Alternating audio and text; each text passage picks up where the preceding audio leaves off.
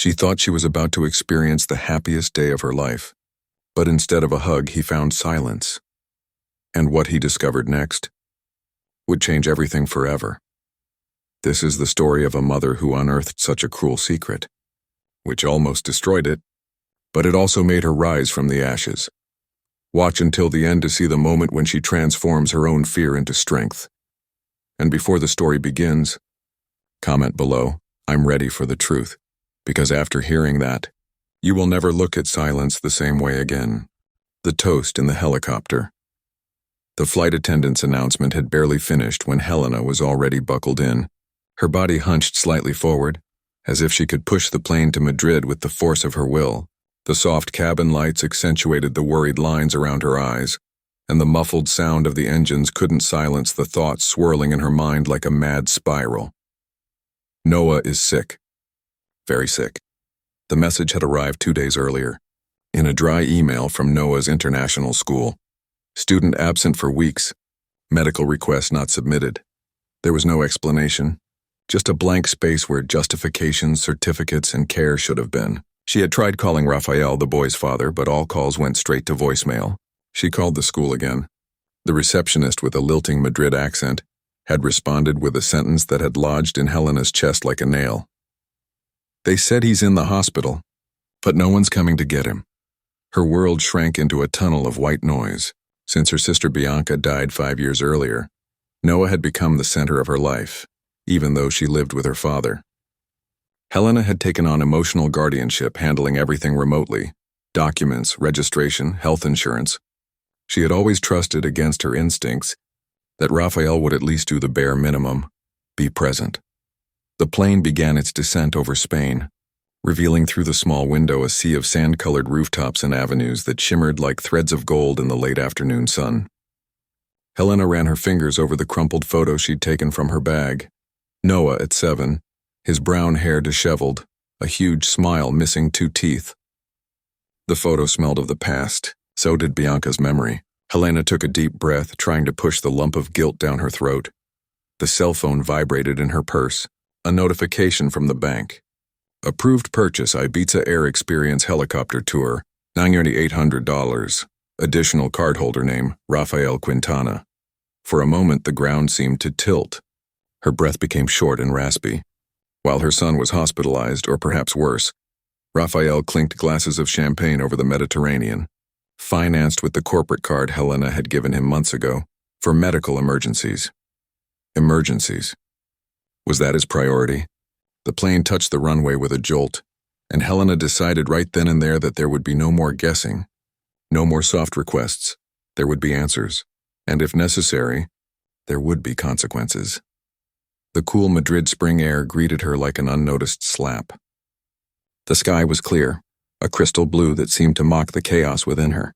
She walked straight past baggage claim with her carry-on bag, ignoring tourists and signs, and hailed a taxi. "Hospital Universitario La Paz," he said to the driver, his voice too firm for the turmoil he felt. The city's traffic jam gave her too much time to think. Every corner felt like a reminder that Noah had grown up without her around. The colorful graffiti on the walls, the playgrounds where he might have played, the cafes where he might have learned to love churros like his mother. And where was Rafael while this was happening? Floating over Ibiza with women laughing at his empty jokes, probably. Helena ran her thumb over the cool surface of her phone, opening old messages from her brother-in-law. The last one was from 6 months ago. "Everything is under control. Don't worry. Calm down." The word now seemed like a cruel joke to him. The hospital lobby felt like a parallel universe. Too white, too clean, too quiet. A receptionist in a blue lab coat looked at her with mechanical courtesy. "I'm looking for Noah Quintana," Helena said, resting her hands on the counter. "I have legal authorization." "I'm a guardian," the woman typed on the computer, her fingers making short, impatient clicks. Finally, she looked up. "Pediatric Oncology Unit, 3rd floor, East Wing, Oncology." The word slipped out before Helena could stop it. "He has cancer?" The employee hesitated for a second, considering whether to respond. "The doctor will explain better, ma'am." The elevator rose too slowly, as if to spare her what was to come. Helena saw her own face reflected in the interior mirror, pale, tense, with dark circles deepened by sleepless nights. Bianca used to joke that they had the eyes of someone who feels everything all the time. Now, they were the eyes of someone who feared losing everything all at once. When the doors opened, a long hallway stretched ahead lit by pale neon lights. Each numbered door hid a private world of unseen struggles. A nurse in a green coat checked the clipboard in his hand. Noah's relative. Dr. Cardenas is waiting in room 3. The doctor looked younger than Helena expected, but her eyes had that unmistakable weight of someone who has told the harsh truth too many times. Noah is stable today, she began bluntly. Diagnosis, acute lymphoblastic leukemia. We started intensive chemotherapy 3 weeks ago. The first few cycles were tough, but he's responding. Helena blinked slowly, trying to absorb the words that seemed to echo from far away. Leukemia. 3 weeks. 3 weeks, the voice was hoarse. Why didn't anyone tell me? We tried to contact the registered legal guardian, Mr. Rafael Quintana, the doctor said, consulting the patient's medical records. But we haven't heard back. No in-person visits since the patient was admitted. Helena held on to the back of the chair to keep from faltering. And my number? It's in his file. Yes, it is. The doctor frowned. I don't know why it wasn't used. I can fix that now. Helena nodded curtly, unable to form complete sentences. She felt as if she were underwater, the world muffled and distant. Can I see him? Of course. But please be prepared. He's weak but conscious. The doctor led her down another corridor, each step echoing with the cadence of a verdict. Helena thought of all the times she'd promised Bianca she'd care for her son, as if he were my own. And now when he needed her most, she wasn't there. But Raphael didn't either. And that, she wouldn't forgive. Room 312 felt smaller because of the machines. Monitors flashed green and yellow. Infusion pumps beeped in a soft, steady rhythm. In the midst of it all, a boy who was too thin, too small for so much equipment, slept with his eyelashes trembling as if he were dreaming with effort. Helena approached slowly, afraid that the air of her presence might break him. Hi, my love, he whispered, his voice breaking. He opened his eyes slowly. Brown, sunken but alive, a weak, crooked smile struggled to appear. Tia, that was all it was. A small word, but enough to crack the containment dike inside her. Tears ran uncontrollably down Helena's face as she took Noah's hand with reverent care, as if holding porcelain. Behind her, the doctor left the room silently, closing the door slowly. Helena leaned over and rested her forehead on her nephew's cold hand. I'm here now, he thought, and I'm not leaving. And I'm not leaving. Helena held Noah's hand for a few minutes until the boy fell asleep again, as if his body had learned to shut down to conserve energy. The late afternoon light entered through a crack in the blinds and fell on his forehead, leaving a small golden island there that her aunt covered with her own shadow. She wanted to cancel out the sun, the noise, the world. She wanted to tell the entire universe that from then on, nothing, not even wind, would touch the boy without passing through her first.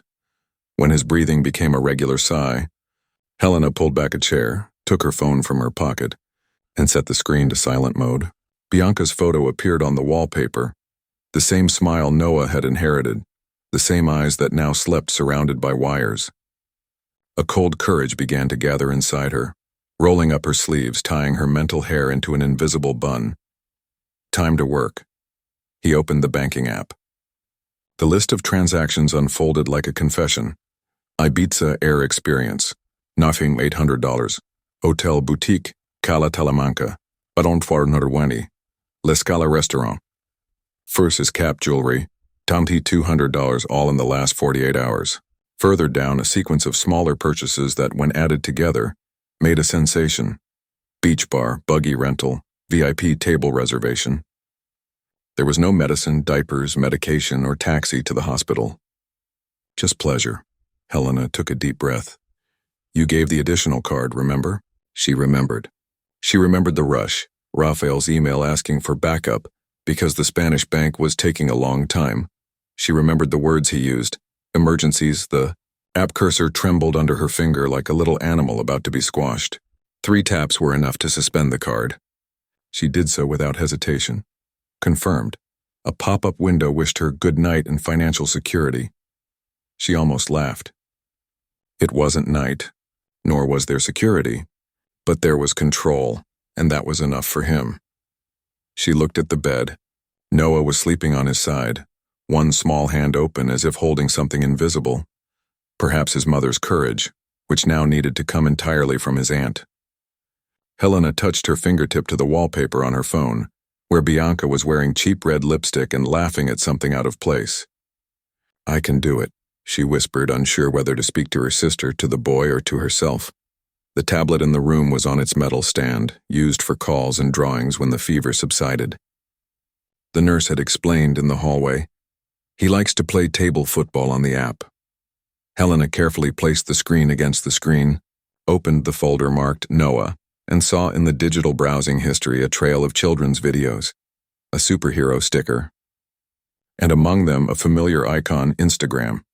The profile that appeared logged in was not Noah's, but rather Raphael, the same account he proudly displayed at family lunches, as if number of followers was character.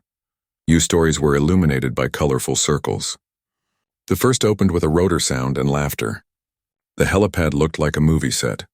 The sky in aggressive blue, the sea in shimmering ribbons, glasses being raised with manicured hands.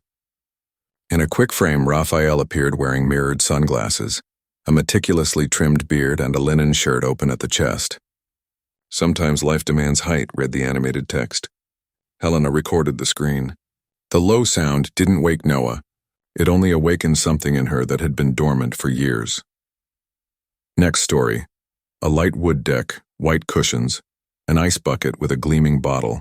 Someone filmed bare feet approaching the edge, the camera panning toward the copper-colored horizon. "I beats a cures," the caption flashed. Helena paused. "Cures what?" she asked the void. It certainly didn't cure leukemia. Another story, this time a short video. Raphael and a blonde man toasted. A third person off-screen laughed with a tone Helena recognized from afar, not that of a friend nor a relative. It was the light laugh of someone with no problems. In the background, a female voice shouted, "Cheers, Rafa!" The word shattered inside Helena like a cup on the floor. Screenshot. Saved. Move on. The last story had a marked location, Marina Botafoc, and a text. "Disconnecting from the world for a few days."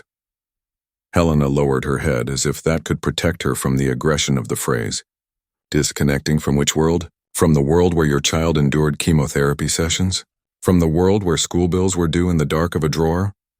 Disconnecting is an easy verb when the cable that connects you to reality is attached to someone else's heart. A notification popped up at the top of the screen. Purchase attempt denied. Sapunta Restaurant. $780. Helena felt her mouth harden into a near smile. The party's soundtrack had changed. A light knock on the door brought her back. The nurse entered with soft steps, checked the drip, and adjusted the sheet. "He rested well today," he said softly. "Would you like some tea?" "I accept, thank you." Helena gave a tired smile. "By any chance was his father here?" The nurse bit her lip, undecided. "Not since I was admitted." "We've been getting conflicting calls." He searched for words. "Are you aunt and guardian?" Helena raised her tone a fraction, enough so that the word tutorgan wait. "Let it be known that any decision from now on is up to me." The girl nodded. Helena mentally noted the name on her badge, Sarah, and recorded the gesture. Steady hands, a gaze that didn't waver. People like that were needed. He left a minute later, promising tea and a heavier blanket, because nights in the hospital are always colder. Helena put away her tablet and leaned her forehead against the bedroom window, overlooking an interior courtyard. Down below, a father was pushing a wheelchair with a little girl in a lilac hat. He was talking and she was laughing with her mouth open. The scene stirred an old memory. Bianca pushing Noah in a cheap stroller on Ibirapuera Park, the sun streaming through the trees, the boy kicking the air as if kicking were a forever joyful verb. Helena blinked hard until the image faded. Morning has this habit of opening windows when we least expect it. The cell phone vibrated. Raphael. The name filled the screen like a thundercloud. Helena felt the urge to answer with a shout, but instead, she placed her anger on the table like someone dropping a sharp object and answering empty-handed. "Hello?" "Helena, there's a problem with the card." He began without a good morning, without a hello, without any word that indicated he knew where his son was. "Can you see? I'm in a situation. Are you in Ibiza? He asked, cutting him off. There was a millimeter audible pause. Like this. Marina Botafuck. Stories. Helicopter. Disconnecting from the world. Helena spilled the words like stones. Your son's world, Raphael. He's in pediatric oncology floor. Do you know where it is? He took a deep breath, his voice searching for grounding. Helena, I needed to breathe. I haven't slept properly in weeks. The doctor said it's stable, that stable, she repeated coldly. A pretty word for those who aren't here to see it. Stable is still a precipice, and I'm not going to play your parachute. Silence. Then his old reflex, irony. You always make such a big deal. I was going to come back tomorrow. A father needs to, he interrupted, lowering his voice even further, feeling the weight of it grow thick as lead. And you're not being one. He tried a detour. You don't understand the pressure. There's work, There are receipts, she said, looking at the list in the app. And I have screenshots. Tomorrow at 9 a.m., I'll speak with the hospital's legal department and the Ministry of Finance. We'll arrange emergency custody. Until then, Raphael, every purchase attempt you make will be denied. The helicopter landed. The connection dropped. Helena let her arm fall with it, the phone still warm in her palm. The nurse returned with the tea and blanket. Helena thanked her, took a sip, and felt the fragrant drink scrape her throat as if clearing a path. The scent of chamomile brought back memories of home, not the empty house in Noah's apartment, but Ida from home. A lit stove, a pot of soup, people asking, did you eat? Ajahn, did you rest? Did you get home safely? A home is not a place. It is the opposite of abandonment. He sat down, opened the notepad on his cell phone, and started a flat. Title: What to do in 24 hours. Items: formalize provisional guardianship, gather powers of attorney, certificates, school emails, and proof of health insurance. Notify hospital in writing, official channel, attach a copy of the guardianship decision, the one you already had. Request parental access control, close financial authorizations, cards, debits, any link with the company. Track documents. Noah's passport is missing. File a lost report and border alert, if necessary. Neighbor Dona Pilar. Collect statement about absences, school envelope. Building routine. Record conversations, record calls with Raphael if he calls. Save screenshots, timestamps, call for reinforcements. A compliance colleague in Madrid. A family lawyer, someone who knows the right corridors.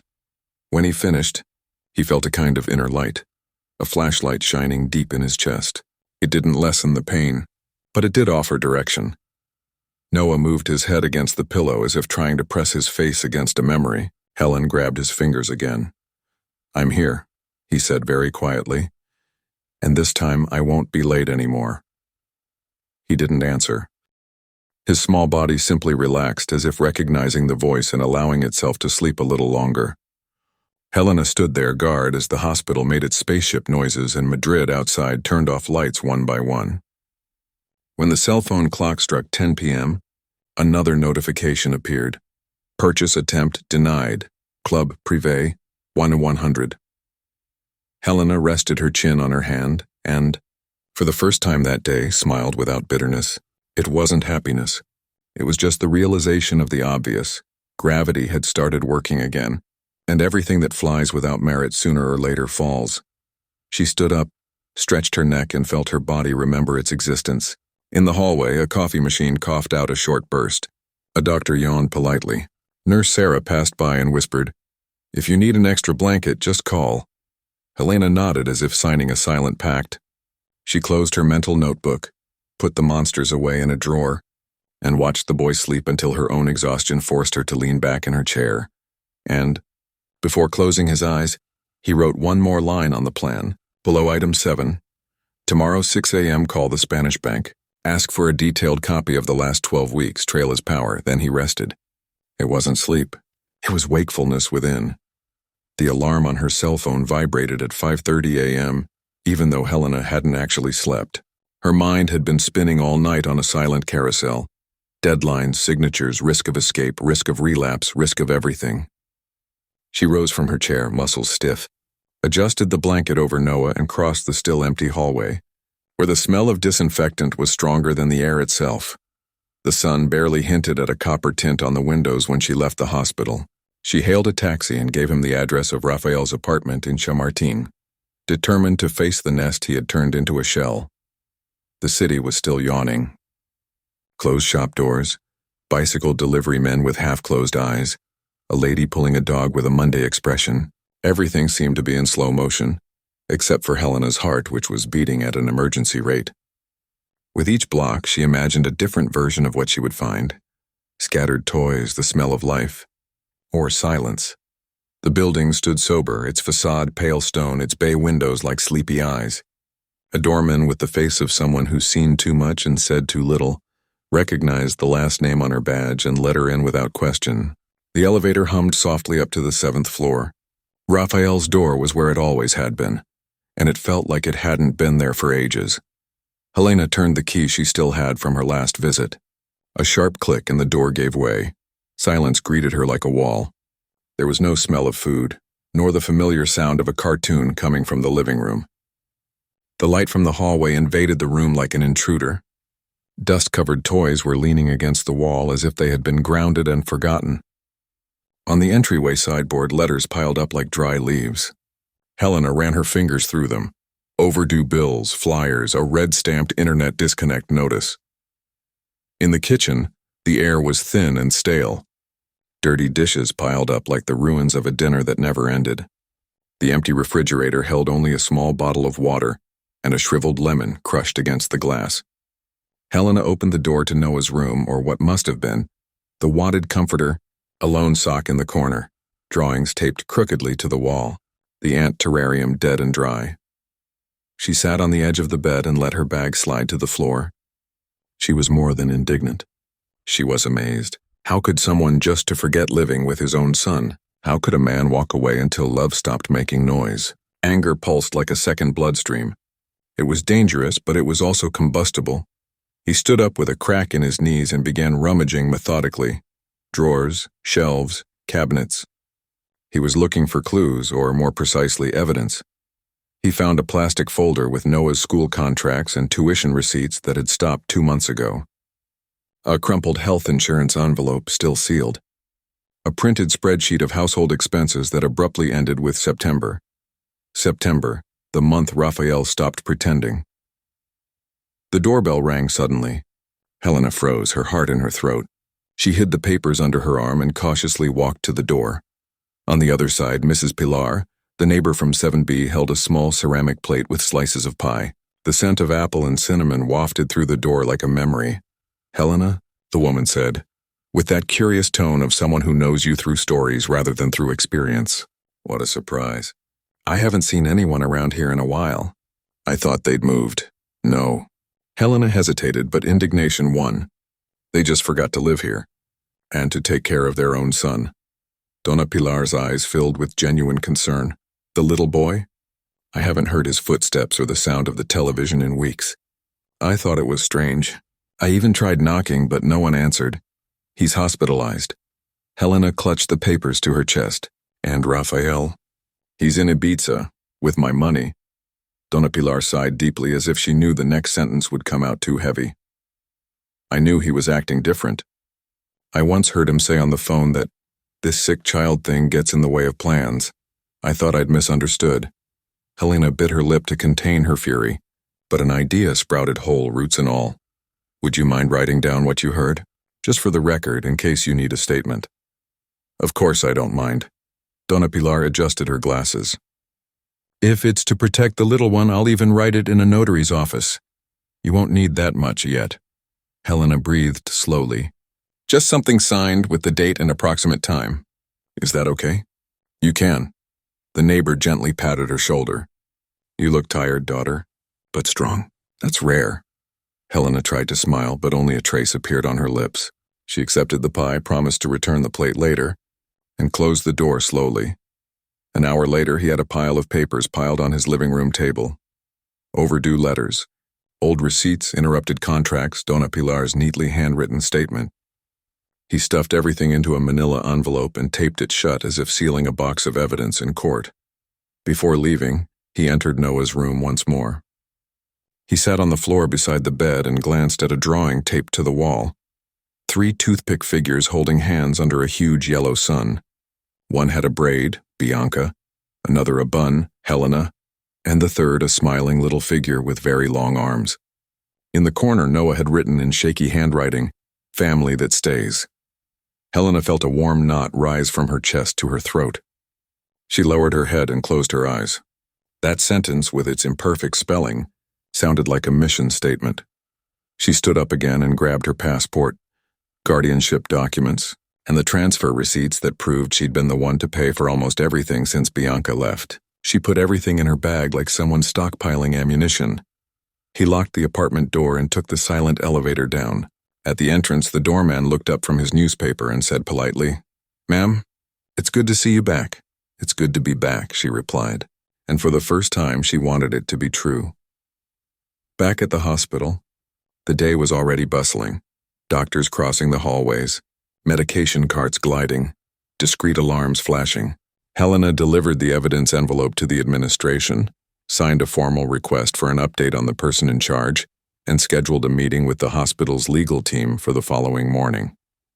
Each signature seemed to remove another thread from the web Raphael had woven of neglect. When she returned to room 312, Noah was awake, a picture book open on his lap. He smiled at her, a smile as fragile and radiant as candlelight. Helena sat beside him, slipped her hand under the blanket, and held his slender fingers warm with a slight fever. "I'm back," she said, and he nodded as if that were enough to set the world right. For a few minutes, he just watched the boy turn the pages slowly, as if he were reading his own future, carefully avoiding mistakes. Each sound of the page turning felt like a small victory against chaos. Noah dozed off again, his eyelashes fluttering. Helena leaned back in her chair, took out her phone, and mentally reviewed the next steps of the plan. The screen lit up with a new bank notification. Purchase attempt denied. Luxury yacht rental. $12,600. She laughed to herself. A short laugh, almost a whisper. Then he typed a dry message, without greeting, without beating around the bush, and sent it to Raphael. "While your son struggles to live, the world you built with lies is sinking. I hope you know how to swim." Then he deleted the number from his contacts and he looked at Noah. This was how wars began. In silence, on the right side of a hospital door. On the right side of a hospital door. When giants fall, the clock on her cell phone read 6:02 when Helena pushed open the glass door of the agency. Hispanic Central Bank in Chamartin. The sun hadn't yet touched the tall buildings.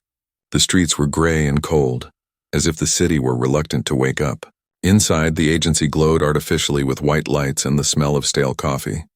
The manager, a thin man in a dark suit with a raven's eye, recognized her name on the screen and adjusted the formal smile that didn't reach his eyes. "Mrs. Helena Duarte? Please this way." He led her to a glass-enclosed room isolated from the main hall. Helena placed the folder of documents on the table with the crisp sound of a decision already made. "I need a complete report of the last 3 months' transactions linked to Mr. Rafael Quintana's additional card, and I need to immediately block any access he may have to that account," he said. Breathless between sentences, the manager blinked, surprised by the firmness. "Are you aware that he is listed as an authorized user?" "I knew I would be responsible." "I wasn't, and I have registered guardianship of the minor beneficiary of the funds." Helena pulled out the power of attorney, Noah's birth certificate, and the transfers showing every penny she'd received since Bianca's death. "Therefore, legally, I am the primary guardian of this estate." The man scanned the documents, his expression changing from bureaucratic boredom to the caution of someone treading in a minefield. He typed something on the computer. "I can issue the statement now. And about the freeze. I want it on an emergency basis. If necessary, I'll contact the family court and the financial crimes unit." Her voice was low and precise like a scalpel. There was a short silence. The manager nodded. "Understood. I'll request his name be removed as authorized and his cards frozen within 15 minutes. Helena felt her shoulders drop half an inch. It was just the first nail in the coffin of Raphael's sandcastle, but it was a well-placed one. When he returned with the printed report, the transaction lines were a map of decadence, luxury restaurants, hotels, jewelry, private clubs, sports car rentals, all together, more than 60,000 rias since the beginning of the year. No purchases related to Noah, the house, or any minimal responsibility. Helena leafed through the pages slowly. Not to read, she already knew what they said. But totophilic number like an accusation carved in stone. I want certified digital copies. And a file signed by you with the agency's stamp, he requested, returning the sheaf of papers. I'll present this to the court tomorrow. The manager nodded, gathered everything, and promised to send it by the end of the day.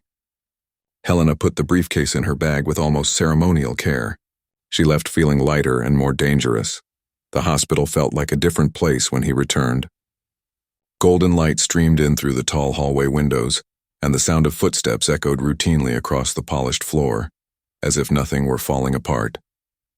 In room 312, Noah slept on his side, his lips parted, a faint blush on his cheeks, a color not present the day before. The heart monitor showed a firm, almost proud green line. Nurse Sarah was at the bedside, writing something down in the chart. A slight fever during the night, but it went down on its own, he said with a restrained smile, and he asked for chocolate for breakfast. Helena sighed, surprised by the weight that lifted from her chest when she heard the word, chocolate. He'll get a factory if he wants it. He kissed the boy lightly on the forehead. When will he be able to have controlled visits? Maybe in 2 days if the tests remain stable. But we still can't allow the father to visit without a team evaluation. Sarah hesitated, then lowered her voice. The doctor mentioned that there was a notification from the legal department. About custody? Yes. Helena adjusted the sheet over Noah with firm hands. I'm already taking care of it. At 10 a.m., I was in the hospital's legal department, a stuffy room, filled with files and the acrid smell of printers. The assigned lawyer, Clara Munoz, had the expression of someone who had seen more family fights than she cared to remember. She listened to it all in silence. Raphael's absences, the expenses, the negligence, the stories on the helicopter. Helena showed her the statements, the school emails. Dona Pilar's statement. Clara looked up from the paper as if she saw fire. We have grounds to request emergency provisional guardianship with the family court, he said. Based on proven parental negligence, abandonment of the home, and the risk of elopement with the minor, I can file it today. I want you to file a report, Helena replied without hesitation. And I also want the hospital to formally restrict any authorization Raphael may have for Noah's medical procedures. I can now draft this as an internal precautionary measure, Clara said, picking up a piece of letterhead. But Helena, if you continue down this path, it will be a war. He started it. I'm just finishing it. When she left the legal department, her phone vibrated in her bag with a series of hysterical notifications. Purchase attempts had been denied. Restaurants, boat rentals, jewelry stores, one after the other like a house of cards collapsing in fast motion, and then the call came. The name Raphael flashed on the screen like a siren. Helena leaned against the cold wall of the hallway and answered. What the hell have you done? His voice boomed in her ear. My cards are blocked, my access, everything. I'm being humiliated in front of customers. Helena kept her voice cold. They're not your cards. They're mine, and they're not your clients. They're accomplices of a man who abandoned his own son with cancer to drink champagne over the Mediterranean. You're crazy, he shouted. You're trying to destroy me. I don't need to try. You destroyed yourself. Helena spoke slowly, each syllable like a tightened screw. And now you'll deal with the consequences. I'm still his father, Helena. The law is on my side. You can't, it's not anymore, he cut her off. The emergency guardianship request will be filed today. You will be formally notified. Until then, stay away from Noah. Don't call the school. Don't show up at the hospital. Don't try to access any accounts or documents. Any movement will be interpreted as an attempted parental kidnapping. And if you try, I swear you'll see what it's like to be wiped off the map. Silence. Helena could hear the sound of the sea and voices in the background. He was still in Ibiza. A breeze blew past the microphone, and then his voice came lower, like a dog trying to sound tame. We can resolve this. Without court. Think about Noah. It doesn't have to be a scandal. It's a scandal to let a child go through chemotherapy alone while their father does helicopter stories. Helena hung up before he could respond. She stood there for a moment, her cell phone still warm in her hand, her blood pounding in her ears. Then she put the phone away, straightened her shoulders, and returned to room 312. Noah was awake, his brown eyes still cloudy but alive. He smiled when he saw her, and that smile cut through all the layers of pain and fear that enveloped Helena. "Auntie," he said, his voice weak and hoarse but firm. "Are you really back?" She squeezed his hand carefully. "I'm back to stay."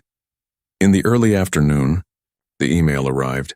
Clara Munoz had officially filed the application. Provisional guardianship with temporary exclusion of the father due to negligence and risk to the child's well-being. The preliminary hearing would be scheduled for 5 days from now. 5 days.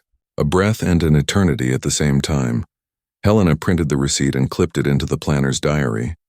Each piece of paper was now a brick in the fortress she was building around Noah. When she looked up, Noah was asleep again. But his brow was less furrowed and his breathing more relaxed, as if he were beginning to believe he could rest because someone was on guard. Helena pulled the chair closer and lay there, motionless, time slipping away slowly, as if she were finally in the exact place she was supposed to be. In the hallway, hospital life went on. Footsteps, announcements on the loudspeaker, the whir of ventilators. But none of it mattered. There, on that rectangle of ground, was where the war began to turn.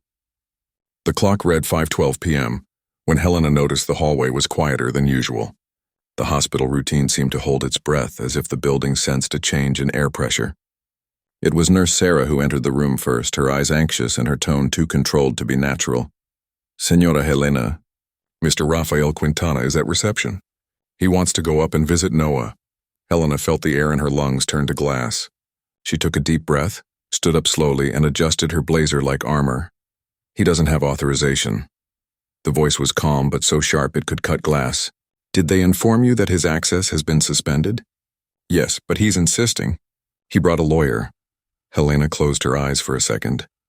"Of course I did. Rafael always believed he could buy absolution. Whenever reality hit, he tried to buy it away. Ask them to wait in the mediation room on the ground floor." She pulled out her cell phone and her file. "I'll be there in 5 minutes." The mediation room was adjacent to the hospital chapel, a space with sand-colored walls and armchairs that attempted to appear welcoming.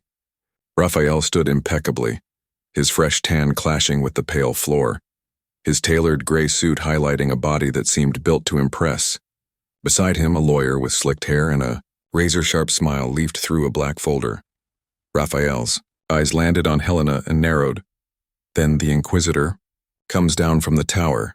The voice dripped with false cordiality. "We need to talk." "No," she said, stopping 2 meters away. "We need to register." The lawyer lifted his chin. "My client is the child's biological father and demands visitation rights. He has been prevented from exercising his parental rights without a formal court order. This is illegal." Helena held out the brown folder and placed it on the coffee table between them, as if depositing dynamite. "Here are Rafael Quintana's transaction reports, trips, parties, jewelry, helicopters, paid for with my own funds, while his son underwent chemotherapy without any visitors." His voice remained calm, but the words came out sharp as aligned blades. "There are also statements from neighbors about abandonment of the home, expired school receipts, a complete lack of support, and the protocol for the request for provisional guardianship, which will be heard in 5 days." The lawyer started to speak, but Helena raised a hand and silenced him with a gesture that didn't ask for permission. "The medical team has already been notified. Any approach by Rafael will be considered a risk to Noah's well-being until a court decision. He is not authorized to make decisions or visit him. This is not an opinion, it's procedure." Rafael took a step forward, the veneer of charm beginning to crack. "Helena, listen."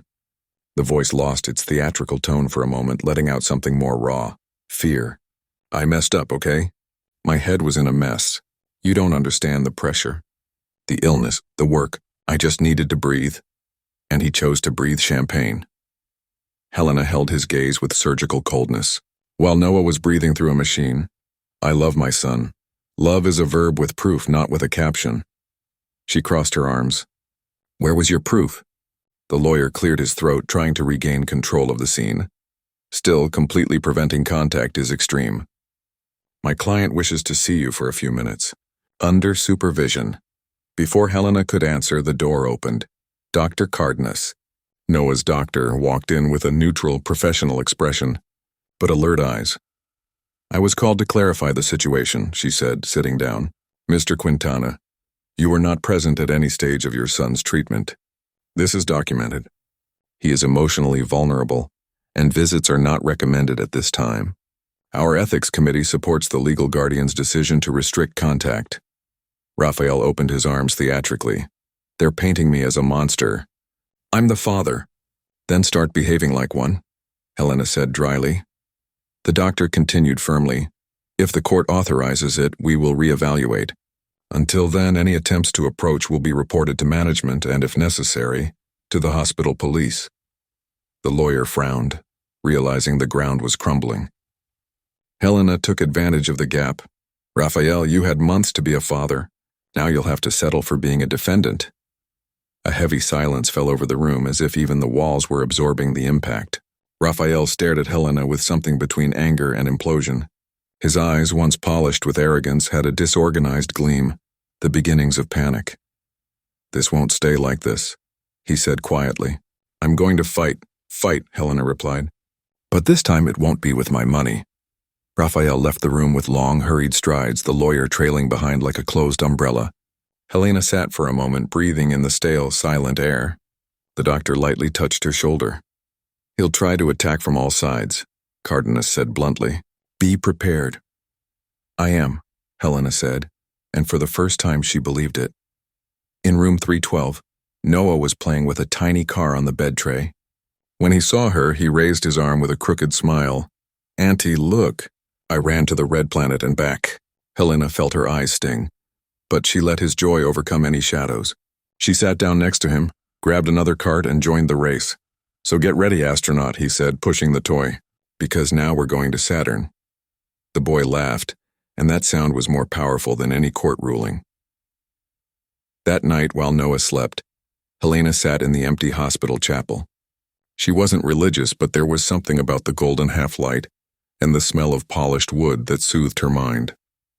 She took her diary from her bag and reviewed every item: account freezes, notarized statements, guardianship protocol, neighbor's statement, hospital report, record of Raphael's attempted security breach. An arsenal of facts. In his pocket, his cell phone vibrated. A short message from Clara Munoz, hearing scheduled, Thursday, 9 a.m., Madrid Family Court. Prepare for aggressive defense resistance. Helena took a deep breath. Let them resist. He closed the diary, putting it away with a calm gesture as if closing a chapter. But he knew that was just the beginning of open war, and that the next round would not be in the silence of hospitals, but under the cruel spotlight of a courtroom. Still, for the first time in a long time, she felt she wasn't alone. Noah was sleeping a few feet away, breathing deeply, and that sound was the only signal that mattered.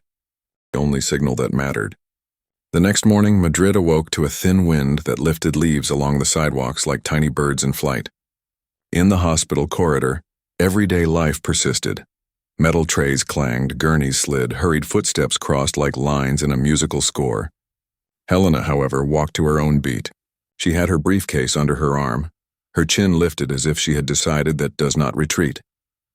At 8:04 a.m., his cell phone vibrated with an unknown number. He answered reflexively, and the scam came disguised as rehearsed cordiality. Good morning, Helena. This is Marta Llorente from the program Madrid in Debate. We're doing a story on conflicts in hospital settings and...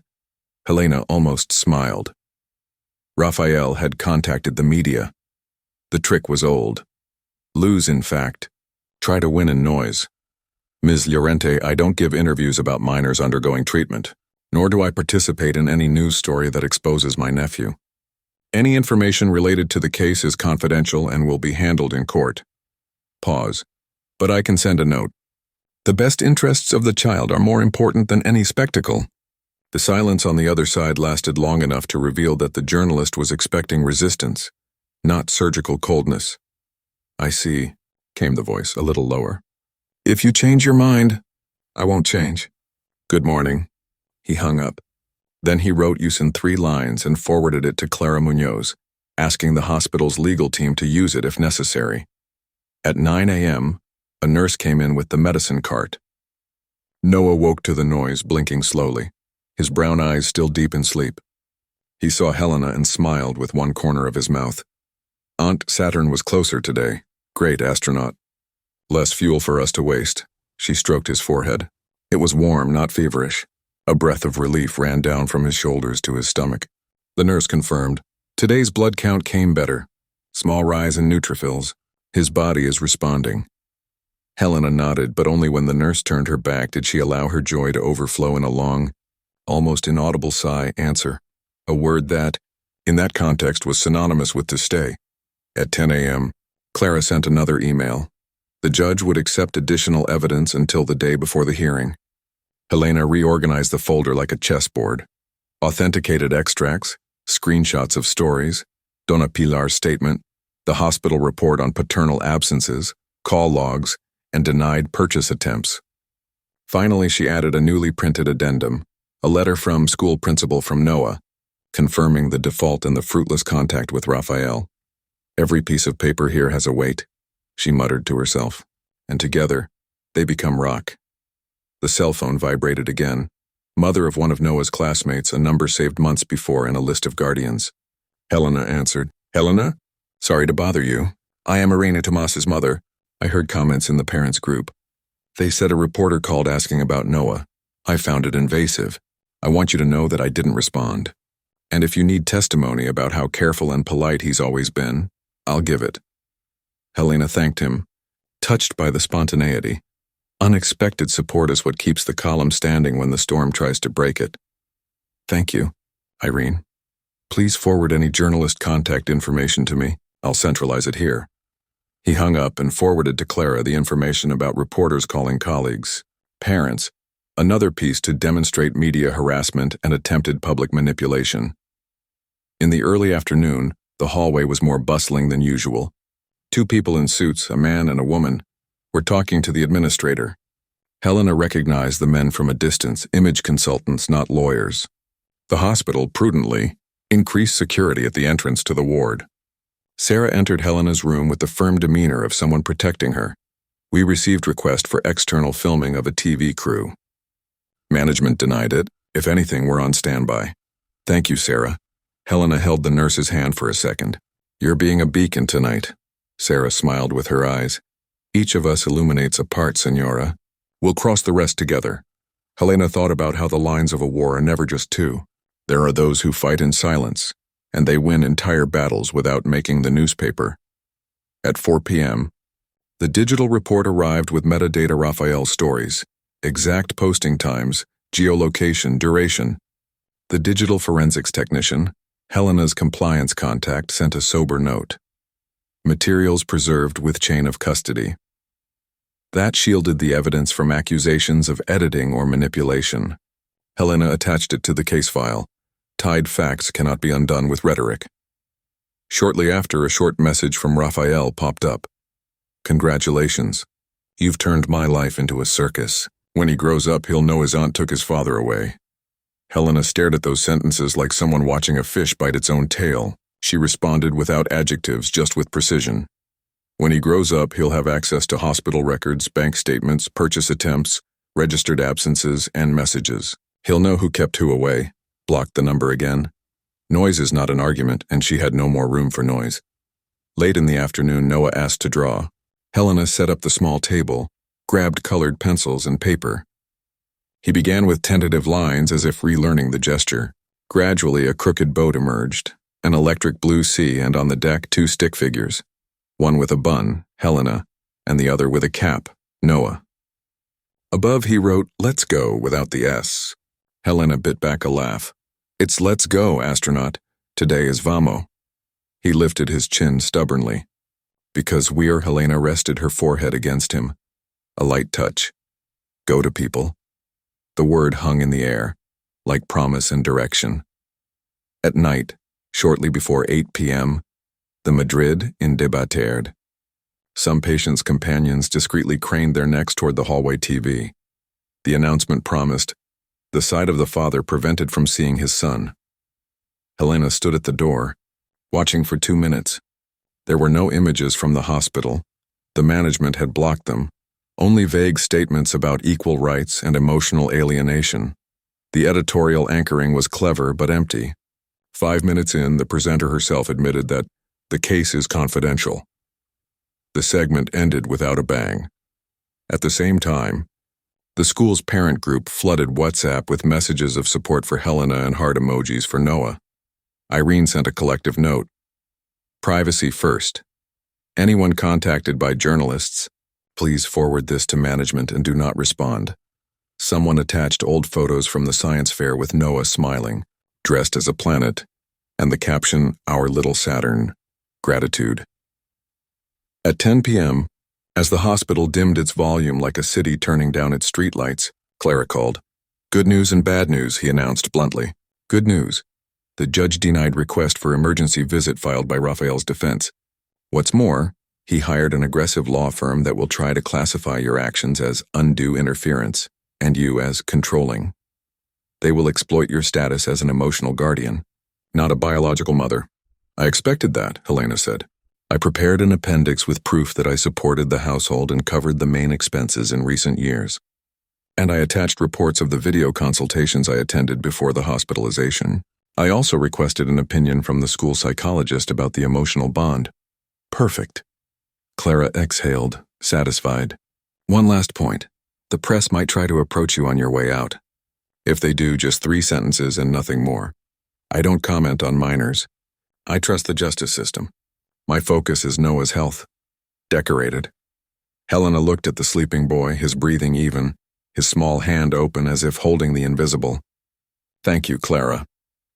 See you Thursday, 8:30 a.m. at the courthouse entrance. Bring everything. And Helena."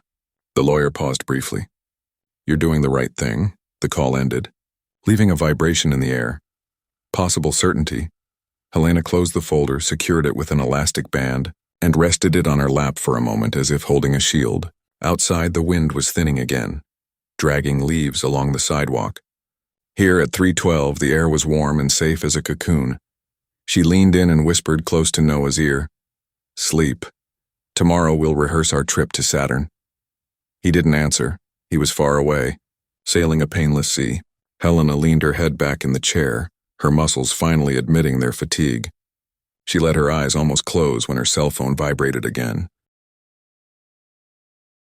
A short, unpretentious email with a dry subject line. Conciliation? The sender. Raphael's new office. Of course they would try a shortcut. She typed the reply in 20 seconds. Any contact must be made by petition in the records. Until then, no out-of-process agreements. Sending. Silence. Then, finally, he allowed himself a small yet complete gesture.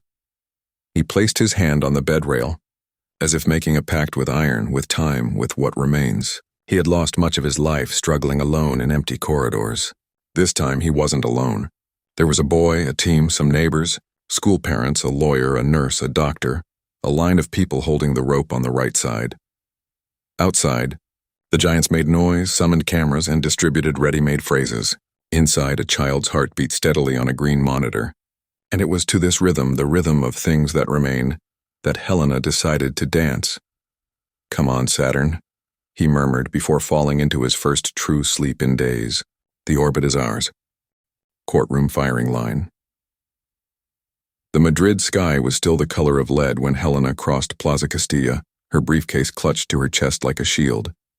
The building of family court loomed ahead, a block of beige concrete and narrow windows, cold as the idea of impartiality. Every footstep on the stone floor sounded too loud. Every breath felt heavy, as if it were carrying the weight of years. From the promise he'd made to Bianca on her deathbed to this morning. Clara Munoz was already waiting for her on the stairs. Wrapped in a graphite coat, her dark eyes sparkling with determination. "Are you ready?" he asked. Helena nodded, her jaw clenched. "I am. And if I'm not, I'll pretend well." "You don't have to pretend. You just have to speak with the same truth you've lived with these last few years. The rest is noise." They entered together. The metal detector beeped, the briefcase was scanned, and documents were checked. An employee led them to the second floor, where a small room awaited. A long table, upholstered chairs, and the coat of arms of the community of Madrid on the wall. In the center, a plaque with the name Judge Mercedes Beltran. Helena sat, her hands firmly on the table. The chair in front of her remained empty for a few seconds until the door opened and Raphael entered, flanked by 2 young lawyers, the aggressive ones Clara had anticipated. They wore identical dark suits, their faces like polished shields. Raphael looked paler than usual. His Ibiza tan faded by sleepless nights or fear. Maybe both. His eyes searched hers for a moment, but Helena didn't give in. She wouldn't look away from someone who looked away from her own family. The judge entered soon after, small and thin, her gray hair tightly tied back, and an expression of someone who couldn't stand theatrics. Everyone stood. She sat down, adjusted her glasses, and spoke clearly. We are here to deliberate on the request for provisional guardianship of Noah Quintana, 8 years old, currently hospitalized with acute lymphoblastic leukemia, filed by his maternal aunt Helena Duarte, alleging paternal abandonment and misuse of financial resources. He turned to both sides. Each party will have the opportunity to speak. We will start with the plaintiff. Clara made a slight go gesture and Helena leaned forward slightly. Your Excellency, she began, her voice sounding firmer than she expected. I've been Noah's legal guardian since the death of his mother, my sister Bianca. He lived under the same roof as his father, Rafael Quintana, but under my financial and logistical support. I paid for his schooling, health insurance, clothing, and food. I monitored his reports, meetings, and treatments. He paused briefly, resting his open hands on the documents in front of him. 3 weeks ago, Noah was hospitalized with leukemia. Rafael didn't accompany him to any appointments, didn't visit the hospital, didn't pay any medical bills, and didn't answer calls from school or the hospital. Meanwhile, he spent lavishly on my corporate card, a card I gave him only for medical emergencies, on hotels, restaurants, jewelry, helicopter rentals, and yachts. The authenticated statements are here, stamped by the Banco Hispanico Central. He pushed the sheaf of paper across the table. The judge raised an eyebrow and began to leaf through the files. One of Raphael's lawyers shifted in his chair, and the other cleared his throat. Furthermore, Helena continued, her tone unhurried. Neighbors reported that he abandoned home. The school sent a notice of default. The hospital registered paternal absence since his admission and reported emotional risk to the child. Noah is in intensive care and needs stability. He can't have visitors who cause him insecurity or stress. She looked at the judge with the firmness of someone who no longer fears anything. I'm not here to take anyone's child. I'm here to give Noah back what Raphael took, security. Silence. The judge's pen scribbled quick notes on the pad. Thank you, Señora Duarte. She turned to the other side of the table. Defense. Raphael's taller lawyer leaned forward with a fake smile. Your Excellency, we are faced with a case of parental alienation disguised as zeal. Mrs. Duarte, although well-intentioned, demonstrates a pattern of controlling and overprotective behavior. She usurped resources she had voluntarily granted, and when she realized her father was exercising autonomy, she punished him with blocking and media accusations. She paused theatrically. Rafael Quintana is not a fugitive. He is a father who works hard and trusted that his son was under proper medical care, which he indeed is. Helena clenched her fingers in her lap. Autonomy. They called it abandonment of autonomy. The lawyer continued. The child's treatment has not been compromised. No medical report indicates any current risk to his life. Rafael has the legal right to be with his son, support him, and comfort him. This separation is disproportionate, traumatic, and unjustified. The judge held up a finger, cutting off the flow. You claim there was no harm, but you ignore the fact that the child went weeks without visits from her father. Is there proof that Mr. Rafael even called the hospital during that period? The second lawyer took over the speech like a rehearsed dance. There was indirect communication, Your Excellency. Rafael received updates via text messages from the nurse, although they weren't formally recorded in his medical records. He preferred not to visit in person because he was emotionally distraught, which doesn't mean abandonment, but rather self-care. The judge looked up, her glasses glinting in the cold light of the room. Self-care doesn't exempt parental responsibility. He turned directly to Rafael. Do you wish to comment? Rafael took a deep breath, practicing the martyr look. Your Excellency, I love my son. Seeing Noah sick destroyed me. I went into denial. I went to Ibiza for a few days because I was overwhelmed. I know it sounds wrong, but I needed to regain my strength to go back and be a better father. Helena stared at him like someone watching a bad production, knowing every twist and turn. He continued, his voice cracking with effort, not pain. I never wanted to leave him. I just didn't know how to deal with everything. And Helena always controlled everything. He always treated me like I was incapable. I just wanted some time. The judge looked at him for a long time, then turned to Clara. Is there material evidence of the expenses mentioned? Yes, Your Honor. Clara slid the documents like aligned dominoes. Authorized bank statements with geolocation records, dates, and times, coinciding with the defendant's absence from the hospital. There are also screenshots of public posts he made during this period, while the minor was hospitalized, as well as receipts for school delinquency and the neighbor's statement about abandonment. She handed over a labeled flash drive. All files are stored with verified chain of custody. The judge received the letter impassively. Helena kept her face serene, though her hands hidden under the table vibrated with adrenaline. Every second there felt like a test to see how far she would go for Noah, and the answer was until the end. The judge arranged the papers and said, "We'll call the witnesses. We'll start with the school." The officer opened the door. The school principal, a stout woman with red glasses, walked in firmly, greeted the judge, and spoke directly. "Noah is a brilliant student, but in recent months he has become absent, apathetic and unsupportive of his father. We tried to contact him several times but received no response. When we mentioned picking up Helena, he reacted with relief. His father's absence was noticeable to the entire team. The lawyers tried to object, but the judge raised her hand. Certificate accepted. And he signaled to the next witness. Donna Pilar entered slowly, her tight bun and floral dress clashing with the serious atmosphere of the room. She placed her purse on her lap and faced the lawyers with the calmness of someone who owed nothing. I watched this boy grow up through the peephole in the door. Always happy, always noisy, until one day, silence. No laughter, no light in the window. And Mr. Raphael disappeared. He only came back to pick up his bags. I once heard him say on the phone that sick children mess up plans. I didn't like it, but I kept it in mind. Now I'm saying it. The room seemed to lean into that testimony. The judge thanked her, and the lawyers decided not to ask any questions. When the door closed behind her neighbor, Helena took a deep breath for the first time since arriving. Each word spoken, there was a new brick, and the walls began to close in on Raphael. The judge looked at her watch. "We'll take a 10-minute break. Then we'll hear from the hospital's medical staff." Helena nodded. Clara touched her shoulder and whispered, "It's going well, stay calm. The worst blow you can give to people accustomed to shouting is to win in silence." Helena didn't answer. She just gritted her teeth and stared at the coat of arms on the wall. It wasn't just about winning. It was about never leave Noah alone again. Winning. It was about never leave Noah alone again. The clock above the door struck 10:42 when the judge returned, and the sound of the chair's wood echoed like a gavel. The lawyers straightened their ties, Clara checked the last of the papers, and Helena took a deep breath as if diving.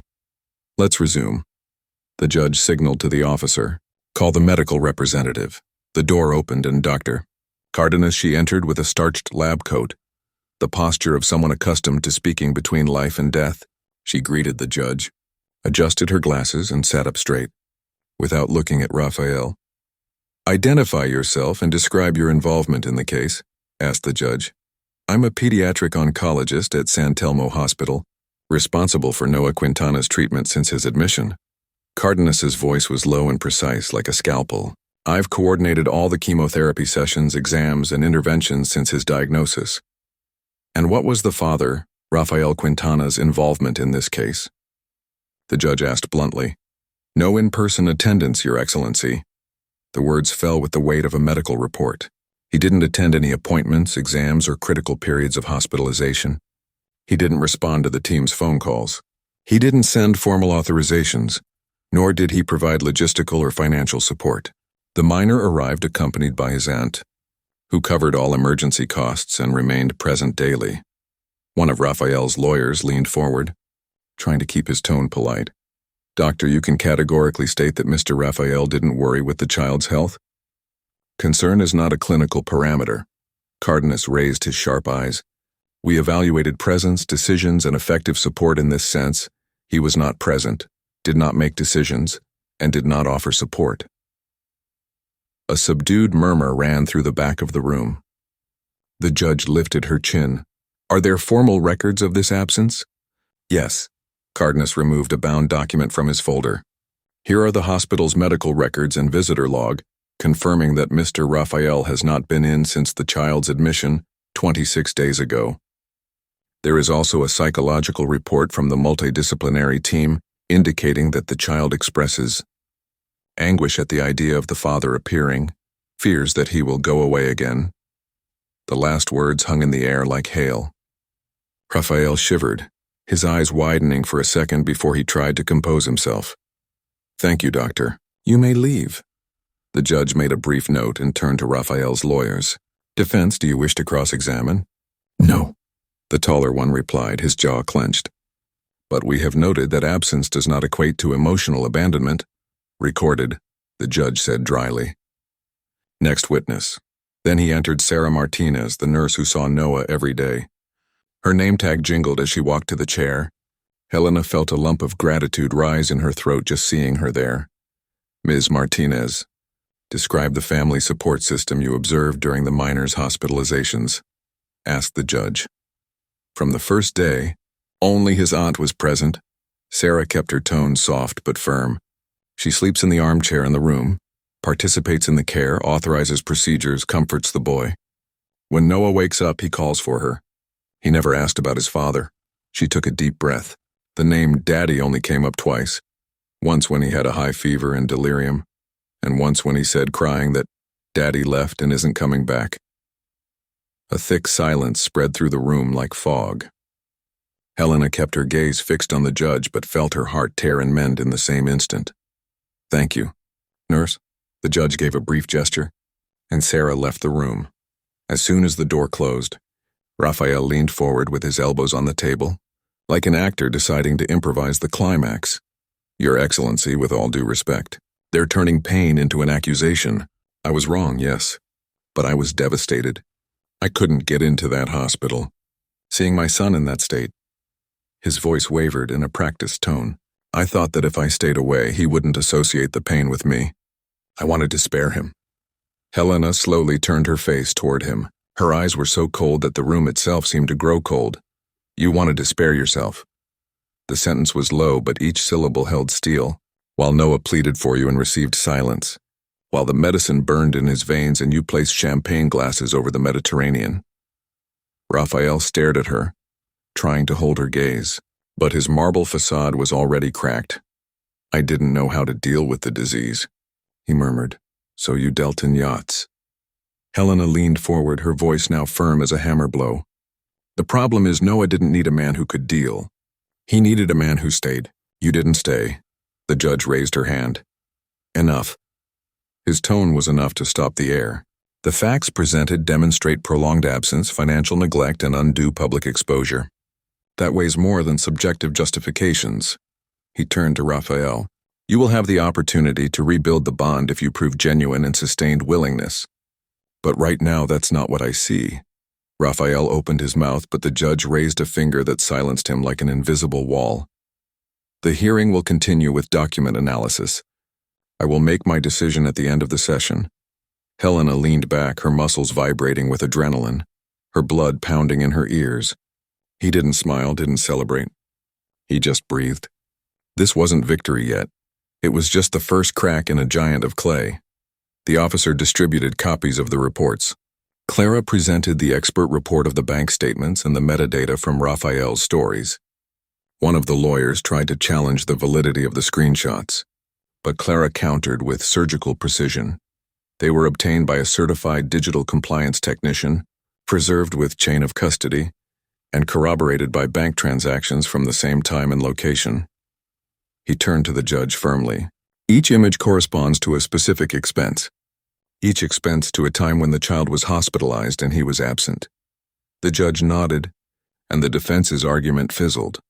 When the clock struck 12:07, the judge closed her notebook and said, "We'll take a 1-hour lunch break. When we return, we'll hear closing arguments and I'll issue a preliminary ruling on the guardianship." Helena nodded but didn't move immediately. Raphael stood up with a stiff movement, his eyes flashing sparks that no longer burned. The lawyers whispered among themselves in frustration. Clara calmly gathered up the papers and murmured, "He's losing control. This weakens them more than any evidence." Helena took a deep breath. "But that doesn't make it any less dangerous." As she left the room, The sun from the inner courtyard hit her face as a reminder. There was light outside this war. And she intended to get there with Noah. In the courthouse cafeteria, Clara drank coffee like someone filling a tank. Helena couldn't eat. Chewing seemed superfluous given what still remained to be said. She scanned the file once more, mentally rearranging each argument like cogs in a machine. At 1:07 p.m., the cell phone vibrated. A short message from Nurse Sarah. Neutrophils are up again. Noah ordered soup. He said he'll be strong enough to see the stars with you. Helena closed her eyes for a second as if receiving oxygen. Then she opened them, sharpening her gaze again. For now came the final moment. The allegations where everything you did would have to turn into words. Words that would hold Noah's future as firmly as she held his hand on cold mornings. And she didn't intend to fail. At 2:09 p.m., everyone was back. The room felt slightly smaller, as if the air had thickened with the weight of what was to come. Judge Mercedes Beltran straightened her pad, lined up 2 pens in parallel, a minimal gesture of order before the shock, and said, "Closing arguments. Defense first." Raphael's tallest lawyer stood up with the gravity of someone trying to summon a hurricane. His speech was packed with catchphrases. Biological family. The father's natural right. Risk of alienation. He cited articles, hinted at case law out of context, and insinuated that Helena's constant presence would be controlling and psychologically invasive. He ended with an emotional gamble. "Your Excellency, don't deprive an 8-year-old boy of the chance to see his father. If there were mistakes, they were due to emotional disorganization, not bad faith. What heals is bonding, not revenge. Silence." The judge made a brief note. Clara leaned over and touched Helena's elbow lightly as if checking the time. It was their turn. Clara stood up, but she didn't fill the room with volume. She filled it with clarity. "Your Excellency, the word bond cannot be used as a screen to cover up factual negligence." He pushed 3 documents precisely: bank statements, medical report, school statement. While Noah was receiving chemotherapy, his father consolidated luxury expenses with money that wasn't his. While the school asked for explanations, his father didn't respond. While the hospital tried to contact him, there was silence. He took a surgical break. A bond is not an idea. It is a series of acts. And here the acts were missing. Clara turned an inch towards Helena. "Your Excellency, with your permission, the applicant would like to say 3 sentences." 3. The judge nodded. Helena stood. Her legs felt as stiff as columns. She glanced at the judge and only then quickly at Raphael, as if recognizing an adversary and returning to the matter at hand. "I don't want a trophy," he said simply. "I want routine, medicine on time, school fees, presents on good days and bad days. I want Noah to look at the door and know who enters. I don't want him to learn that love disappears on the weekend." He breathed. "I'm here to make sure, Heste." Let no one use it as a caption. Let no one buy forgiveness with champagne. She sat down. Clara didn't add anything else. There was no need. The judge closed her notebook, folded her hands, and for a moment the clock on the wall seemed to stop. Decision. The air bit. Considering the documents presented, the testimonial evidence from the school, the neighborhood, and the medical team, the formal record of the father's absence from the hospital for 26 days, the expenses incompatible with the alleged affective disorganization, and the best interests of the minor, this judgment defer provisional guardianship in favor of Helena Duarte for the initial term of 90 days, extendable until reassessment. He turned, now looking at Raphael as if his voice were a ruler. He has suspended the decision-making power of Mr. Rafael Quintana over the minor's medical, administrative, and school procedures during the term of this guardianship. A muffled sound filled the room, the collective whoosh of lungs releasing air. The judge continued impassive. Paternal visits, conditioned prior psychological evaluation and monitoring by a technical team in the hospital environment, with a maximum duration of 30 minutes per meeting, only if the doctors understand that there will be no emotional harm to the child. It is to luck any public exposure of the case, including the use of the child's image on social media or in the media. Turned the page.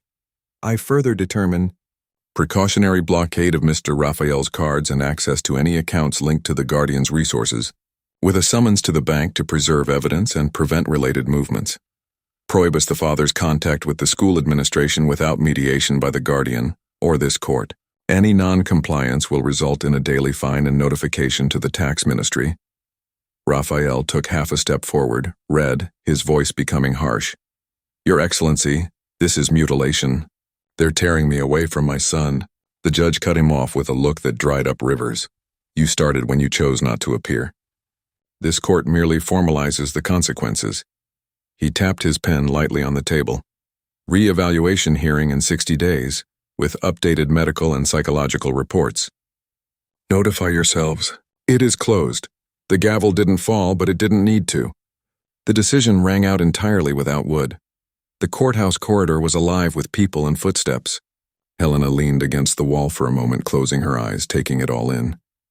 Clara approached with a short, professional but sincere smile. You were impeccable, he said. Now let's focus on the hospital. We'll keep the rest on paper. Helena nodded and only then realized that her hands were shaking very slightly, enough to remind her she was human. Too little to compromise her next step. Raphael appeared surrounded by lawyers. His face wasn't that of the man who poses for stories. It was a map of fissures. He stopped a meter away. Congratulations, he said in a metallic whisper. You've won your holy war. Helena lifted her chin. It's not war. It's routine, you should try it. It starts every day at 6 in the morning when the medicine drips and someone holds a hand. He smiled humorlessly. You think you've won? But I know shortcuts, friends, doors that open. Doors close with facts, he replied. And yours are all recorded. One of the lawyers touched Raphael's arm, suggesting he retreat. He lowered his tone, moved an inch closer, venom wrapped in silk. You'll find out that no one comes out clean when they decide to become a hero. Every hero has a skeleton. Helena kept her eyes on his, steady as nails. My skeleton has a name and a date, Bianca. A promise of a hospital bed, that's all. He took a step aside. And it keeps me standing. Raphael stood there, caught between anger and calculation as they walked away. Clara spoke softly. He'll try it externally. Press, gossip, versions. Let's turn off all the taps. Helena nodded. Taps close. People stay. At the hospital, the elevator exuded that smell of metal and cleanliness that suddenly felt like home. The pediatric ward welcomed Helena with a warmly lit hallway. Sarah came to meet her, her smile restrained with good news. How it was. Helen held up the briefcase, not in triumph, but in guarantee. We obtained provisional guardianship. Visits with him are only permitted with the team's authorization, and financial freezes are maintained. Sarah sighed in relief. So today is a good day. Noah sat sideways, his dinner tray in front of him. He craned his neck when he saw Helena, her eyes shining as if they'd been sunbathing. Auntie, she pointed to the plate. Star soup. Helena laughed.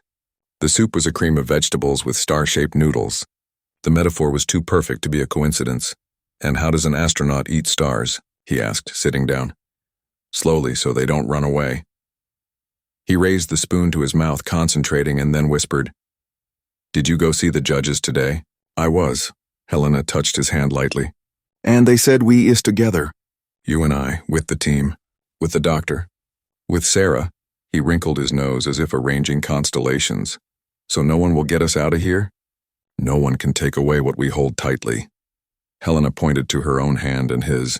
It's like this. Noah nodded, satisfied. He ate 2 more stars and yawned, overcome by a good deal of tiredness. When he fell asleep, Helena lay back and let her body finally feel the weight of the afternoon.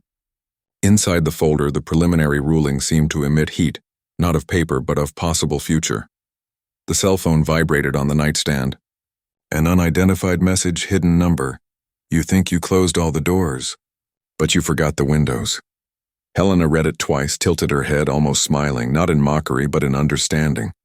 She walked to the bedroom door, checked the lock, checked the camera viewfinder, looked at the window, closed, locks in place, curtain drawn.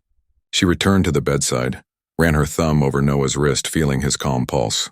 Then she sent 2 messages, one to Clara, a screenshot and record of the threat, the other to hospital security, a request for backup on the floor overnight. He replied to the blocked number with just 3 words, Windows also lock. He lay down in the armchair, pulled the blanket up to his shoulders and closed his eyes for a moment. Outside, Madrid breathed with the wind. Here, the monitor kept a faithful rhythm, routine, the secret dance of those who choose to stay. In the hallway, light footsteps crossed. Life, despite everything, went on. And on the edge of this going on, a new chapter was forming like a horizon. Exams, reactions, school waiting. The first supervised visit, and on the other side, Raphael looking for windows. Helena smiled in the dark, not out of blind trust, but out of method. Where there is a window, there is a lock. Where there is a threat, there is protocol. And where there is a sleeping child, there will always be someone awake nearby. Tomorrow, he whispered to no one and everyone, we start over, like every day, like someone who conquers the world one routine at a time. Someone who conquers the world one routine at a time. Echoes in the shadows. The first thing Helena noticed was the silence abnormal. It wasn't the calm silence of a hospital at night, but the dense kind that seems to hide behind walls. The pediatric ward hallway, normally punctuated by whispers and light footsteps, was still. Even the machines sounded quieter. Helena looked up from her schedule and found Sarah in the doorway, her shoulders too stiff for the discreet smile she was trying to maintain. It's arrived. An anonymous complaint to the Child Protective Services. His voice was firm, but his eyes betrayed concern. They say you're preventing Noah from contacting his father in an abusive way and affecting his emotional health. For a second, the air seemed to shatter. Helena rested her hands on the back of the chair unhurriedly, as if waiting for the next piece on the tray to move. It was him. No question, just the observation. Raphael. Sarah nodded almost imperceptibly.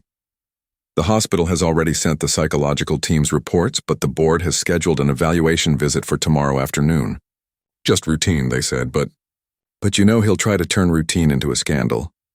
Helena sighed, adjusting her posture. Okay, we'll welcome the visitor with tea and reports. And with Noah smiling with star soup in his mouth. Sarah let out a genuine smile this time. Then I'll make sure I get the stars. When she left, Helena looked at Noah. He was fast asleep, a pillow pressed against his chest, his eyelashes resting on pale skin, now a soft shade of pink.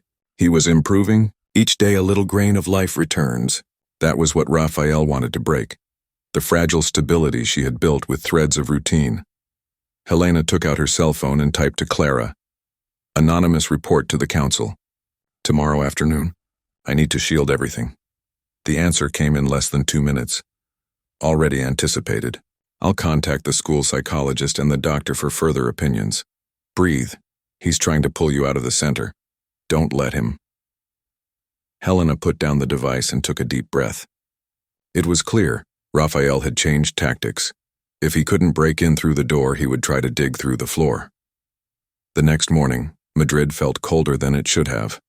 A low-lying fog shrouded the buildings, and cars passed with their headlights on, leaving yellow streaks on the damp asphalt. Helena arrived at the hospital before sunrise and found Sarah already preparing the ward. The nurse held out a clipboard with practiced calm. Organization helps create the appearance of control. Control scares people who try to create chaos. His eyes had the gleam of someone who had seen too many silent wars in hospital corridors. Helena smiled with silent gratitude and began to review the documents. Medical. Reports of progressive improvement. Psychological report from the team. Secure bond with the aunt. Absence of stress linked to the surrogate mother figure. School statement on Helena's remote support. Copies of the court decision on provisional guardianship and supervised visitation clauses. When Noah woke, she was already sitting on the edge of the bed with everything stacked in order of impact. He opened his eyes, still bleary from sleep. Are there planets today? He asked, his voice hoarse. Today we have Jupiter, Helena said, smiling. The biggest of them all. It fits all your drawings inside. He raised his arms as if holding an invisible world and yawned. Helena helped him brush his teeth, straightened his pajamas and combed his hair, which was beginning to grow back in unruly wisps. This is what Raphael would never understand. Bond is made in the small. At 3 p.m. sharp, the representatives of the Child Protection Council arrived. A short, agile woman with a searching gaze and a tall, soft-spoken man. Both carried black briefcases as if carrying mini-fortresses. They introduced themselves as Carmen Valdez and Julian Tejero. Helena welcomed them with lukewarm coffee and absolute control of her tone. "Thank you for coming." She opened her arms calmly. "You can see Noah, talk to the staff, the psychologist, whoever you want. I just ask that you do it gently." "He's sensitive." Carmen nodded, writing it down without smiling. "Our role is to look after the child's well-being, not who shouts the loudest," she said dryly. Helena realized Carmen had seen this kind of theater before. She would know how to distinguish noise from reality. They first went to the meeting room with the medical team. Dr. Cardenas was there, standing firm as a stone column. She explained the history, the progress, the risks, and stated without hesitation, "Mrs. Duarte's constant daily presence has been a crucial protective factor. Any sudden interruption in this support would pose a direct clinical and psychological risk." Julian took silent notes. Carmen, for her part, merely glanced up at Helena for a second, and Helena knew that Brick was solid. Afterwards, they visited Noah. He had an astronomy book open, pointing out Saturn's rings with restrained enthusiasm. When they entered, he raised his hand with the solemnity of a space commander. "I'm Captain Noah, this is Commander Helena. We're heading to Saturn, but we have snack stops." Carmen bit the corner of her mouth to keep from smiling, and Julian bowed respectfully. "Captain, it looks like an important mission. Are you feeling strong enough to command?" "Yes." Noah lightly tapped his chest with his fist. "Because she stays." He pointed at Helena. The sentence flashed across the room. Carmen closed the folder with a discreet click and thanked them for their visit. As they left, Helena exhaled deeply, her muscles giving way as if after a slog across ice. At 6 p.m., the two returned with less tense expressions. Carmen was direct. "The complaint is unfounded. We're going to dismiss it as unfounded." He put away his pen. "And frankly, Mrs. Duarte, it seems the boy is safe here." "Extremely safe, and because it is," Helena replied calmly. They said goodbye, and the hallway returned to its usual temperature. Sarah appeared in the doorway with a tray of soup and a small smile. "We survived the shadow attack." "For now," Helena said, adjusting Noah's blanket. "They'll try another angle," and he knew he would. Raphael was the type who, when he lost control, tried to set the map on fire. But there, for now, Saturn was firmly on course. Echoes in the shadows the next day. The attack didn't come through the hospital door. It came through the screen. At 7:13 a.m., as Helena sipped lukewarm coffee leaning against the window, her phone shook with a barrage of notifications. They weren't messages from friends or parents at school. They were mentions, tags in posts she had never followed. A gossip portal had published a note. "Does aunt prevent father from seeing sick son?" The headline featured an old photo of Helena hugging Noah at a school fair.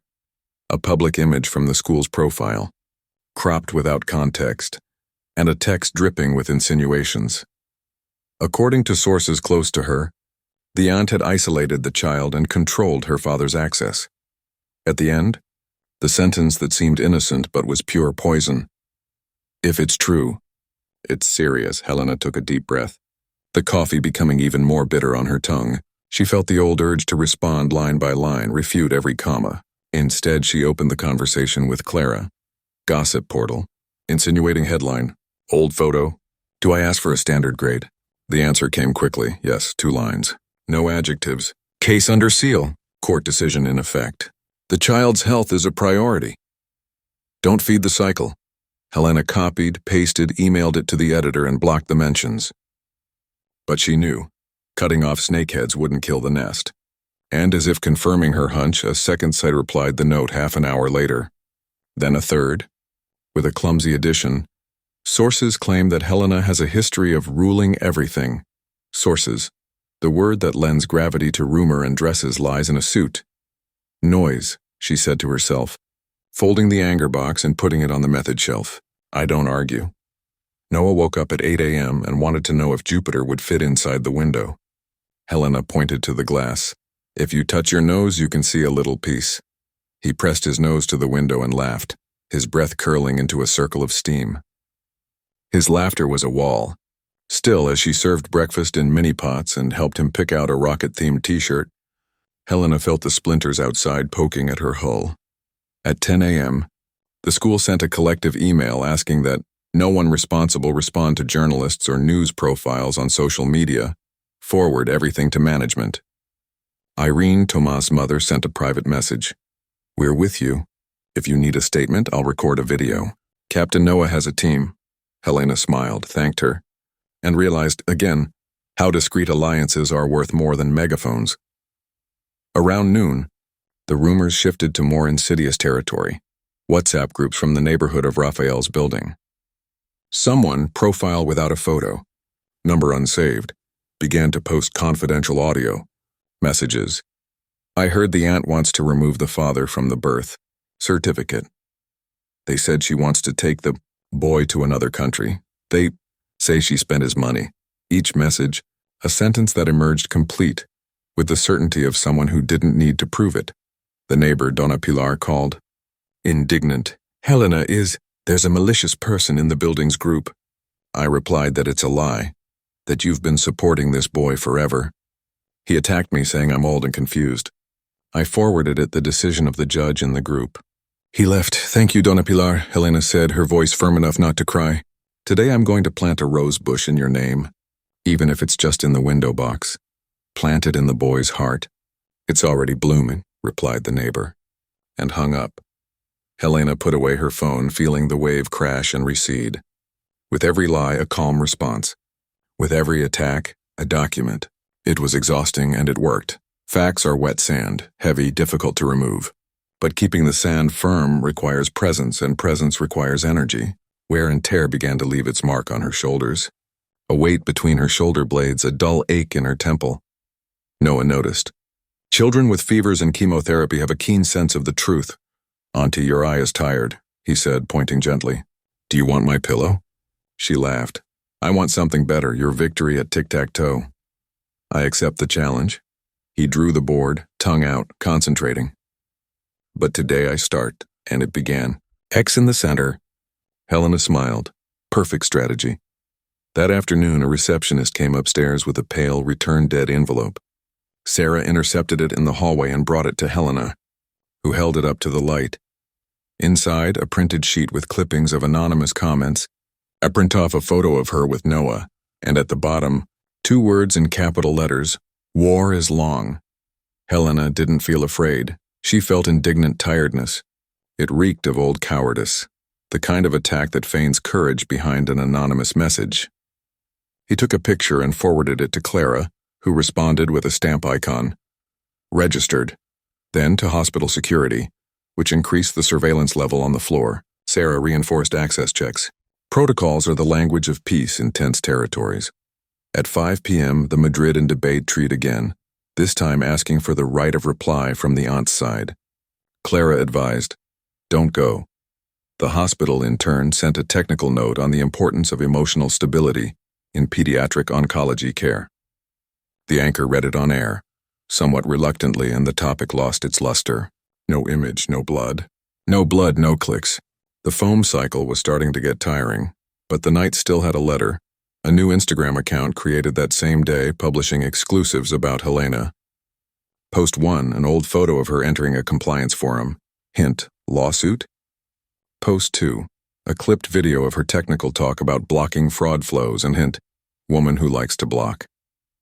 Post 3, a vulgar montage with the caption, Ice Queen. The comments were a line of pointing fingers. Most of them were faceless profiles. Helena looked down from above as if observing an insect. Instead of responding there and then, she pressed the button. She filed a slander complaint, took a screenshot, recorded the URL, timestamp and IP address if possible, via the digital forensics contact. She sent it to Clara. The lawyer returned, extrajudicial notification template to the platforms and a draft of criminal complaint for defamation against the administrators to be identified. In the middle of the paperwork, Noah reached out and touched her wrist. Auntie, don't look at the screen too much. The star is on the ceiling. And she pointed to the fluorescent stickers Sarah had put on during her afternoon nap. Shy constellations, lit in the dim light. Helena tilted her face and let the constellations pierce the gray from within. She smiled. He put his cell phone in a drawer and locked it. Signs from heaven overcome noise from earth. Now will you teach me how to see Saturn with my eyes closed? He asked. He closed his eyes and described softly. The rings, the shadows, the dancing moons, Enceladus, Thetis, Mime, names he learned from the doctor at the playroom. As he spoke, the words lifted the rust from the night. Helena's breathing matched the boy's, her heartbeat synchronized with the constant beeping of the monitor, a small miracle of symphony. Later, when Noah was already dreaming of silent rockets, Helena went out to the coffee machine. In the empty hallway, he heard footsteps and turned. A man in a suit, too young for the gravity of his attire, raised his hands in a gesture of peace. "I don't want any trouble," he said quietly. "I work with images. They asked me to talk, that's all." "Tell whoever sent you that the matter is with the courts," Helena replied simply.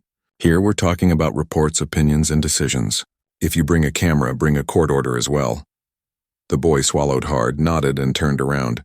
Helena stared at the dull shine of the floor, wondering how a look for us made of attempts, not just acts. He noted his face in a corner of his mind and continued. Returning to her room, she found a small perfect scene. Noah sleeping on his side, his stroller propped against his hand, the tic-tac-toe paper with his winnings on it on the tray, 3X in a diagonal line, her O stuck in a corner, useless. She smiled. His strategy had been simple, effective, beautiful. Center first. Hold the core. Force the rest to spin around. "That's it," he thought. "I hold the center. It spins." He took out the plan's diary and wrote, as if hammering a nail, "Saturn's rule, center, Noah, around, document, routine, housed outside, noise, entry only with a badge." He closed the notebook and, before turning out the light, sent 3 short messages to Clara, a report from the image consultant, to security, reinforcement for the overnight shift, to Irene, a collective thank you to the parents. He received 3 confirmations, 3 "we're together" messages, 3 small, lit flames. Then he pulled the blanket up to his shoulder, leaned his forehead against the bed rail as if in a prayer without a saint. And before sleep arrived, he saw through the cracks in the curtain a rectangle of sky the exact size of a possible future. Saturn was there. And in the core, the center beat, firmly. And in the core, the center beat, firmly. The next morning the world seemed too calm, and Helena knew this was a sign. Noah slept on his stomach, his breathing deep as a calm sea. Helena watched his chest rise and fall, synchronizing her own breathing. A soft alarm dinged on her cell phone. Blood test time. Routine was the anchor. Routine was the trench. As I was jotting down the latest blood counts, my phone vibrated again. Not the alarm, but the sharp buzz of an urgent notification from the bank. An unauthorized login attempt on the emergency blocked account. Location, Marbella. Helena blinked, her heart racing at a rate that clashed with the steady beeping of the monitor.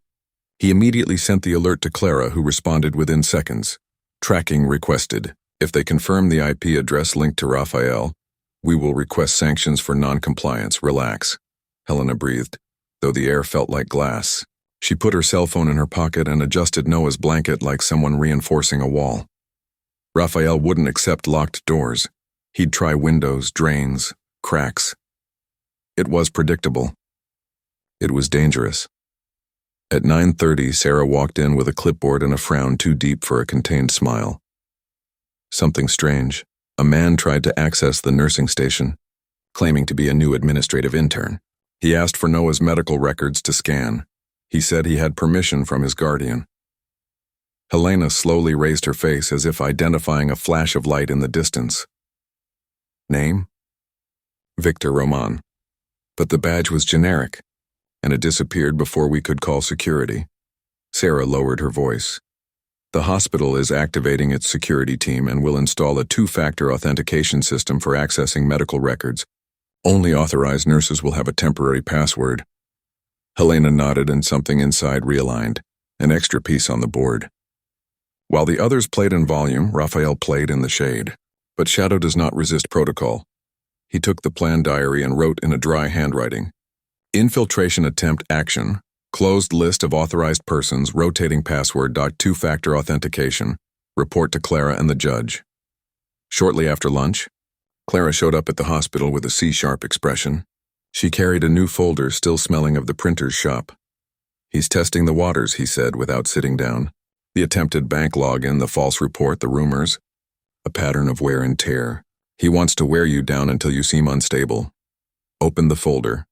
Here is the petition I filed asking strengthening of guardianship based on active risk. I included the nurse's report and the bank's tracking. If the judge accepts, we will be able to expand protection. A security perimeter at the hospital, mandatory advance notification for any visit, and, if there is a new violation, a restraining order he won't stop. Helena didn't say it as a lament. She said it as if announcing the weather forecast. Then we don't stop before then. Clara placed her hand on her shoulder. Only those who play for appearances get tired. Those who play to protect don't break, Helena nodded, and he understood that he was no longer just defending Noah. He was defending Thea Boy's right to grow up in a world where love doesn't need to ask permission to stay. At 4 p.m., while Noah was coloring a sheet of moons with a silver pencil, a janitor entered the room to collect the trash. It was new, and his gaze swept every corner like someone mapping the terrain. Helena, with the keen intuition of someone living under siege, noticed the detail. The cleaning cart had a false compartment beneath the cloths. When the man turned his back, she saw the metallic glint of a hidden cell phone. Just a moment. Her voice was too calm for the tension raging inside. "Can I see your badge?" The man hesitated, then produced a laminated card with a blurry photo. Name, Luis Prado. The numeric code was misaligned. Helena extended her hand. "I need to confirm with security." He took half a step back. "It is not necessary, madam." "Yes, it is." Helena's tone turned to fine steel. "Here, everything is necessary." The man left the stroller and left too quickly for someone in no hurry. Helena locked the door and called Sarah over the intercom.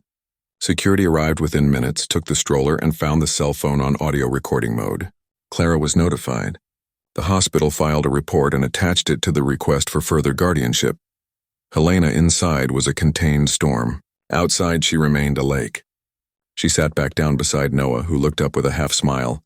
"Aunt, you look like an astronaut in armor." "Maybe I am." She stroked his hair, fine as new down. "And my mission is to protect Saturn Station." At night, the floor grew quiet, as if holding air. Helena went out to the coffee machine, the hallway lit by a tired amber light. When she returned, she found an envelope slipped under the bedroom door. Thick paper, no return address. Inside, only a typed sentence. "Heroes fall alone." Helena held the paper for a moment as if weighing a stone. Then calmly she folded it, placed it in a plastic bag, and sealed it. She called Clara, who answered with a steely voice at 11:04 p.m. "I expected it." Clara sounded more lively than an office should at that hour. "This is escalating psychological harassment. I'm going to request a restraining order. Don't respond. Don't react. Just report it. I'm not scared." Helena's voice was firm. "I'm tired. So remember, tiredness isn't defeat. It's just a sign that you're carrying more than he can even lift." Helena hung up, sat down, and watched Noah sleep. His every breath was an argument. Every curl of his eyelashes a clause of hope. And Helena realized something simple and violent. The greatest revenge against those who cultivate chaos is to cultivate routine until it flourishes. He took the blank sheet of paper and wrote in the diary, "Saturn. Station rules. Fences are reinforced in silence. Evidence is worth more than shouting. No threat can break someone who has a center. The center is Noah." She put away her pen. She leaned her forehead against the bed rail. The monitor's beeping beat was 82 beats per minute, and it seemed to be setting her tempo too. Outside, Raphael was probably planning his next coup, his next shadow, his next disguise. But inside every second was light, a light made of soups, exams, moon drawings, tic-tac-toe victories, and silent promises. Heroes do not fall alone. Heroes with roots do not fall. Helena closed her eyes and, before sleep overtook her, whispered to the darkness, "Tomorrow Saturn spins again, and we with it, again, and we with it." The counterattack dawn came in through the window like a sharp line. There was no fuss, no cameras, no anonymous messages, just the light streaming in, stubborn, cutting through the rest of the night. Helena rose from her chair, craned her neck, and listened to the sound that ruled her day. The steady beep of the monitor, Noah's rounded breathing. Routine, the best strategy ever invented against monsters. At 6:12 a.m., the cell phone vibrated with a message from Clara. "Today we turned the tables. Below, the list they would agree on the day before, with markers like closed fists, criminal complaint for defamation and slander against profiles and portals to be identified, with a request for breach of confidentiality to obtain IP and administrators. Precautionary protective measure, restraining order, for psychological harassment and attempts at undue access, including the episode with the intern and the cell phone in the cleaning cart. Extrajudicial notifications to platforms for immediate removal of content, under penalty of joint and several liability, AEPD, Spanish Data Protection Agency, representation for improper use of a minor's image and illicit processing of personal data, school photos, montages, clippings without legal basis. Bank. Request for formal declaration of attempted fraud and failure to comply with an order, with communication to the Bank of Spain. Hospital. Formalization of security perimeter and mandatory biometric registration for any access to the wing. Helena replied with a "auf" and put away her phone. On the bed, Noah wiggled his fingers as if holding an invisible string pulling him back to the world. She touched his hand with the tip of her index finger, a flesh and blood anchor. "We're revving the rockets today, Captain," he whispered, "but only a little." Fuel is expensive. He didn't wake up, but he smiled slightly, and that was enough for Helena to swallow her fear like someone swallowing bitter medicine. Quickly, without grimacing. At 8 a.m., Clara arrived at the hospital like an organized cold front. Dark suit, new briefcase, eyes that didn't twitch. 3 fronts, Helena. Penal, civil, and protective. I'll file everything before lunch. I need you to sign the minutes and confirm the attachments. They set up headquarters in the meeting room with the printer wheezing and spitting out pages. Helena checked them item by item. Criminal complaint. Describes the post from profiles created to defame. The insinuating headlines from gossip portals. The WhatsApp audios with fabrications. Remove the father from the birth certificate. Take to another country.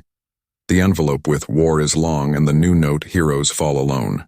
Investigation was requested by slander, defamation and coercion, with breach of telematic confidentiality. Signed. Protective precautionary measure. Reported an attempted login to a blocked account from Marbella. The fake intern's visit to the patient's medical records, and the phone recording audio from the cart. Reinforcement of the provisional injunction. Remoteness minimum approach of 500 meters, and prohibition of contact outside the cars. Signed. Platforms. Extrajudicial notifications with 24-hour deadlines to take down content. Under penalty of liability and fines, citing GDPR and LOPD/GDD signed, AEPD, robust piece with prints and metadata, evoking best interests of the minor and lack of legal basis for image processing, signed, Bank, formal request for declaration of attempted fraud and sending a communication to the regulator. Attachments, IP logs, timestamp, judge's decision, signed, Hospital, internal minutes for installation of biometrics and rotating credentials, as well as a closed list of authorized personnel. She signed as a tutor. Clara closed the folder as if closing a trapdoor. "Now let the wheels turn." He'll rant. Let him. Ranting waste breath, evidence waste ammunition. Helena took a deep breath and nodded. The hardest part of the counterattack wasn't hitting. It was don't get distracted with the noise that would come. At 10 a.m., a short email from the bank. Access attempt confirmed as unauthorized. IP address under guard for authorities. Report attached. Clara responded by thanking and forwarding it to the court with the marking urgent. An hour later, another message. Security perimeter approved by hospital management. Sarah came personally to tell us with the new badge on her chest.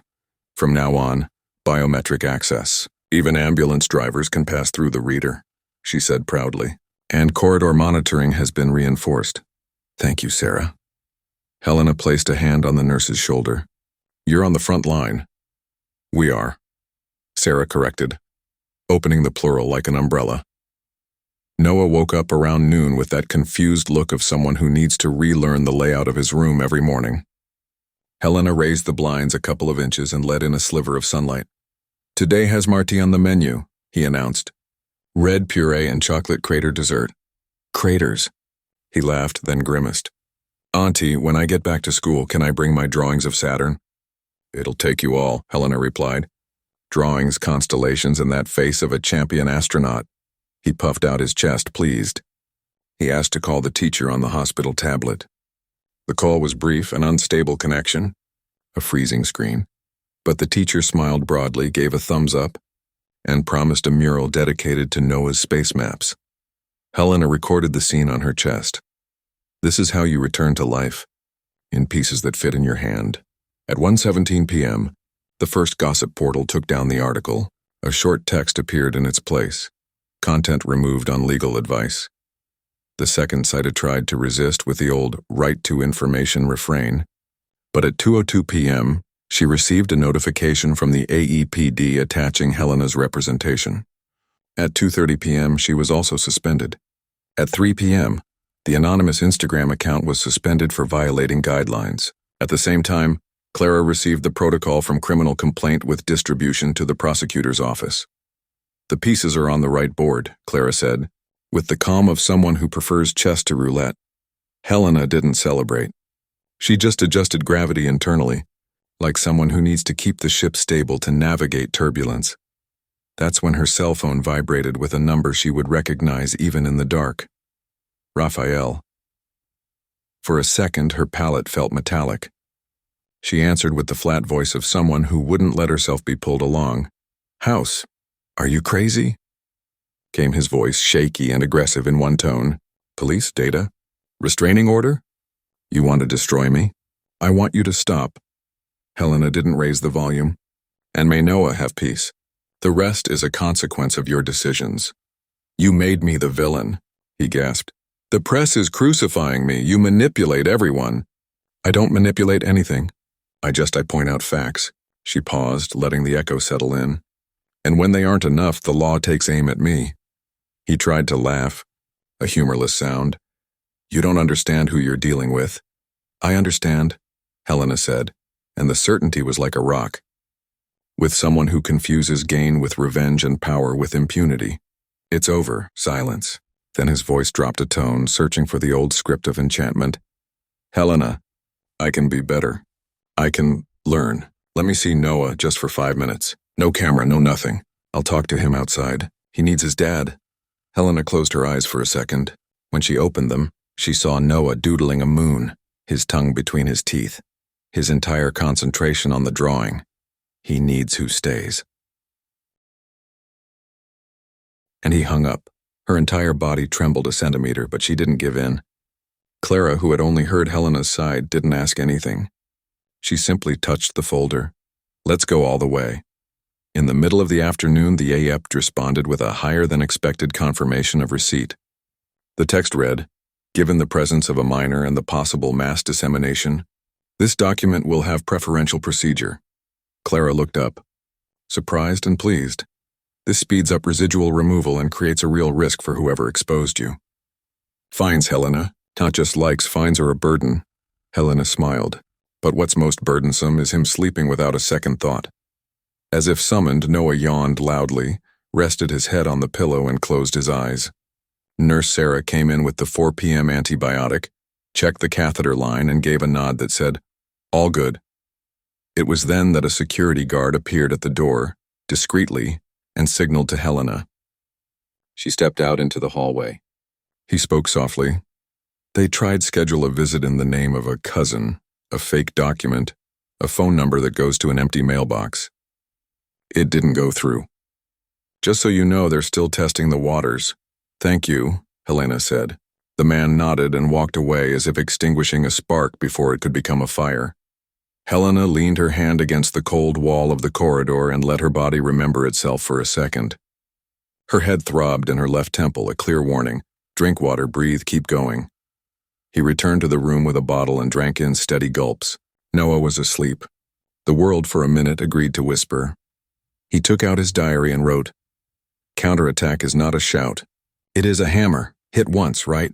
Then let the echo work. He put away the notebook. His phone vibrated with the last confirmation of the day. Precautionary measure received. Court will review it urgently. Helena closed her eyes, grateful but not indulgent.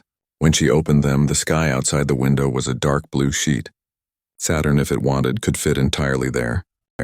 She leaned over Noah and whispered in his ear, as if speaking a secret to the universe. Today we push the world a millimeter in the right direction.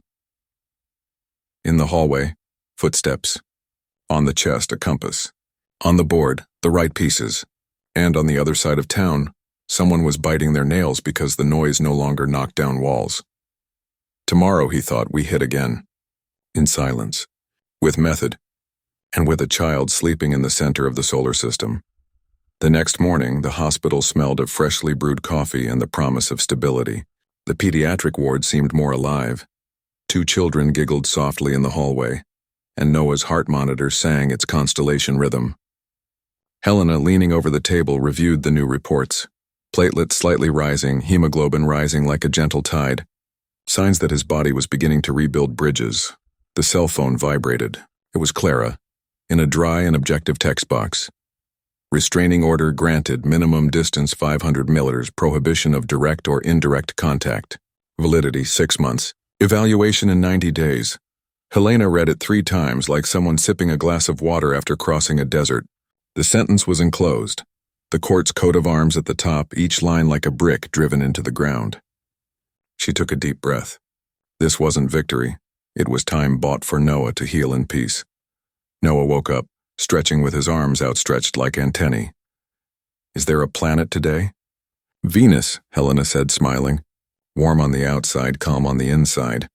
Just like you, he said, yawning. Helena chuckled softly. Maybe that was it. Magma in the shell, silence in the core. At 9 a.m., Clara arrived with a rare smile, the kind that lawyers only give when the law says yes in so many words. The judge didn't hesitate. The order was issued. They've already notified the police. He placed the folder on the bench and pulled out another sheet. And the prosecutor's office opened an investigation into defamation and attempted fraud. Officially, Raphael has left the realm of rhetoric and entered the realm of defendants. Helena absorbed the sentence with the calm of someone who keeps their weapons clean. So now he's going to try it from the outside. It will, Clara confirmed. It's already started. He opened his tablet and displayed recent screenshots. Messages sent to parents at Noah's school, signed by a concerned cousin who spoke of aunt's financial interests and parental alienation disguised as caring. 2 parents had forwarded the message to the school administration. Outraged. The management responded with the official court ruling and a reminder that slander against guardians is subject to prosecution. Clara added, satisfied. Excellent, said Helena. May he discover that every rumor finds a stamp. But Raphael wasn't just trying to get his parents involved. At 11 a.m., Donna Pilar called his old apartment from the neighboring building, furious. She is. He sent flowers to the concierge with a note for me. Help tell the truth. As if I were an accomplice in this soap opera. Don't worry, Helena replied. Every flower he sends is another thorn for himself. Just register, don't respond. Donna Pilar hiu seca. I registered it with a photo and sent it to lawyer Clara. Now the flowers are in the trash. Helena smiled. Nothing like old women immune to charms. In the afternoon, the offensive became more subtle and more dangerous. Sarah, the nurse, entered the preparation room with a frown. Something strange happened. He lowered his tone. A new cleaning lady was offered money to leave the station door open during shift change. She said she refused but was scared. She wouldn't say who offered it. Helena felt her blood run cold for a second, but she kept her face calm. Let's make it official. He picked up the phone and texted Clara. Attempted bribery of a hospital employee. I need to include it in the investigation. The answer came in less than a minute. I'll include it as an attempted perimeter breach. I need a written report. Helena had Sarah write a brief statement and signed it as a witness. The hospital suspended the cleaning worker preventively, not as punishment, but to protect her. They then installed additional cameras in the hallways and automatic locks on the ward doors. As she left the administrative office, Helena felt the weariness settle like a heavy blanket on her shoulders, but she also realized that her fear was diminishing, as if it were shrinking under the light of protocol. Fear doesn't survive when everything becomes letterhead. At 4 p.m., the school organized a group video call with the class's parents to clear up the rumors. The principal spoke firmly. The case is currently under judicial review. with a protective order and restraining order in effect. We ask that the privacy of the student and his family be respected. Spreading unverified information may constitute a crime. Then he opened the floor for comments. Irene, Tomas's mother, spoke first. Helena has supported this boy since his mother died. Anyone who tries to tarnish that should look in the mirror. Other parents nodded. Some were visibly uncomfortable, but no one defended Raphael. Their silence spoke louder than any applause. When the call ended, Helena felt an old knot loosen in her chest. The tide was beginning to turn. Noah, oblivious to the chaos of the adults, painted Jupiter with brown chalk. Auntie, this planet has a storm that never stops, he said, frowning. But in the midst of the storm, there's a place that's calm. You are that place. Helena swallowed hard, clutching the corner of the sheet to keep from crying. Then let's paint this place, he said. The center that doesn't move. He drew a golden dot in the middle of the hurricane. Center. Always the center. That night, Clara called with news. The platform responded. It deleted the last posts and suspended the accounts. And the bank officially declared the attempted fraud, sending a report to the police. He took a deep breath. We're inches away from a search warrant at Raphael's house, and he will realize he is surrounded, said Helena. Go. Clara paused. And when you realize it, you'll try to play the victim. Get ready for theatrics, Helena smiled humorlessly. I already have the script, and the behind-the-scenes footage. At 10 p.m., when everything was quiet and Noah was curled up on his pillow, Helena went out into the hallway. The new cameras were blinking discreetly on the ceiling. 2 security guards were posted at the ends of the floor, one of them silently reading a book. Peace with sentries. In his pocket, his cell phone vibrated with a final message from Clara. You turned the tables. Helena put the phone away without answering, because she knew not yet. It wasn't victory, and it was possession of the land. It was the first night that fear didn't haunt the bed like an insistent shadow. It was the sound of locks, records, and reports pushing the chaos away. She entered the room. Noah was sleeping, smiling, a toy car in his hand. Helena sat in the armchair and pulled out her diary. She wrote in a firm hand, Counterattack is not noise. It is method. Today the chaos has receded. Tomorrow we plant the flag. He closed his notebook, leaned his head back, and let sleep creep in slowly, the beeping of his monitor keeping time. Outside, Raphael was probably biting his nails, trying to invent a new shadow. Inside, the center shone, and the center did not give way. Did not give way. The next day dawned bright, as if the sky had decided to forget the existence of storms. But Helena wasn't mistaken. Calm in Raphael's universe was just silence before the explosion. At 7:42 a.m., Clara called without preamble. I received something alarming. Her voice sounded like glass. Raphael filed emergency action to reverse guardianship, alleging child manipulation, parental alienation, and psychological abandonment of the father. Helena pinched the bridge of her nose. With what evidence? None, Clara replied dryly. Just screenshots of the fake posts he spread, as if they were independent news stories. A shot in the foot, but a loud one. The judge will refuse undo. Yes, but we need to anticipate the defense, so that there is no doubt. And I'm already asking bad faith litigation if he insists. He will leave the process as an aggressor, not as a party. Helena took a deep breath, the sound steady to chase away the nausea that anger brought. Raphael didn't want to win. He wanted Contaminate teaching the court to doubt what was solid. It was the latest trick of those losing ground, smearing everything and hoping no one would notice the difference. At 9 a.m., rumors of the coup spread before the ink was dry. A website replicated Raphael's petition, insinuating that there had been a new twist in the case. But the reaction was different this time. The school, the hospital, and even parents of Noah's classmates responded publicly with notes of support, citing the guardianship decision and the restraining order. The hospital itself posted, "The child is in a safe environment, progressing positively under the care of the court-appointed guardian. The father has been suspended from visits by court order. Emotional stability is part of clinical treatment." Helena read the note 3 times, like someone holding a steady rope in the middle of a rough river. I was no longer alone on the battlefield. At 11 a.m., A quick hearing was scheduled to address the attempted reversal. Helena entered the virtual room with Clara by her side, both as serene as clean blades. Raphael appeared in a wrinkled suit, his eyes too inflamed to appear sincere. Judge Mercedes Beltran was direct. "Mr. Raphael, your petition presents documents produced by fake profiles, already under criminal investigation for defamation and misuse of data. Do you confirm that you used them as evidence?" "I received them from a third party," he stammered. "I didn't know they were fake." "They were traced to your home IP address," the judge said without raising her voice. "Furthermore, you violated the restraining order by attempting to indirectly contact school parents and hospital staff." He paused sharply, then turned to Clara and Helena. "Present the counter evidence." Clara sent the updated medical reports, the hospital note, the minutes of the meeting with the parents, the screenshots of spontaneous support, and the security reports detailing the attempted break-ins.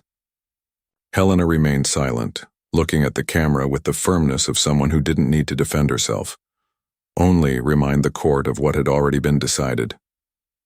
The judge read silently for a few minutes, then looked up. "Mr. Raphael's petition dismissed out of hand due to lack of evidence and procedural bad faith." She turned to him with the same voice that cut stone. "You will be fined for reckless litigation and included in the ongoing defamation investigation. Furthermore, I will expand the restraining order, effective immediately. No further use of mention the name of the child or guardian in any media, social network, or messaging group." Raphael paled. He opened his mouth, but the judge held up her hand. "Enough. This hearing ends here. Go out and regain your sense of responsibility." The screen went blank for him. Helena stood still for 3 seconds just to feel the weight of those words' ends. It wasn't the end, but it was the first time that justice said not just protect, but it just is. When Helena returned to the room, Noah was eating toast with jam and trying to convince Sarah to let him play in the hallway for just 5 minutes. "Space station rules. No leaving the capsule," Helena said, sitting down in her chair. "At least until the commander-in-chief gives the go-ahead." "Who is the commander-in-chief?" "Dr. Cardenas, of course. She rules Saturn." Noah snorted in amusement and returned to his toast. Helena touched his hair, now covering his head with thin but firm strands, and felt her heart beat unguarded for the first time in a long time. At 3 p.m., Dr. Cardenas called Helena into the meeting room. He had a restrained smile, as if holding lightning in his mouth. "The tests are consistent," he said, opening the chart. "Stable neutrophil count, fevers under control, appetite back. If the condition remains stable in the next few days, we can start talking about partial discharge." Helena blinked, and the world seemed to tilt under her feet. "Partial discharge?" 2 weeks at home with regular outpatient visits, remote monitoring, and home nursing support. Cardenas looked up. "You've managed to stabilize him, Helena. Now we need to carefully return him to his daily routine." Helena left the room with the strides of an astronaut in low gravity. Every detail of the hallway seemed new. The texture of the paint, the shine on the floors, the reflection of the sun in the windows. High, home, school, heaven. Words that fit into life again.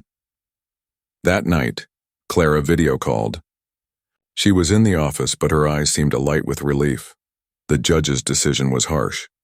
He's cornered, and the media has lost interest with no bloodshed to show. He paused, then smiled. "You did it. The tide has turned." Helena looked at Noah sleeping, his arm hanging over the side of the bed like that of an ordinary boy, not a survivor. "No, Clara. I just held the center." He smiled. The rest spun on its own.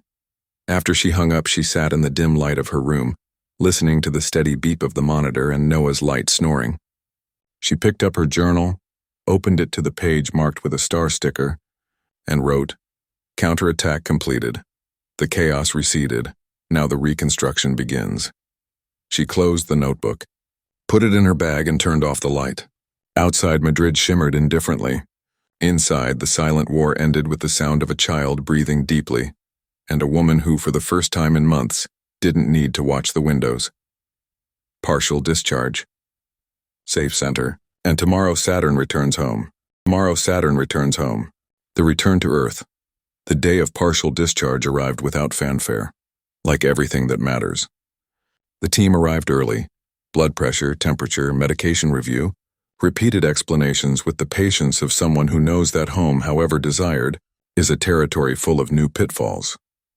Dr. Cardenas handed over the folder with the plan: antibiotics at the scheduled times, antiemetics if necessary, disciplined hydration, outpatient visits on Tuesdays and Fridays, 24-hour hotline. Noah listened to everything with the solemnity of a captain receiving a route map.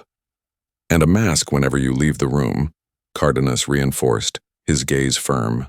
His body is climbing the hill, but it hasn't reached the top yet. Saturn still has fragile rings, Helena translates, and Noah nodded seriously.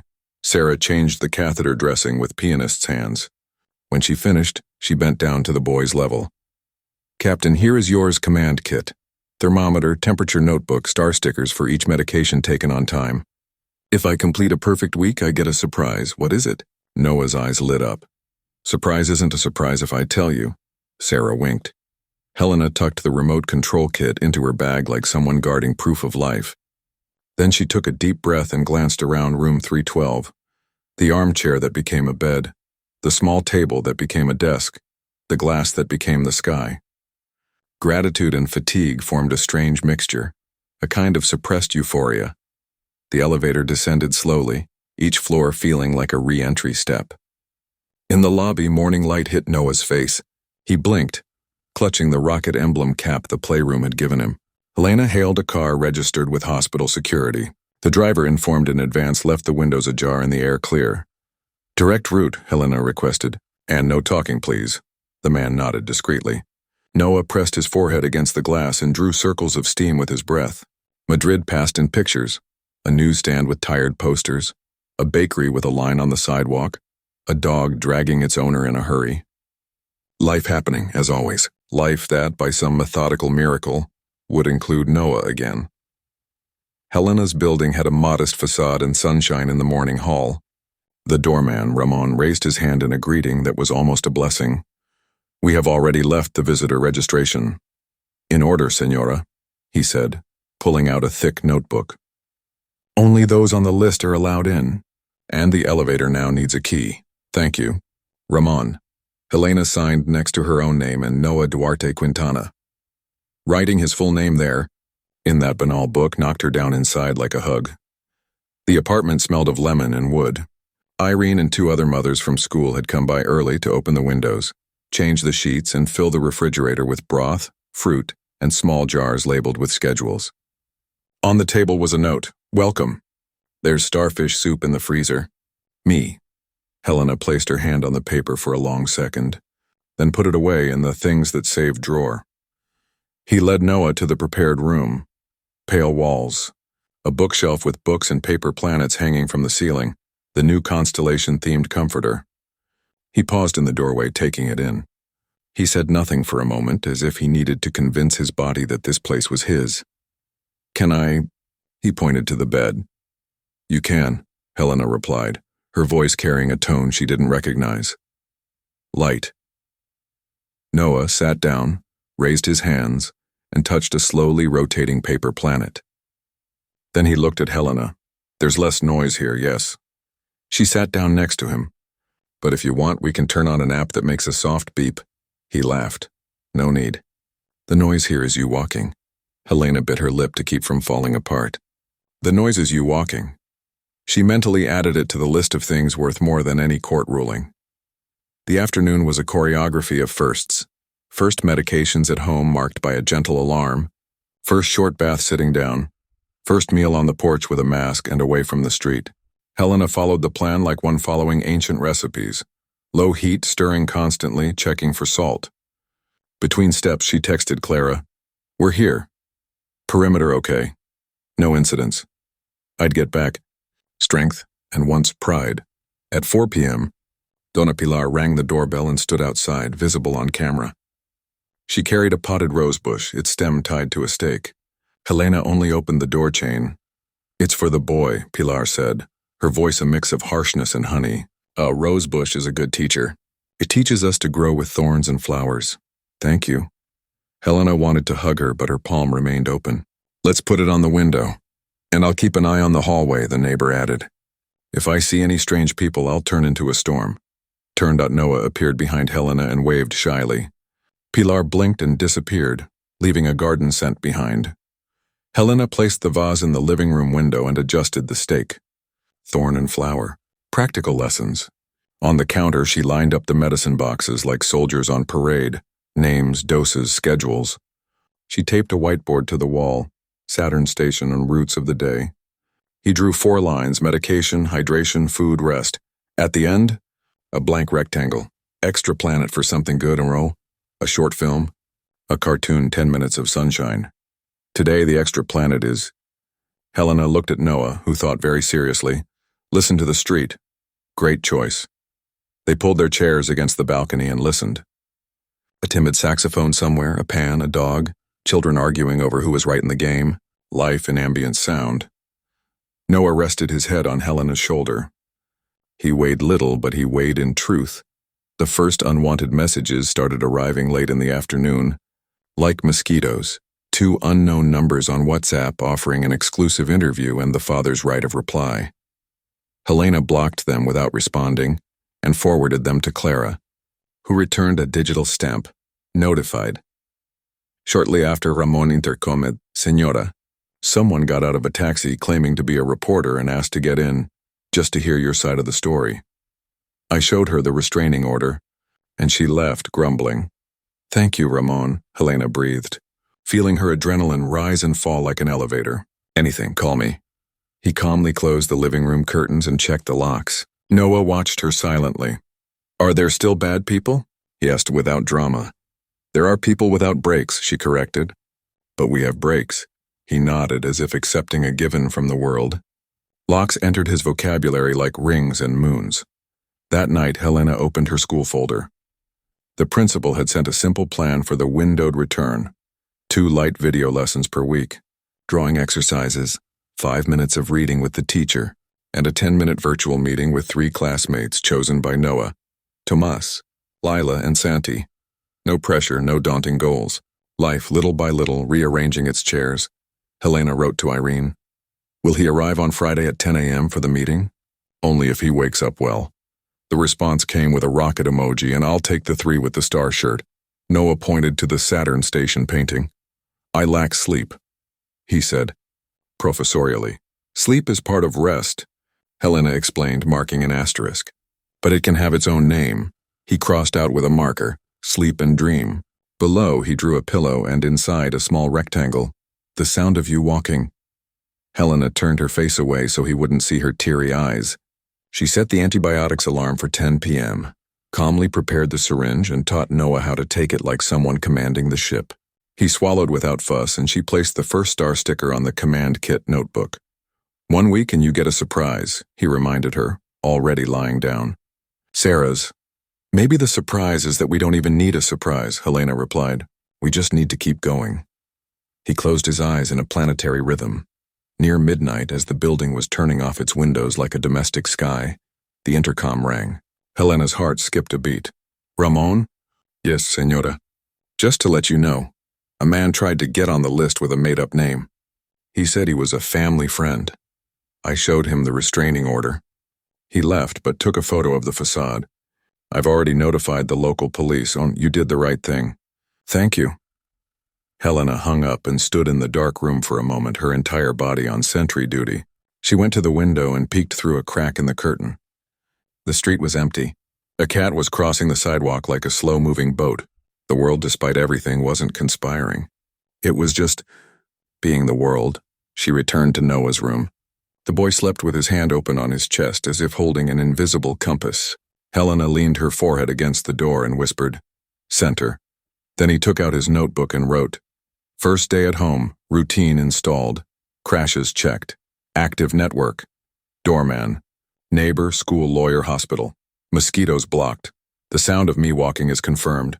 She closed her notebook and, before lying down in the armchair, checked the locks once more, not out of paranoia but methodically. Her cell phone blinked on the nightstand. A very short message from Clara. Sleep. And another from Cardenas. Any fever, call me. Helena typed 2 OKs and, for the first time outside the hospital, allowed sleep to arrive in her new home. to the exact sound Noah had chosen as her music. Her footsteps in the hallway, coming and going, holding the world in the center, coming and going, holding the world in the center. Outside, the small rosebush breathed in the window. Thorn and flower, inside. A boy and a woman learned to live with each other. And at the end of the night, a rumor. The next day would bring the first trip to the clinic. And perhaps, a movement on the tray outside. Raphael did not sleep in peace, Helena didn't either. But for another reason, she was putting together the next routine. Tomorrow, she said to the dark ceiling, already half asleep, we'll step onto the earth and look at the sky. In the same sentence, like someone who knows where they came from and where they are returning to. The next morning dawned golden and sharp, like a bell. Helena woke before the alarm, her heart already beating too fast for the hour. Noah was fast asleep, the pillow crushed under his face and a strand of hair stuck to his forehead from the light sweat. She stood there for a moment, just staring, as if needing to memorize that image for the days when fear might try to return. At 7 a.m., the ritual began. Thermometer, 36.2, hydration, antibiotics, a new mask. Noah participated with pilot-like precision. Captain, we have a mission today, Helena said, attaching the identification bracelet to his arm. First visit to the external base. Outpatient clinic? He grimaced.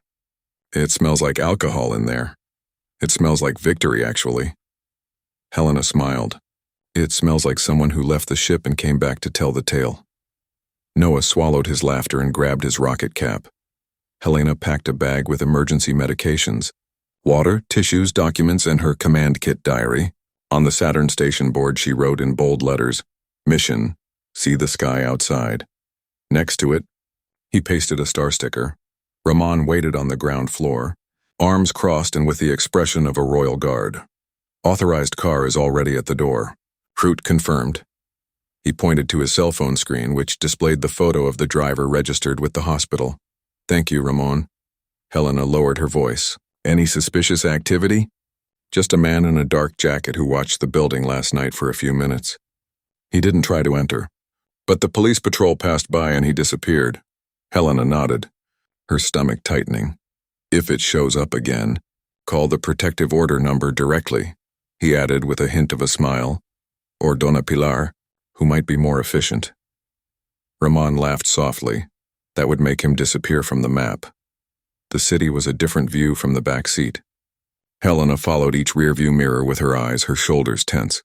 Noah, on the other hand, leaned against the window as if peering at an unknown planet. People walk so fast, he commented seriously. It's like they'll lose their footing if they stop. Helena watched the pedestrians crossing with coffee cups and phones glued to their faces. Sometimes it's the opposite. Stopping is what makes us find our footing again. He thought about it the rest of the way in silence. The outpatient clinic was in a side building of the main hospital, with less noise and more windows. The entrance had a mural of children's drawings, and Noah pointed to the brown crayon he recognized as his Saturn from his previous hospitalization. Helena felt her eyes sting, but she controlled herself. First the measurements, weight, height, quick blood tests. Noah tolerated it all with the composure of someone who has learned that courage is just standing still while it hurts. Dr. Cardenas welcomed them into the room, wearing a blue lab coat and a small smile. He's stable and gaining weight. He flipped through the chart. If he keeps this up for another 2 weeks, we'll go back to just 1 weekly checkup. Noah raised his fists in silent celebration. Helena didn't smile. She was afraid to shatter the moment with too much emotion, but her spine lifted a few inches. Each appointment was a piece of the world returned. As we were leaving, a young nurse approached holding a box. A gift from the pediatrics team, he said, handing it to Noah. Inside was an embroidered patch with a rocket and the words, Mission Survive. I did it, Noah said, clutching the embroidery to his chest. Now I can go to Mars. Helena swallowed her laughter. 1 planet at a time, Commander. On the sidewalk in front of the outpatient clinic, the wind carried the smell of bakery. Helena held Noah's hand as she hailed the registered car. Then the world narrowed to a point. A man leaning against a lamppost. Sunglasses on, his cap pulled too low, standing still for too long. The rigid posture, the chin she would recognize even in the dark. Raphael. Her blood froze and burned at the same time. Automatically, she moved a step in front of Noah, blocking his view. "Get in the driver's seat, Noah." His voice was too firm to argue. "But now." He complied, surprised, as Helena discreetly took out her phone and pointed the camera, pressing the record button. The man pretended to look at his watch and turned away, striding away. Helena held the frame until he disappeared around the corner. Then she took a deep breath and sent the video directly to Clara with the message: "Possible violation of restraining order. Location, outpatient clinic. Witnesses, reception staff." The answer came with a thunderclap, requesting a subpoena and review of the order to extend the distance. "Return home now." Discreetly. Helena locked the car from the inside, fastened Noah's seatbelt, and gave the driver the curt instruction: "Direct route. No stops, no detours." Back at the building, Ramon opened the gate before the car stopped. "I saw the video you sent. The local police have already been notified, and Donna Pilar is prowling the hall looking like a storm." Helena nodded, clenching her jaw to keep from trembling. "Lock the elevator after we go up." When the apartment door closed behind them, Helena fell to her knees on the carpet, not from weakness but from release. Noah stood there confused. Aunt? It was him, right?" Helen lifted her face. She could no longer completely hide the truth. It was. "But he's forbidden from getting close. And now we're going to tighten the restrictions." He smiled weakly. "Saturn Station needs stronger shields." Noah nodded seriously and took a sheet of paper from his notebook to draw a shield with rings around it. The next few hours were pure emotional engineering. Helena set up invisible network, installed new locks on the doors and magnetic sensors on the windows, reprogrammed the intercom to only accept internal calls from Ramon, asked Irene to make quick visits to help with shopping and entertainment, set up a closed group on his cell phone called Saturno with Clara, Cardenas, Sarah, Irene, and Ramon for daily updates and alerts. He wrote on the whiteboard on the wall, under the Saturn Station routes, shield protocol locked doors, monitored calls, known people notified, no one enters without a name, plus a smile, protected center. Noah read it, then asked, "What if he tries again?" Helena crouched down, eye to eye. Then he discovers that shields also have teeth.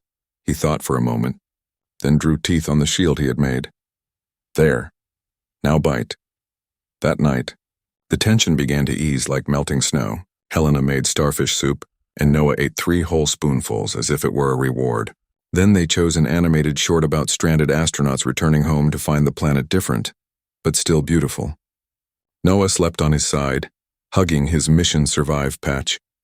Helena sat on the dark porch watching the street windows flicker on and off.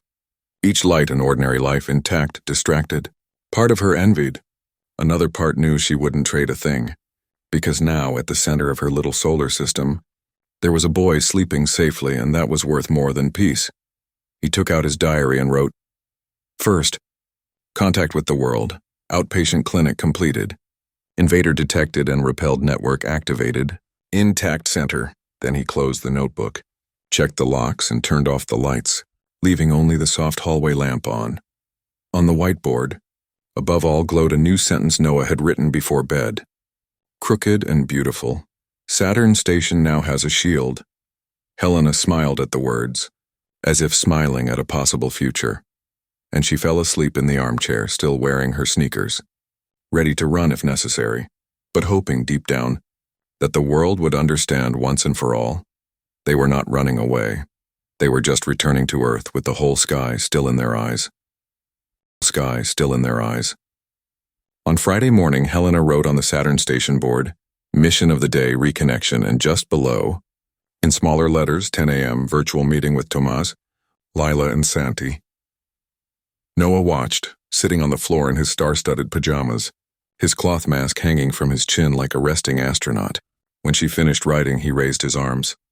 "But what if they don't remember me anymore?" Helena knelt down and held his shoulders. "Then let's remember them, with your smile and your drawings of Saturn." He hesitated for a moment, then nodded determinedly. "I'll show you the shield with teeth." The video call began promptly at 10 a.m.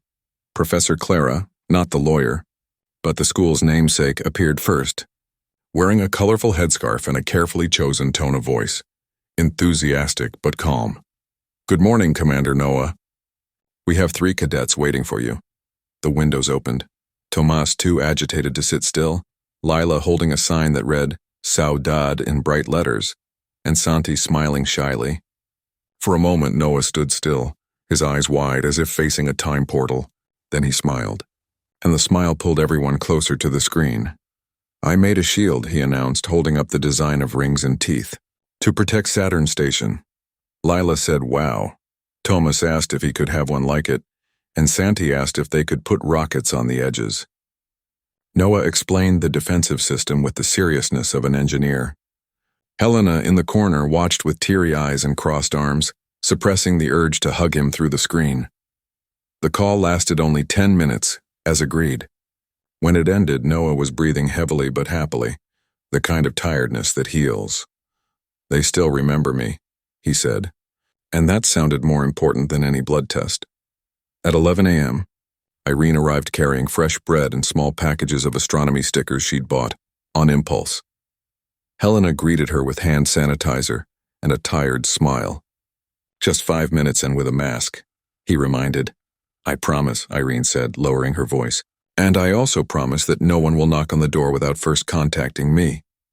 "Do that without promising," replied Helena, gratefully. While Noah showed Irene the drawings from the bedroom doorway, Helena took the opportunity to check her messages. In the Saturno group, Ramon posted, "Man in dark jacket circling the block again. Neighborhood police have already been called," Clara replied in seconds. "I've requested an extension of the restraining order and increased patrols. If you confirm your identity, we'll ask for an electronic ankle bracelet." Helena typed, "Amber Alert. Center secured." Then he put down the phone and took a deep breath, trying not to let every shadow cast panic. Fear needs room to grow, and she wouldn't give him an inch. That afternoon, Helena received an unexpected call from the school principal. Her tone was firm but warm. "We're putting together a gradual return plan for Noah, very slowly, respecting his pace. First, 2 brief visits to the empty playground, with only selected peers and supervision. Then, if it works, in-person art classes once a week." He paused. "And if you want, we can send a teacher to your home for short tutoring sessions." Helena closed her eyes for a moment. Absorbing. "Yes, but only if he wants to. Of course. Nobody here forces rockets to take off prematurely." After she hung up, Helena told Noah. He looked thoughtful, then gave a small smile. "Maybe I'll come back. Only if I can take my shield." "You will." Helena ran her hand through his hair. "And if you want, you can take my steps too." At 5 p.m., Ramon announced over the intercom, "A delivery for Noah, left at the concierge. Sender's name, friend from heaven." Helena froze. "Describe." "Small blue box, no logo, just the name." "Don't hand it over." Her tone was sharp. "Isolate it and photograph it." Ramon did just that and sent the images to the Saturno group.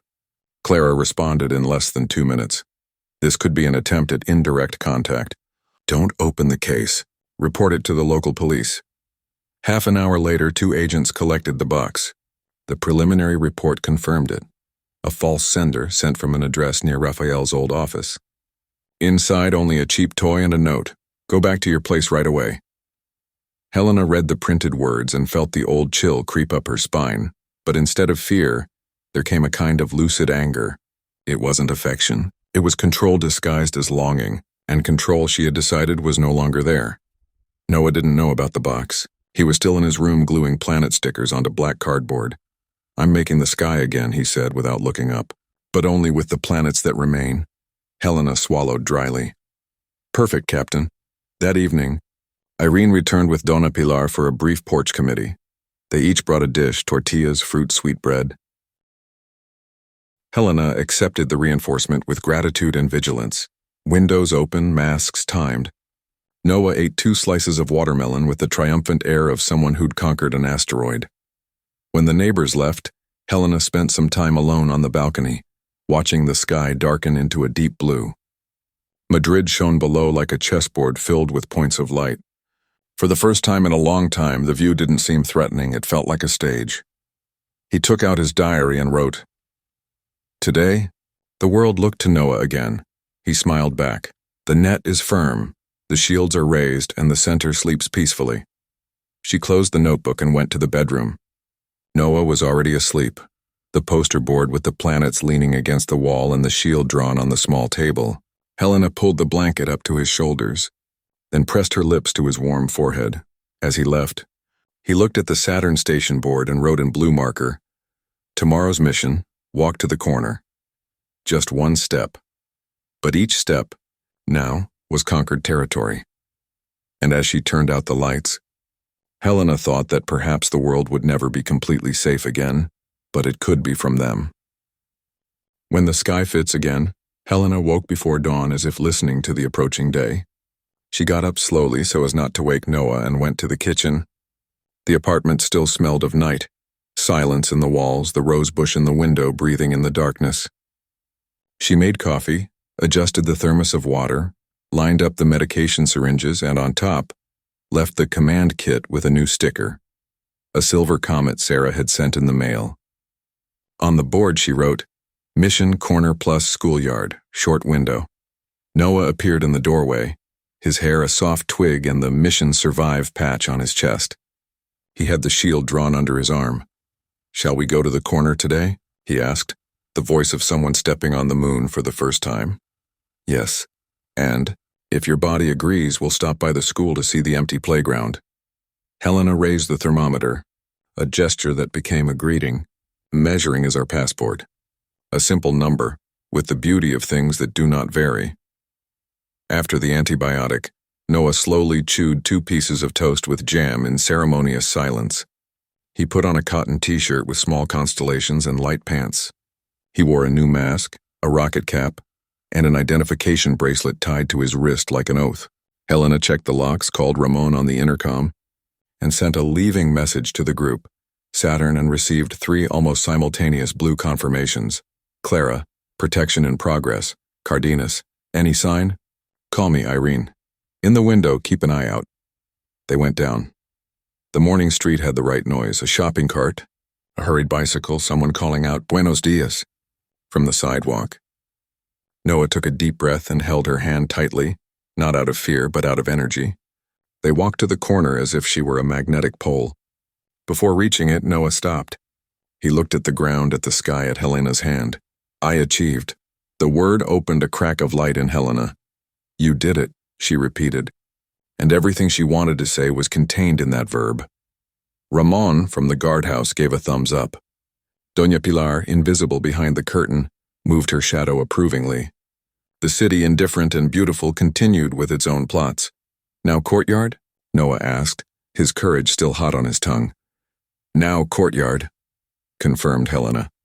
The school was 3 blocks away, a route guarded by Irene at the window, and a neighborhood watch guard who drove by slowly, acknowledging Helena with a discreet wave.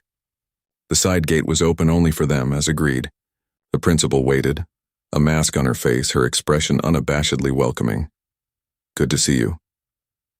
The courtyard was empty, sunlight dotting the cement. 10 minutes, agreed. No rush inside. Noah let go of Helena's hand as if testing a new gravity. He took 2 steps, then 2 more. His sneakers made a soft slap on the ground. The principal pointed to the flower bed where, months before, each child had planted a bulb in a science activity. There were sprouts, several. Noah approached and watched, silent. "Did they really stay when no one came to water?" he asked. "We watered for you," the director replied. "Some slept longer, others woke up early. But everyone stayed here." Helena felt her whole body say thank you in an inaudible voice. Tomas, Lila, and Santi waited behind the glass of the art room, wearing star-shaped masks. They didn't enter. They simply waved like disciplined cadets. Noah raised his toothy shield and received 3 thumbs up like medals. "Time," the director said gently. Helena nodded. Noah obeyed without drama. Another microscopic victory. On the way out, the director handed over a light brown envelope. "Art supplies for home." "No obligation, just tools." "I like tools," Noah said, and the smile came before his voice. Back at the apartment, Helena made juice, washed apples, and checked her medication schedule. Her body, however, had its own agenda, a profound exhaustion, the kind that doesn't ask for permission. She sat in the balcony chair, the sun streaming through gaps in the curtains like strips of tape. Noah opened the manila envelope and took out a thick-page notebook, paintbrushes, and a small dark blue gouache called Night. "I'm going to paint tonight," he warned. "Very seriously?" Helena smiled weakly but with truth. "Paint it. Just leave one window." Noah lifted his brush and night dawned on the cardboard, leaving room for a yellow window. "For the sound of you walking," he wrote in crooked letters. Helena closed her eyes for a second and let that phrase find shelter in her chest. The phone vibrated. "Clara." "Two pieces of news," the lawyer began, her voice one of someone who knows how to separate things. "The good news. The judge maintained and expanded the restraining order after the video from the clinic. The distance is now 800 meters. Any appearance within a smaller radius is considered an arrest warrant." "And the other one?" Helena asked, already foreseeing it. "Raphael called an office to file a preventive habeas corpus saying he fears being arrested by mistake while traveling around the city. It's a smokescreen. I've already filed a petition showing that the order is clear and that the incidents are documented." He paused briefly. He also hired a private investigator. "Don't be alarmed. This is just theater to tire you out." "I'm tired," Helena admitted without drama. "But method doesn't tire. Method just keeps going." "Then go ahead." Clara softened her tone. "And please eat something other than coffee." They hung up as lightly as possible. Helena bit into an apple. "Eating is method," she noted mentally. In the afternoon, Helena received a video call from social worker linked to the court. The kind face on the screen asked about routine, support networks, school. "What changes now?" Helena wanted to know. "A phase of social reintegration demands a lot from the protective adult," the social worker said calmly. "You'll feel the world pulling at you from all sides. Doctors, school, neighbors, and even the shadow of your father trying to creep in. Your job is to keep doing what you do, transforming tension into organization." "Can I fail?" The question came out before Helena could think. "We all fail a little," the assistant smiled. "That's why the system can't be run by just one person. And you've already built a network." "Use a," Helena nodded, as if given permission not to be a wall all the time. Around 5 p.m., the group Saturn lit up blue. Ramon. Same man in jacket passed by again. Photo sent. The blurry image showed a face in profile, but the chin was familiar. Clara replied, "Report to the police. Cross-checking with street videos. If it is Raphael, we ask custody. Keep your distance. No confrontation." Cardenas, he added, "If necessary, I can issue a report highlighting emotional harm caused by undue presence." Helena felt the tension rise and fall like a tide. She looked at Noah, intent on gluing small silver paper moons to his notebook. The world was trying to get in. She, with her method, was closing the cracks. "Auntie," Noah called without looking up. "Do you think Saturn is jealous of Earth?" "No," Helena said, pulling up a chair. "I think each planet knows its own weight, and that no one needs to shine all the time to exist." "I don't want to shine now," he said very seriously. "I want to stay." "Staying is our mission," Helena replied, and the truth of her words warmed the room. As night fell, the porch already smelled of soup and street cleaning. Irene appeared for 5 minutes, leaving a pot of broth and a shopping list. Mrs. Pilar, he climbed half a flight of stairs just to let her know he was on standby, and Helena thought that if there were poetic justice, the world would give that woman a superhero cape. Noah, tired but luminous, finished the painting and leaned it against the wall. A blue, almost black night with a yellow window and inside 2 lines, one high, one low. He wrote underneath, "To return is to stay." Helena took a deep breath, as if filling her lungs for another trip around the sun. The intercom rang at 9:11 p.m. "Ramon. Neighborhood police confirmed. The man in the jacket, no, it was Raphael today. He was a lost delivery man who stopped for a smoke." The voice was relieved. "But the patrol continues. And if anyone similar appears, they already know the way." "Thank you, Ramon."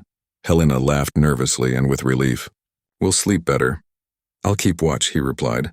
"The night is long, but the street is ours." Helena hung up with a good night that sounded like a blessing. She prepared the 10 p.m. antibiotic, stuck another sticker on the command kit notebook, and adjusted her pillow. "Tomorrow," he said to Noah, who was already blinking slowly, The mission is bigger. Which one? He yawned. Hear the church bell and return before the second ring. Easy mission, he murmured, already dreaming. Helena turned off the light in her room and stood for a moment leaning against the door, listening to the noise that now guided the cosmos. Noah's breathing, the water in the pipe, footsteps in the distance in the hallway, the weather. Heaven was no longer a distant promise. It was a habitable roof. The world was no longer an enemy. It was a map with clear signs. He wrote in his diary. Today the sky fit again. Corner, courtyard, shoots, extended restraining order, network responds. The center remains. He closed the notebook, checked the locks, and sat down in the armchair. Outside, the rosebush grew a millimeter at a time, silently. Inside, a boy slept with the patch on his chest and the night painted on the wall. And Helena finally understood that fit back into the sky it was not to fly higher. It was learning to stay, with method, with shields, with neighbors, and still look up. With shields, with neighbors, and still look up. The next morning, the Saturn station board dawned with a new mission written in gold pen. Controlled exploration, yard with reduced crew, and, in smaller letters, Tomas and Lila plus art teacher Anna. Noah stared at the inscription like a cliff, then lifted his chin. I'll take the shield. Obviously, said Helena, and I carry the shield teeth in my bag. Thermometer, antibiotics, mask, cap, identification bracelet, water bottle, light snack. Helena had turned leaving home into a space launch procedure. She sent leaving to the group. Saturn and received back a string of confirmations. Ramon at the gate, Irene on the corner, Clara in the courthouse, Cardenas in the office. The registered car dropped them off at the school's side entrance, where the principal waited with the expression of someone clutching joy in their pocket so as not to frighten anyone. She led them down the empty hallway to the courtyard, where Tomas and Lila sat on a picnic rug, each wearing a colorful apron. Beside them, their young, calm teacher, Anna, was preparing finger paints. Everything at your own pace, Commander, Anna said to Noah. With a smile that was a bridge, Noah stopped 2 meters away, clutching his shield to his chest. Gravity feels different here. You can try it, Helena said, and stayed where she was, letting the space between them happen. He took a step, then another. Lila nodded slowly. Tomas stood still like an obedient statue. When Noah reached the rug, Anna handed him a pot of blue paint and a thick brush. Today the planet is invented. You can create it from scratch. For a few seconds, Noah just stared at the brush. Then he dipped the tip in the paint and traced a firm arc across the cardboard. Lila added green circles, Tomas made silver moons. Helena stood in the shade of the awning, hands clasped, trying not to interfere. Each stroke was a thread of life being tied back to the world. 10 minutes later, Noah raised his brush like a flag. Name, Planet Feker. Helena felt her eyes burn. Name approved. Professor Anna clapped softly, without breaking the spell. When the time was up, Noah gathered up his shield and drawing and walked away lightly, without looking back, as if he already knew he could return. On the way home, Helena received a message from Clara. Raphael filed a request for a suspension of the restriction, claiming that the measure violates his right to come and go. The court refused summarily. Decision upheld. Costs to be borne by him? Helena smiled with one corner of her mouth. She wrote back, he insists on running into walls. Clara, stone walls now. In the group Saturn, Ramon responded with a brick emoji, Irene with a shield. Helena put her cell phone in her pocket with the tranquility of someone who knows she is no longer alone on the front line. In the afternoon, Noah slept a little and Helena stayed on the porch with a red-covered notebook. It was her old editorial design project, abandoned months before, the last thing she'd let go of when everything fell apart. She opened the yellowed pages, ran her finger over the sketched covers, the scribbled typography. Something inside her gave way and rose again at the same time. He sent a short message to a former colleague at the publishing house. I'm slowly getting back to work. Any light projects to do from home? The answer came within minutes. Yes. Small catalog. Flexible deadlines. Shall I send you a briefing? Helena stared at the screen for a moment, surprised that it still existed in the vocabulary of someone other than a doctor, lawyer, or neighbor. She typed, Yes. I just need silence after 9 p.m. He sent it and took a deep breath. Reclaiming one's life seemed as delicate a gesture as reattaching wings to an insect. When Noah woke up, Helena organized the Saturn station chart for the week with him. Monday and Friday at the clinic, Wednesday with Professor Anna at school, and the other days between rest and light study. In the corner of the chart she wrote, new routes, school, yard, arts, in person, catalog, at night. Noah pointed to the last word. What is a catalog? A beautiful thing to look at, Helena explained. Like a collection of ideas. Then it looks like heaven. Exactly. He smiled, satisfied with the answer, and went back to painting moons. At night, while Noah was taking the antibiotic, the group Saturn lit. Ramon. The man in the jacket returned but was now approached by a patrol. He was identified as a delivery man from the corner store. Raphael didn't show up. Clara, excellent. Request for preventive custody denied by the court. No legal loophole. He's surrounded. Irene. I walked by and saw the buds in the school flower bed. They're huge. Helena replied, us too. Then he turned off his phone and spent a few minutes just listening to the sounds of the house. A pan drying on the drainer. A fan whirring. Noah breathing in the bedroom. Each sound a reminder that life could be small and safe and yet whole. He went to the hallway mirror and stared at his own reflection. His shoulders were no longer tense as they had been for weeks. His eyes still held shadows, but also a new light. He said to his reflection in a low voice, "You're back." Then he laughed, finding it strange and true.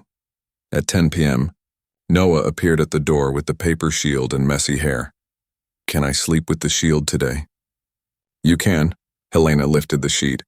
"But tomorrow you might not even need it. Just in case." He curled up on the bed, shield beside him, and closed his eyes as if reconnecting to his orbit.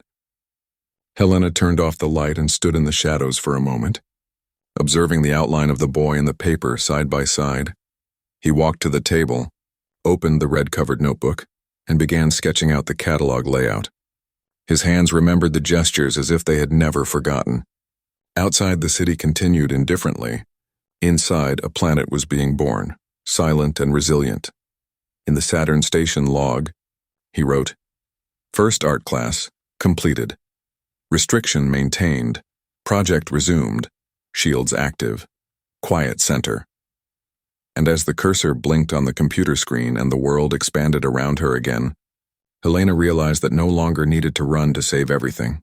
Now it was enough to stay, with a boy sleeping safely and a planet rebuilt one line at a time. Line at a time. On Tuesday, the morning air felt washed out. Helena prepared the Saturn station board with large, bold letters, mission, first in-person class, 30 min below. He pasted a silver rocket sticker and wrote, "With shield," and with steps.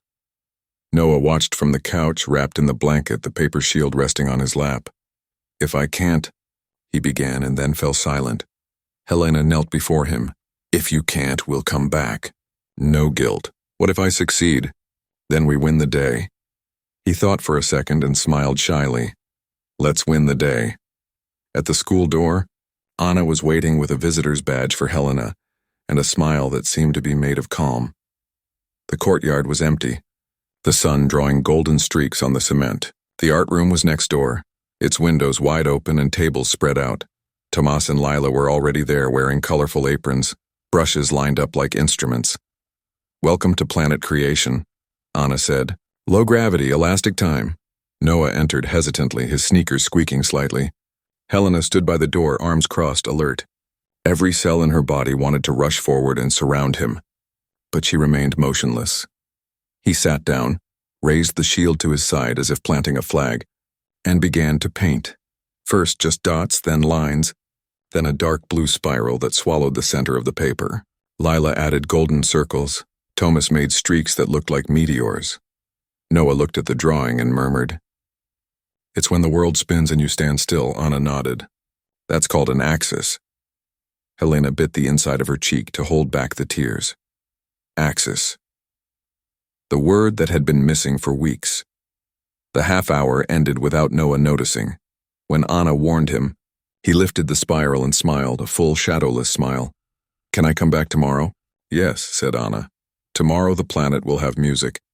As they were heading home, Helena's cell phone vibrated with messages from the group. Saturn. Clara. Alert. Raphael gave an interview to a tabloid website accusing you of kidnapping the child and interfering with the paternal bond. This article was published without fact-checking. I'm filing a lawsuit requesting its immediate removal and defamation damages. Irene. I've already seen the article. Comments are against him. People are posting court decisions and calling them fake news. Ramon. I was interviewed as a neighbor. He said Noah is safe, happy, and that the court has already ruled. They recorded it, but I doubt they'll use it. Helena took a deep breath and replied, We will not react with noise, only with documents. Clara returned a closed fist emoji. Cardenas, he wrote, If you want, I can provide a medical report on the risk of media exposure to emotional health. That's important, Helena typed, Yes, do it, with a stamp. Then he put away his cell phone. Noah hummed softly in the back seat, as if he were on the way back from a picnic. Helena looked in the rearview mirror and thought that perhaps the greatest triumph was this. He didn't even know there was a war outside. In the afternoon, the strategy turned into a tailwind. Clara sent a new message.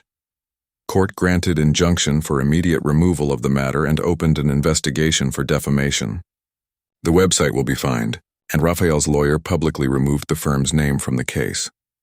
Helena closed her eyes for a moment. She didn't celebrate, she didn't smile. She just felt her shoulders loosen an inch. He wrote, Grateful. Let's continue. Then he returned to his computer and opened the editorial catalog file he had begun designing the night before. The typography, color palette, and grids were precisely aligned. The hands resembled the gestures. As the first page took shape, she realized something simple and immense. I was thinking about aesthetics again, not emergencies. Noah appeared in the doorway, holding the spiral drawing. It's the Axis planet, he announced. It stays in the middle and doesn't fall. Just like you, said Helena. He held up the paper to the bedroom wall. I want to leave it here, to remind you that you can come back. Helena helped him tape it together. They both sat in silence, staring at the spiral, as if looking at a secret map. That night, after his antibiotics and a short bath, Noah asked to hear stories. Helena read a passage from a book about constellations, and then another about trees that grow even when no one is looking. He fell asleep in the middle of the second story, breathing deeply and rhythmically. Helena closed the book, turned off the light, and stood in the shadows for a moment. He took out his diary and wrote, In-person class. Successful media attack reversed and punished, project moving forward, center firm. Then he added a new line. Today the time seemed to fit the day. He put away the diary, checked the locks, and went to the balcony. The city remained there, indifferent and full of lights, but now it didn't seem like an enemy. It just looked like scenery. And she, for the first time in a long time, felt in the right stage. He leaned his forehead against the glass and said softly, We're really coming home, Noah. This time to stay. To stay. First stations of peace. The day dawned with the smell of bread and dried gouache paint. Helena woke to the light slicing through the curtains and listened to the apartment breathing. The refrigerator humming softly, the water running in the pipes, the distant purr of the street. There was a time when every sound was a warning. Now it was a sign of routine. She wrote on the Saturn station board in letters that no longer trembled. Mission. Short class plus, return to the clinic. Light check. Pews. Planet stay poster. Noah appeared in the doorway, rubbing his eyes, the mission survive patch crooked on his chest, his hair sticking out in every direction like antennae. Today the planet has music, he said, remembering what Anna had promised. Can I bring the little drum? You can. Helena held up the thermometer. Passport, 3660, a banal number that there was worth as much as an entire sunrise. The antibiotic went down without a hitch. Noah chewed on half a slice of cheese bread like someone negotiating gravity, and then picked out the t-shirt with tiny starbursts. While he put on his sneakers, Helena sent a message to the group, Saturn, leaving. Responses. In blue arrived almost simultaneously. Ramon, free. Door. Irene, look around the corner. Clara, everything settled in court. Today. Cardenas. Just signs, no heroism. They descended. The morning air had the texture of washed glass. At the corner, Irene waved from the window with a mug of coffee. Helena returned it with a gesture that last month would have sounded like a cry for help. Today, it was just a greeting. The school welcomed them with the ritual they themselves had helped create: a side gate, an empty hallway, a sun-drenched courtyard.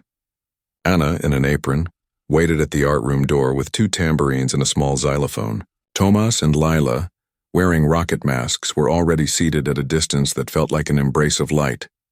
"Welcome to Planet Rhythm," Anna said. "Here the music spins and we stay on track."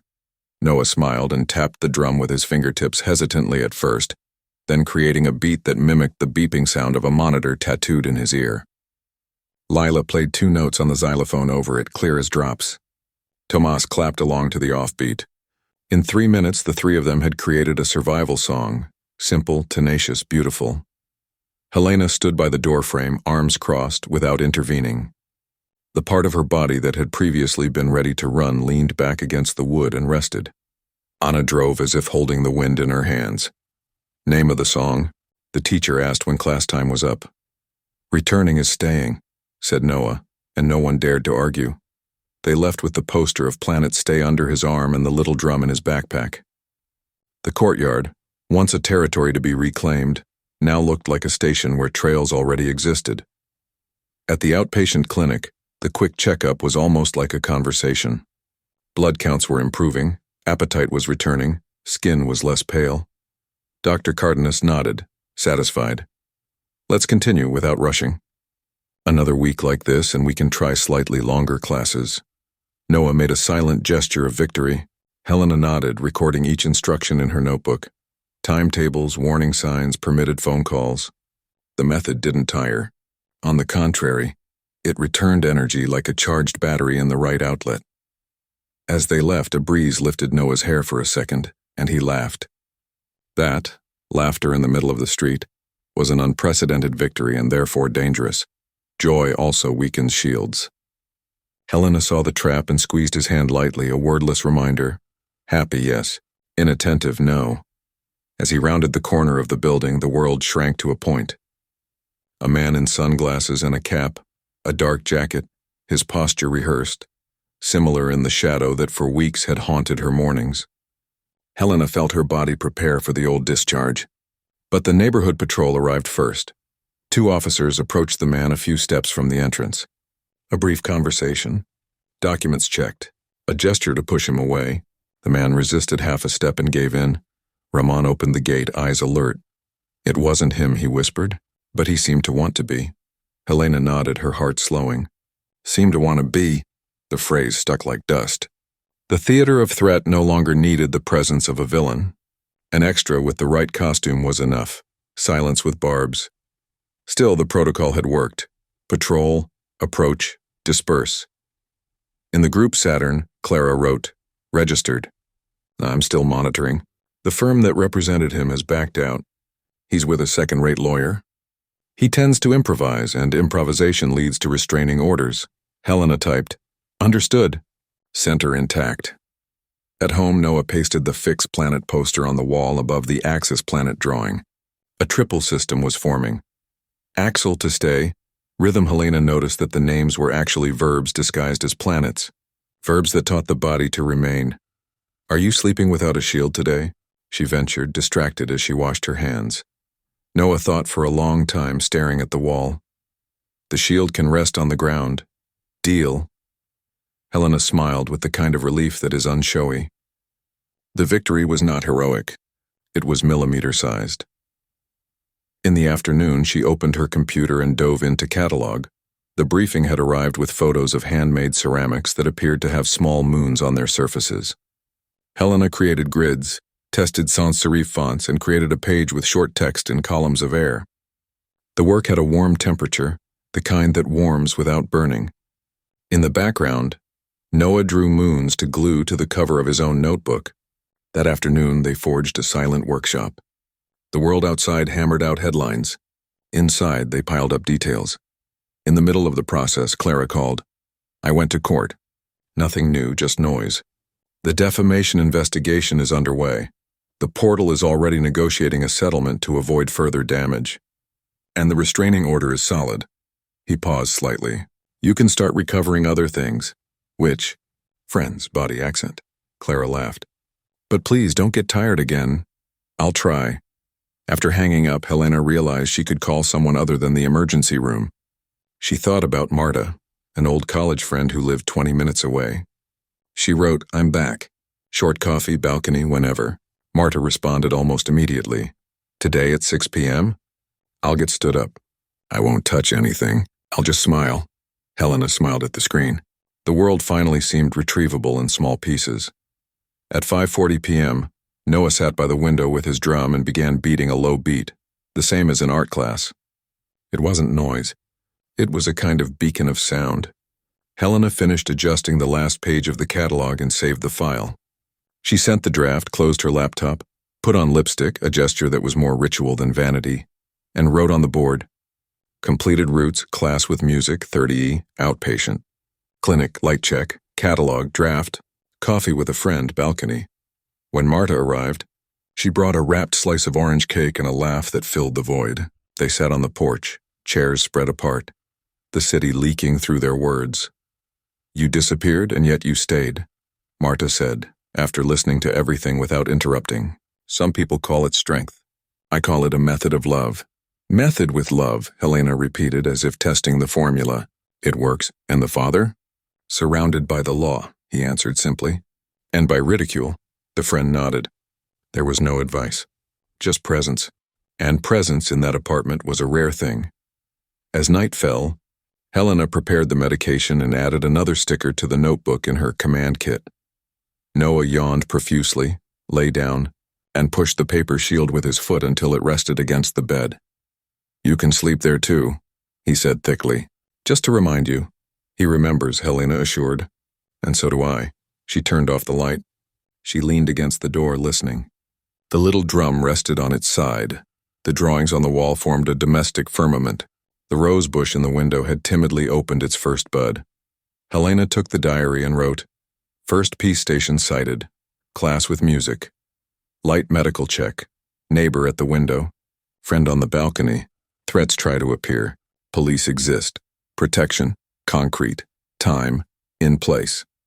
She closed her notebook and for the first time let sleep come without negotiating a truce with the world. If there was danger, protocol would know before she did. If there was noise, the little drum would keep time. If there was shade, there was a net, and as she fell asleep, Helena realized a truth that did not fit into a law, a report, or a catalog grid. Peace is not the absence of attack. It is the pleasant discipline of keeping the center in its place, every day, with the care of someone learning to water sprouts. The care of someone learning to water sprouts. Saturday dawned with a round light, the kind that doesn't hurt the eyes. Helena drew on the Saturn station board in blue pen, mission extended class 40-45, plus weekend ritual rehearsal. Below, he wrote down as if drawing a map. Small market, square, books, short scale. Noah appeared with the patch on his chest and the little drum under his arm. Is the big class today? Big enough to test the axle, Helena said, holding up the thermometer. Passport? 36 Poisoner. Banal and precious. She took the antibiotic, bit into half an apple, and adjusted her new mask. Helena checked her bag. Water, emergency medications, tissues, the command kit diary, documents, and an envelope with the court decision on letterhead, her talisman of sorts. In the group Saturn, he said, leaving, extended class. Answers, Ramon, clean door. Irene, in the window. Clara, on duty. Cardenas, listen to your body before the clock. At school, Anna was waiting for them with the windows wide open and an extra table. On the picnic rug, besides Tomas and Lila, there was Phil, the shy smile that always arrives last and arrives in one piece. Welcome to Planet Office, said Anna. Today we mix music, paint, and words. Time is generous, but we control it. Noah placed the shield aside, took a breath, and sat down. Helena stood in the doorway, arms crossed, attentive. The class began with the drum keeping time to the imaginary beep. Lila brought the xylophone's glow. Tomas improvised clapping on the offbeat, and Santi cut out stars from silver paper. Then Anna proposed a game. Paint a word that wouldn't fit in your mouth. Mine is to stay, Noah said, dipping his brush in dark blue gouache. He painted a house with a yellow window and next to it a circle with rings. At the bottom he slowly wrote, "To return is to stay." Helena watched the crooked handwriting settle on the paper, and a familiar pang tugged at her eyes. He hadn't cried, yet smiling was enough. 40 minutes passed like lukewarm water. Anna gently raised her finger. 5 more. Remember your body. If you get tired, raise your hand and we'll take a break. Noah didn't raise his hand. He finished The Planet's Edge glued on 2 stars of saints and put away the little drum with the reverence of someone concluding Mass. As he left, Anna handed him a small black-covered notebook. "Planet Diary," he explained. "Write or draw whenever you feel like it. No lessons." "No lesson is better," Noah agreed seriously. Helena thanked her with her eyes. The world seemed to fit into soft-cover notebooks. On the sidewalk, the air smelled of freshly baked bread. Helena pointed to the end of the street. "Ritual rehearsal? Small market, square book," Noah recited as if remembering a formula. They walked to the corner grocery store, Donna Choose's, which smelled of fruit and cereal.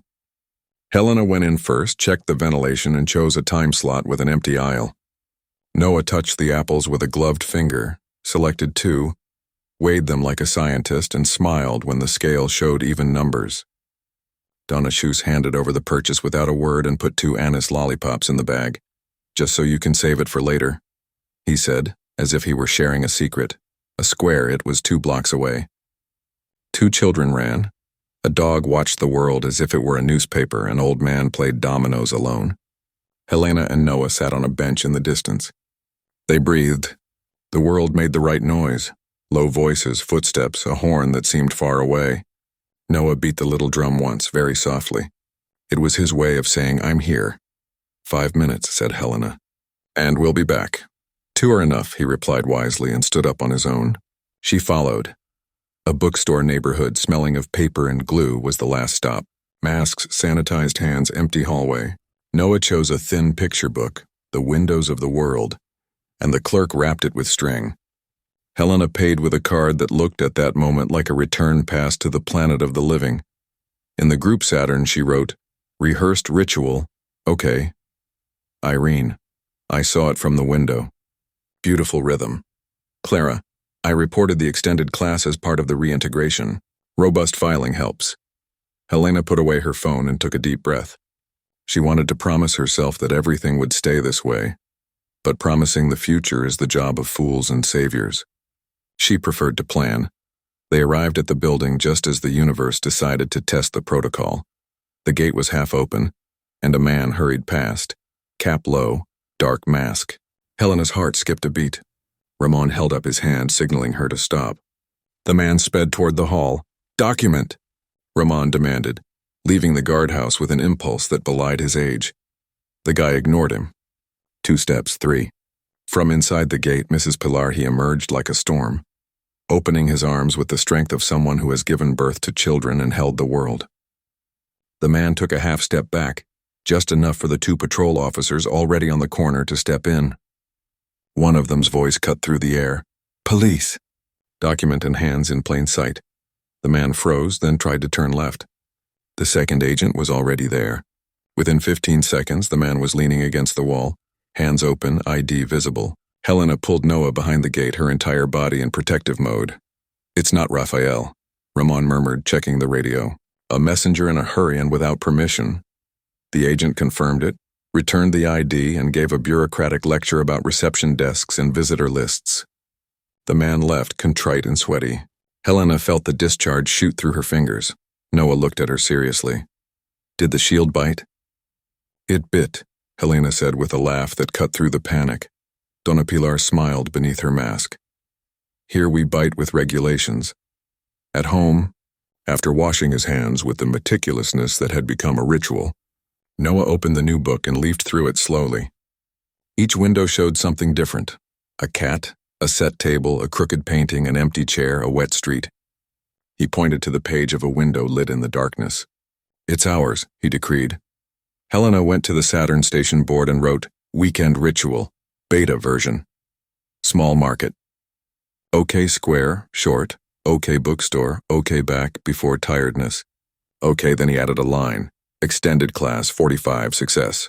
Noah glued a star next to it. And tomorrow? Tomorrow we'll do it again or rest. Helena smiled. On Saturn, time is ours. In the middle of the afternoon, Clara called, the voice in report mode. I went to court with the records from the class, the outpatient clinic, and the attempted illegal entry into the building. The officer on duty took notes on everything. End note. Raphael's lawyer filed a confusing petition requesting freedom of movement, citing traffic jurisprudence. Traffic? Helena let out an incredulous laugh. Yes, which is good for us, it demonstrates improvisation. The ruling was one line. I deny. Nothing to prove, Clara sighed. With the latest pieces, if he appears within a radius of less than 800 meters with the intention of contacting, he will be arrested in flagrante delicto. Until. I don't want prison, Helena said simply. I want distance. And for Noah to continue learning the sounds of the street. That's exactly what we're guaranteeing, Clara said. Distance and good noise. They hung up. Helena sat for a moment with the phone on her lap, her body feeling tired in a good way, the tiredness of someone who's been walking at their own pace. Late in the afternoon, she and Noah set up the porch ritual of normality, a small basket of market fruit, the new book propped up, the little drum leaning against the chair, a vase with a rose bush opening its first bud. Noah drew 3 icons in his planet notebook, an apple, a park bench, and a book tied with string. He neatly wrote underneath, Earth Saturday. Earth has fewer ring, he commented, feigning sadness. But it has windows, replied Helena. He laughed. The intercom rang at 6:12 p.m. Ramon. Just to say I saw the ritual on camera and I was envious. The voice smiled. If necessary, I'll ring the bell to mark the end. Please, Helena said jokingly. 2 chimes and we'll be back. At 6:30 p.m., the church bell 2 blocks away rang softly. Helena and Noah looked at each other, carefully closed the book, and, like someone obeying the clock of a planet finally spinning on its axis, went back inside. That night, after his antibiotics and bath, Noah placed the shield on the floor next to his bed. He didn't ask to sleep with it. Instead, he opened his planet journal and drew 2 circles. One large, Saturn, and one small, the house. Between them a thin bridge, barely a hair's breadth. He wrote, Ritual is a bridge. Helena leaned her forehead against the door and took a deep breath. The world could try more tricks. She had method. Life could fill with noise. She had rhythm. The shadow could change costumes. She had a net. He took out his Saturn Station notebook and wrote, Class 45 as, okay. Market, square. Books, okay. Ordnance tested, okay. Network reacted, okay. Center is sleeping, okay. He closed the notebook and turned off the light. Outside, the city scattered points of light like an upside-down sky. Inside, the rosebush saved its bloom for the morning, and, on the edge of sleep, Helena understood in a simple way, peace can also be trained. Like a muscle. Like a planet that learns. Little by little to rotate where it should. Little by little to rotate where it should. On Monday morning, the Saturn Station board woke up looking different. Helena didn't write in running letters, but in firm strokes like someone placing markers on a map. Mission, 55-minute class plus final medical week evaluation, plus consolidate the weekend ritual, and in the corner, in small print, network active. Shields raised. Noah appeared in a rocket t-shirt, his hair still messy from sleep but his eyes wide awake. Is it a big class today? Almost an hour. Helena held up the thermometer. Only if the body says yes. De Grayer. Yes. The antibiotic went down with small sips of apple juice. While Noah put on his sneakers, Helena packed his bag with surgical precision. Water, light snacks, medications, documents, a laminated court order, and a command kit diary. In the group, Saturn wrote, Leaving, long, mission, answers. Arrived like points of light, Ramon. Clean. Dorsey, Rena. Look around the corner, Clara. Court, on standby, Cardenas, only if there's a smile at the end. The school welcomed them with a sunny, courtyard and the smell of fresh paint. Anna was waiting for them with her colorful apron and 3 tables arranged in a half-moon shape. Tomas, Lila and Santi were already seated, paintbrushes ready, as if they were crew members awaiting the captain. "Welcome to the stable planet," Anna said. "Today, time is all-encompassing, but it doesn't rule us." Noah took the shield from his backpack and placed it on the table, like someone planting a flag. The class began with light music, xylophone clapping, the drum beating a faster beat than before. Then collective painting, a huge brown paper mural stuck to the wall. Noah traced a dark blue arc, Santi drew moons, Lila painted windows, Thomas scattered gold stars with a fan brush. Helena leaned against the door, arms crossed, attentive but serene. Time passed like lukewarm water. When Anna announced the end 55 minutes later, Noah didn't want to stop, a rare kind of happy exhaustion. "Can I come back tomorrow?" "You can," Anna smiled. "The planet will miss you." Helena felt a weight lift from her chest like rocket dust finally landing. They were ready for the next step. The outpatient clinic arrived soon after. Dr. Cardenas greeted them with the tone Helena had learned to decipher, a low voice and a tiny smile. "Good news. Stable blood count. Weight increasing, clean exams." He put down the chart. "We're going to reduce the antibiotics to a maintenance dose and extend the intervals between appointments. You're moving out of the risk zone." Noah raised his arms in a restrained gesture of celebration. Helena nodded, her whole body responding silently. "We survived." They returned home to a clear sky above the street and the familiar Monday noise. Noah went straight to the table, opened the book The Windows of the World, and began copying the frames of each one onto loose sheets. Helena opened her laptop, organized pages from the catalog, and wrote a short email accepting a second project. Something small, but hers. The intercom rang at 3:42 p.m. "Helena?" "It's Ramon." The voice was tense but firm. "There's a man on the sidewalk in front of the building. Dark jacket, cap, and a thin beard. He's been standing there for over 15 minutes, staring this way." Helena froze. "Did you manage to film it?" "Yes, I've already sent it to the group. I'm calling the patrol. The group Saturnlit. Ramon.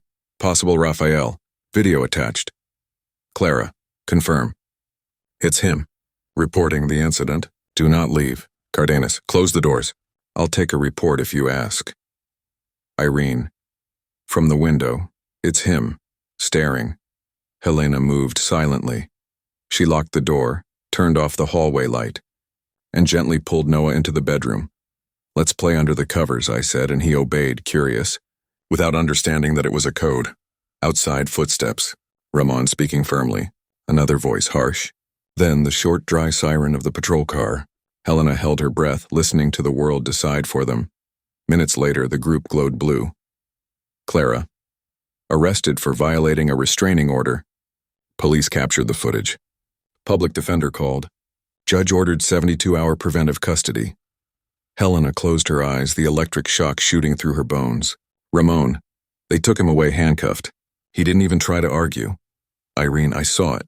The whole street saw it. And they fell silent in respect. Helena replied, "Secure center. Shields work. Thank you."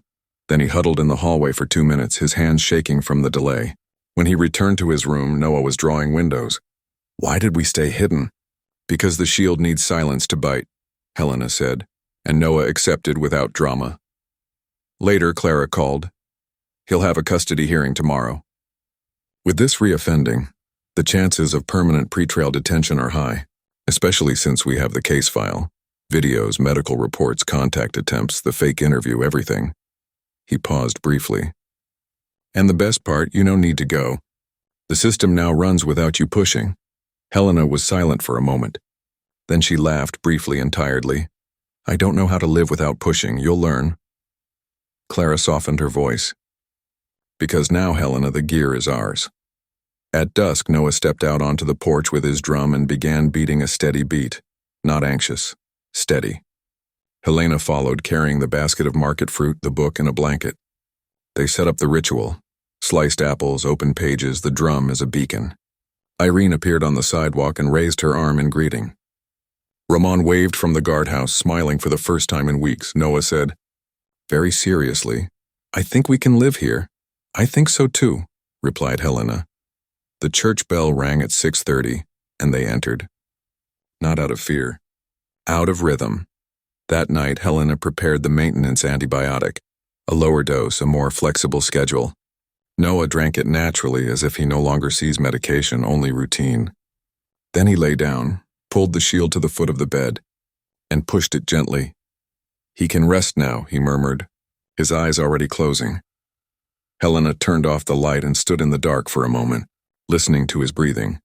Then he took out his Saturn Station diary and wrote, "Class 55's full. Outpatient, reduced dose. Attempt to approach contained. Arrest in flagrante delicto carried out. Network operating. Center." Intact, he closed his notebook and looked out the window. The city looked like another planet, the kind that rotates slowly and doesn't need shields all the time. But she would keep them there, erect, like invisible statues. Because peace, he learned, is not trusting the world. It is trusting the system he built to deal with it. And for the first time in months, he fell asleep without imagining escape routes. Fell asleep alone, imagining the future. Imagining the future. The map of life again. The week began with a different silence. Not the tense one of old, but the kind that exists when things finally fall into place. The Saturn Station board dawned with firm letters. Mission, regular class, 2 periods, plus outpatient clinic, remote control, plus get your body back. In the corner, Helena wrote almost like a secret, "Breathe without asking permission." Noah appeared, his hair still in antennae and the Mission Survive patch sewn firmly onto his cotton shirt. He leaned his shield against the doorframe and looked at it like someone visiting an old friend. "He's staying today," he said simply. "If I need him, he'll come." "He always comes," Helena replied, holding up the thermometer. "Passport?" 36.6 degree. A number that continued to be a kind of prayer. A leisurely astronaut's breakfast. Half an apple, bread with a dash of cheese, water. Maintenance antibiotics, a star sticker on her notebook.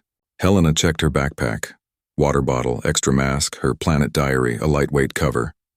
In the group Saturn sent. Leaving.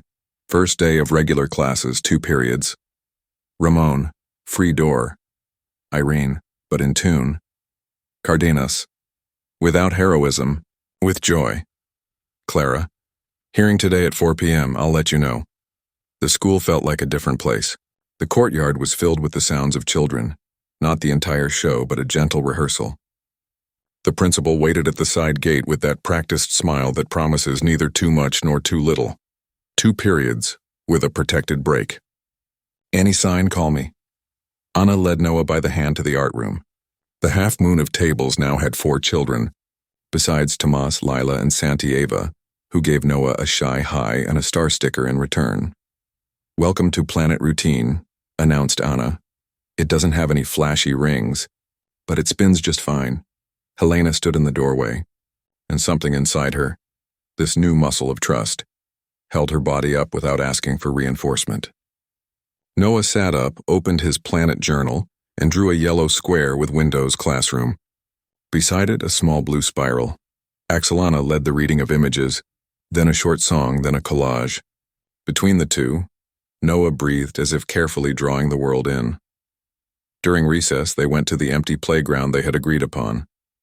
Tomas tried to throw a paper ball into the air and missed. Noah caught the ball and, with sure aim, returned it to his friend. They laughed softly, a small sound worth half a city. Both periods ended without drama. On the way out, Noah didn't run to Helena. He walked to her. Not out of less love, but because he had to wear back inside himself.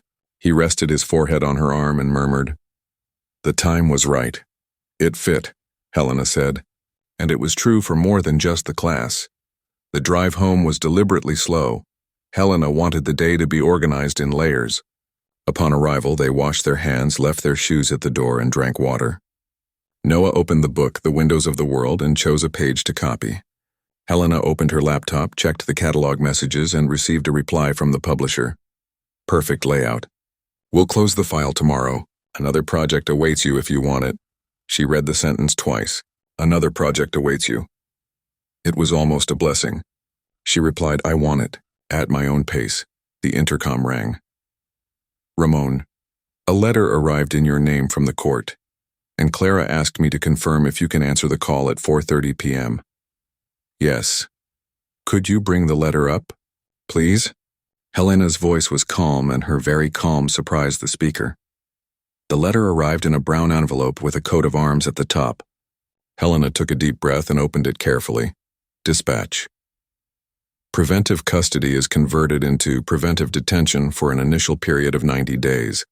Extendable in the event of recurrence, noncompliance, and concrete risk to the safety of the minor and guardian. The restraining order and prohibition of mention in any media are maintained. In the footer, the signature of Judge Mercedes Beltran, in firm ink. Helena didn't smile. Peace made no sound. She just placed the sheet of paper on the table like someone replacing a tile where it doesn't rain. In the group Saturn, decision published. Preventive detention for 90 days. Restriction maintained and expanded in content. Clara. Alert on the 4:30 p.m. call. Breathe. Irene. I lit a candle, and I put water on the rose bush. Helena looked up at the window. The rosebud was now an almost open flower.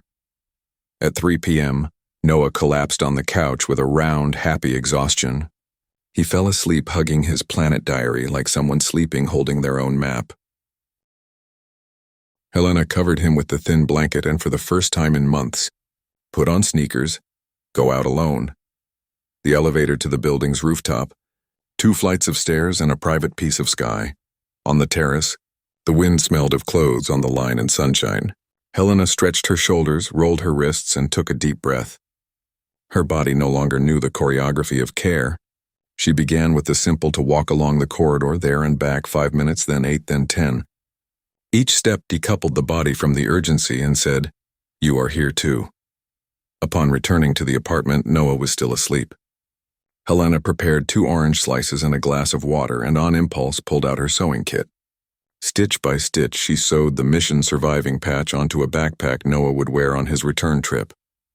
The small gesture made her cry in the right way. Not the tears of despair, but the tears of someone watering a plant. At 4:30 p.m., Clara video dialed in. Behind her, the white office wall, a cup with the words "Evidence Screams" written on it. Confirmed preventive detention for 90 days, with a review in 60. The ban on mentioning the story on social media and in the press was maintained. The decision explicitly cites the emotional and clinical risk. Cardenas' reports weighed heavily. Clara leafed through a sheet of paper. The website that published the fake interview has reached an agreement. Public retraction, fine, and mandatory donation to an association supporting families undergoing cancer treatment. He paused softly. Helena, you're not going to any jury. The system walked. Helena nodded slowly. There was no euphoria.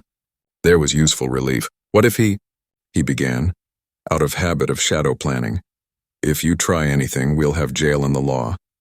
And before that, you're net. Clara gave a smile she rarely saw. Now get back what's yours when what's mine.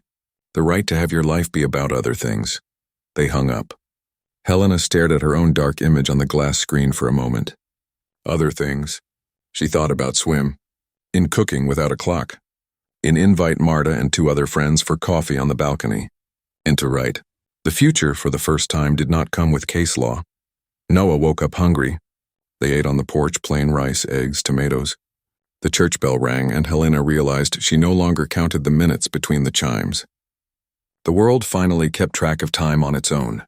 Can I go to class again tomorrow? Noah asked, his mouth full of rice. It's possible, Helena said. But if your body asks for it, we can go back. We can always go back. Coming back is staying, he repeated. Laughing. We have good slogans, he joked, and found himself laughing along. Late in the afternoon, they opened the package catalog printed. A doll arrived by motorcycle courier, left at the reception by Ramon. Mate cover, ceramics that looked like moons, clean letters. Noah slowly ran his hand over the texture and said, "Shines without shining. That's the goal," Helena replied, with discreet pride. That night, after his antibiotics and a leisurely bath, Noah chose a new book Irene had left on his doorstep. Short stories about animals returning home. He fell asleep on the second story, his finger marking the page, the shield leaning against the wall, not the bed. Helena turned out the light, listened to his breathing for a minute, and then went to the board. Map of the day, done. Regular class, 2 periods. Terrace, den, catalog, doll. Court decision, preventive. Center, calm. He put away his pen and ran his hand over the vase. The rosebush had finally opened. It didn't look like fireworks. It looked like something that understood time. Before going to sleep, he wrote in his diary, "The map of life fits in your hands again. Today there was room for school, wind, work, justice, rice and eggs, and open flowers. If the shadow returns, we have shields. If the noise grows, we have rhythm. If fear comes, we have names for things." He closed his notebook and, for the first time, selected a low-pitched song on his cell phone, not to cover the silence. But toplow it, he lay down and felt something almost forgotten. The desire to wake up tomorrow not to watch, but to continue. Heaven promised nothing. And it was perfect that way, because in that house that night promises were unnecessary. There was method, a network, justice, and a child sleeping with a map of his own world tucked under his arm. Life, finally, was about life again. Life again. The next morning, Helena woke before her alarm. The silence in the house wasn't a wake-up call, it was a fabric.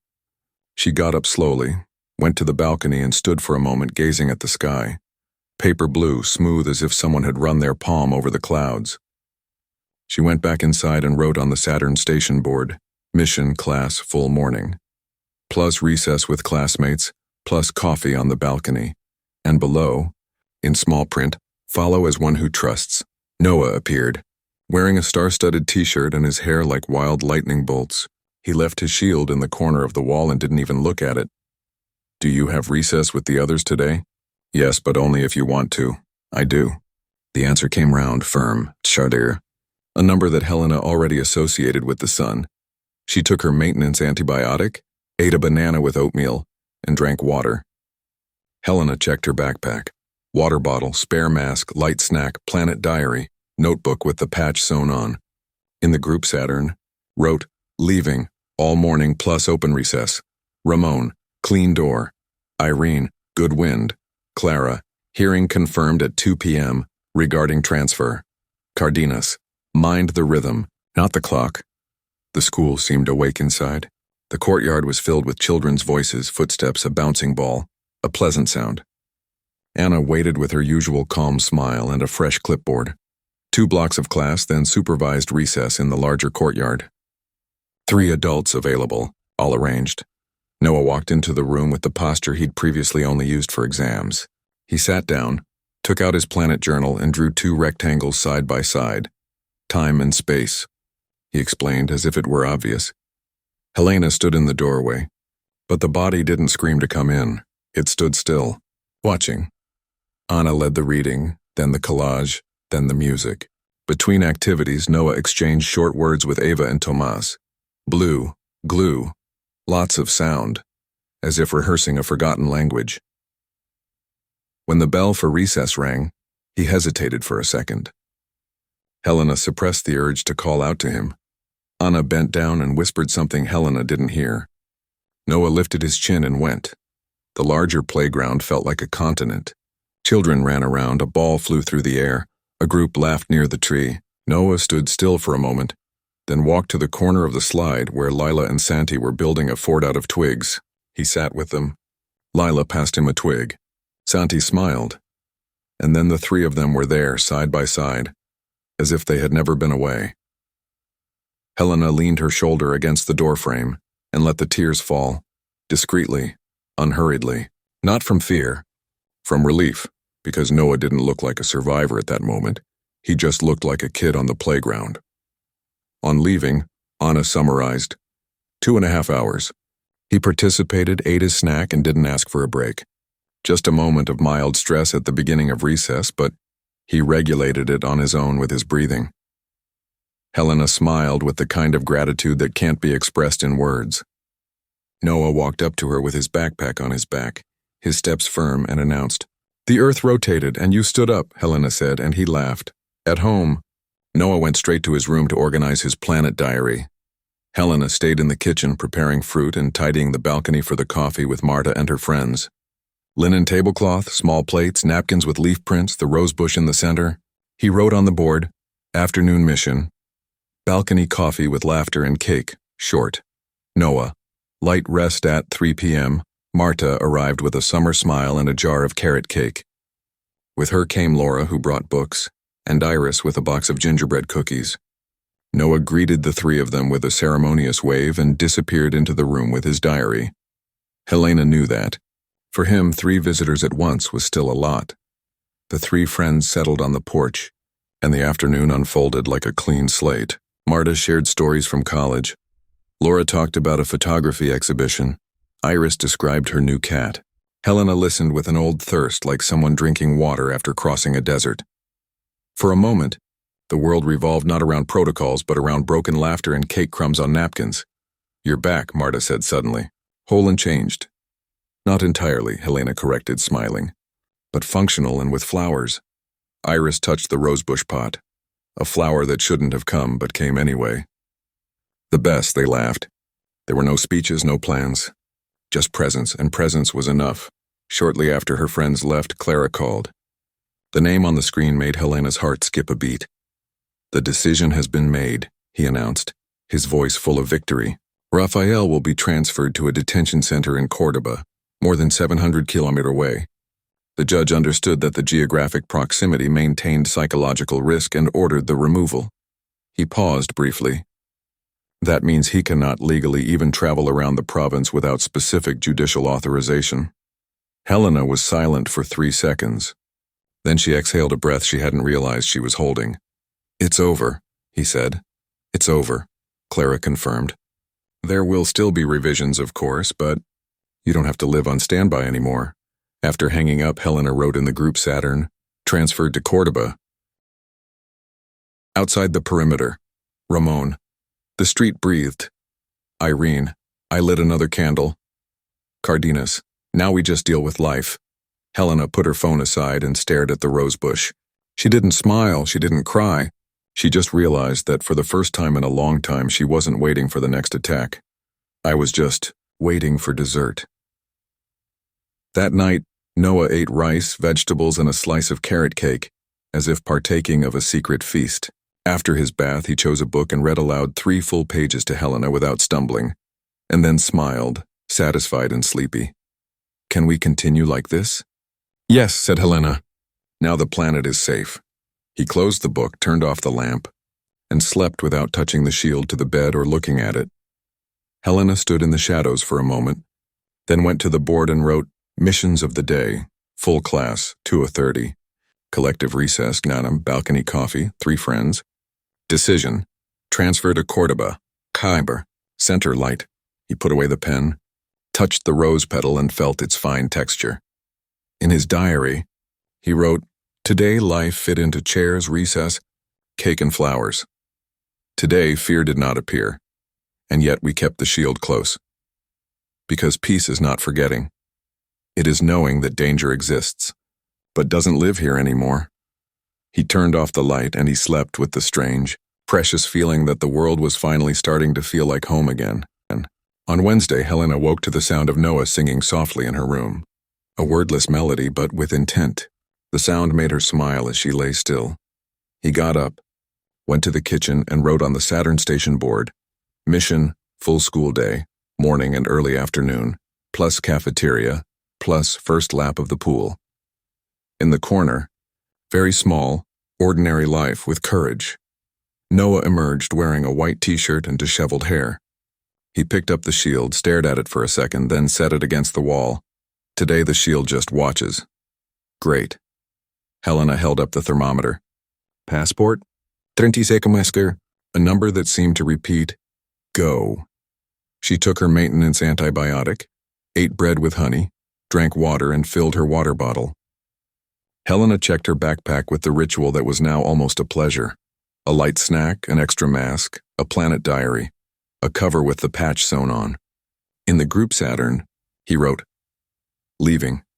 First full school day plus cafeteria. Ramon. Signature holder. Irene. Open flower. Clara. Dispatch scheduled for 5 p.m. Cardenas. Cafeterias are noisy planets. Trust the axis. The schoolyard greeted them with a bustling playground. Children ran, shouted, and laughed, and the noise no longer felt like a minefield. Anna waited at the door with a new badge and a smile of someone who believed in possible endings. Today, he's having lunch with his colleagues. We've already tested noise and ventilation. Everything is under control. Noah walked with her to the classroom as if through a portal. Helena stood in the doorway for a moment. Then she felt like she could go to her car parked on the corner and read for 20 minutes. The world wouldn't fall apart. The hours unfolded in blocks, reading, drawing, music, light math. In the cafeteria, tables were spaced apart. Noise subdued. Noah chewed slowly, eyes alert but not tense. Tomas offered him a piece of bread.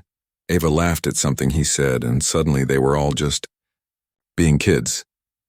When the exit bell rang, Noah came walking, backpack on his shoulders, his hair damp with happy sweat. I stayed all day. Until the noise from the cafeteria. And it was whole, Helena said, and her eyes burned with pure pride. At home, Noah showered and dove into his planet journal, drawing a long table filled with colorful plates. He wrote underneath, "Gentle Noise Planet." Helena then did something she hadn't done since the siege began. She opened the bedroom closet and pulled out a drawer of clothes I hadn't worn in months. Light skirts, floral dresses, bikinis forgotten beneath the cotton. She ran her fingers over the fabric as if touching an ancient language. She chose a dark blue swimsuit and set it aside. In the kitchen, she prepared fruit and yogurt, while Noah copied words from the book The Windows of the World. The routine wasn't rigid, it was fluid, and fluidity was a form of victory. At 4 p.m., Irene knocked on the door with a bag. "I found your books in the building's library." They were in storage. He handed them over as if returning a part of someone's soul. Helena laughed in surprise. Picking up the volumes, novels, poetry, and old atlas, I had forgotten that I read. "So remember," Irene said, and winked. Helena left her books on the living room table and put on her swimsuit. She told Ramon in the group, "Going to the terrace, swimming pool, 20 men. Ramon, free perimeter. Clara, good. The body is also territory. Cardenas, going back to swimming is a sign of peace." On the terrace, the sun gilded the edges of the water. There was no one there. Helena sat on the edge, her feet in the pool, and stayed there for a while, just feeling the cold water trickle down her ankles. Then she dove in slowly, arm, leg, rhythmic breathing. Her body remembered. The first few strokes were clumsy, the next a return. 10 minutes later, I was floating on my back, eyes closed, ears submerged. Liquid silence enveloped everything. When she came out, she was breathing like she wasn't just alive, she was back. At 5:08 p.m., the cell phone vibrated in the bag. "Clara." He answered the phone in the locker room, with wet hair. "The decision has been made." Clara's voice was soft but firm. "The preventive measure has been converted into definitive imprisonment in a closed regime." He paused briefly, controlled. "He can't appeal while free. He won't come back." Another brief silence, then, "It's over, Helena. Officially." Helena leaned her back against the cold wall and closed her eyes. She didn't cry, didn't laugh. She just took 3 deep breaths until the world felt like it was coming back into view. "It's over," he repeated, just to hear the word aloud. After hanging up, she stood there for a few minutes, water running down her arms while a huge, simple idea took hold. There was no one else trying to get in. Life was just hers and Noah's now. When she arrived at the apartment, Noah ran up to her with an open book. "Look, I drew the pool in the planet diary," he said, pointing to a blue rectangle with 2 figures floating in it. Helena smiled and hugged him, still damp with chlorine and peace. They had rice and vegetables and some fish for dinner, the window open to let the wind in. After his bath, Noah read 2 pages of a short story to himself and fell asleep with his head on the pillow, before finishing the 3rd. The shield sat on the shelf, among the books like a silent trophy. Helena stood in the doorway, watching him sleep, and then went to the Saturn station board, missions of the day, full class, morning and afternoon. Cafeteria, swimming pool, Vinci, rescued books. Definitive imprisonment, center free. Then he opened his diary and wrote, "Today there was room for armfuls, words, forkfuls, laughter." Today life didn't ask for vigilance, it asked for attention. Today there was no fear or shadow. Today the map of life was left entirely on the table, and no edges were torn. He closed the diary, put away his new books, and turned on the living room lamp. The light cast a soft golden glow, just like the one the sun cast on the pool. It was a light of continuation, and for the first time in years, Helena didn't think about the past before going to sleep, just thought tomorrow, and smiled. If you want, I can start the chapter 10, When the Future Comes Light, showing Noah fully reintegrated into school and social life, school birthday, new friends, Helena expanding her life, new big project, resuming short trips, the emotional closing of the cycle, when they realize that they are no longer at war. No longer at war. When the future comes light, the sun was streaming through the curtains like an orange sheet when Helena opened her eyes. The silence in the house felt full, not empty.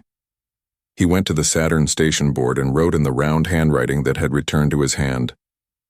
Mission, Tomas's birthday, school. Plus start of the new project at the publishing house plus lunch in the square. In the corner, a reminder like a secret note, the future is not a scare. It is a sequence. Noah emerged from the room already dressed in his rocket t-shirt and his hair sticking out in all directions like crooked sunbeams. Is there cake today? They say so. But the important thing is to sing, said Helena, holding up the thermometer. Passport? 6,5 roundy, a number that now sounded like normal life. He took his maintenance antibiotic without incident, ate bread with cheese and watermelon slices, drank water, and put his planet diary in his backpack. The shield was on the shelf among the books, covered in a strand of golden sunlight, and Noah didn't look at it. In the group Saturn, Helena wrote, leaving, Thomas party plus full school day. Ramon, free door. Irene, new flower opened. Clara, I go into a meeting at 2 p.m., then I'll update you on deadlines. Cardenas, growing up is also returning to the sound of congratulations. The school was alive with good noise. Children ran around the courtyard wearing colorful paper hats. Anna waited at the art room door with a smile that said, I trust. Today the planet is called Celebration, he announced. Mission, to share joy. Helena stood at the door just long enough to watch Noah hang up his backpack, take out his planet diary, and sit down next to Ava, who already had glitter on her forehead. Then he left the building, crossed the street to the corner cafe, and opened his laptop. Noah spent the entire morning between songs, drawings, and rehearsals for Happy Birthday. When the moment arrived, Anna discreetly filmed it to send to Helena later. Tomas blowing out the candles, Lila clapping, Ava laughing, and Noah right there in the middle singing, smiling, and clapping with both hands. The video arrived on Helena's phone while she was reviewing files for a new project. She watched it with her earphones in the silence of the cafe, her eyes slowly welling up. There was no fear in any of Noah's gestures, just childhood. At 1 p.m. when the gate opened, Noah walked in with disheveled hair and a strawberry lollipop in his hand. I ate cake and sang. I stayed the whole time. I didn't need the shield, and were you happy? Asked Helena. I became normal. The word went through Helena. Normal, more precious than any metal. They went straight to the small square 2 blocks away. Noah ate the sandwich Helena had brought while watching 2 boys play ball. The wind blew gently through the trees. The noise of the world no longer sounded threatening. It was just a background noise. Noah finished his snack and announced, I want to try playing too. Helena raised her eyebrows. Do you want me to come with you? No, you can look from afar, and he did. He asked for the ball with a short gesture, kicked it carefully, ran awkwardly, and laughed when he missed. The other 2 boys laughed too, not mockingly, but with inclusion. Helena sat on the bench, her hands still in her lap, her heart pounding not with fear, but with pure joy. When they got home, Noah went straight to his planet journal. He drew a circle colored with confetti and wrote, Congratulations, planet, then a grass field with 2 goals. Game planet. Helena hung the drawings on the wall next to the Saturn station painting and realized the wall was starting to look like a school mural, not a nurse's ward mural. At 3 p.m., she connected to the video conference with the editor, 3 faces in the windows, Carla, design, Julio, editor-in-chief. Amira, marketing. Julio was direct. Helena, we want you to lead the new catalog for our children's and young adult literature line. It's the biggest project of the semester. 4 months deadline, your own team, and a firm budget. Helena blinked in surprise, and the surprise hurt less than she expected. I do, he said simply, at my own pace. Your rhythm is impeccable, Carla replied, smiling. We'll keep the noises to a minimum. They spent 40 minutes adjusting schedules, setting weekly face-to-face meetings, discussing visual styles. Helena took quick notes, her mind spinning not from anxiety but from enthusiasm. When the meeting ended, she stood in front of the dark screen. 4 months of project. Own team. In-person meetings, and no fear of leaving Noah for a few hours. In the afternoon, Noah appeared at the door of the makeshift office with the little drum under his arm. Can we play the Axis song? We can.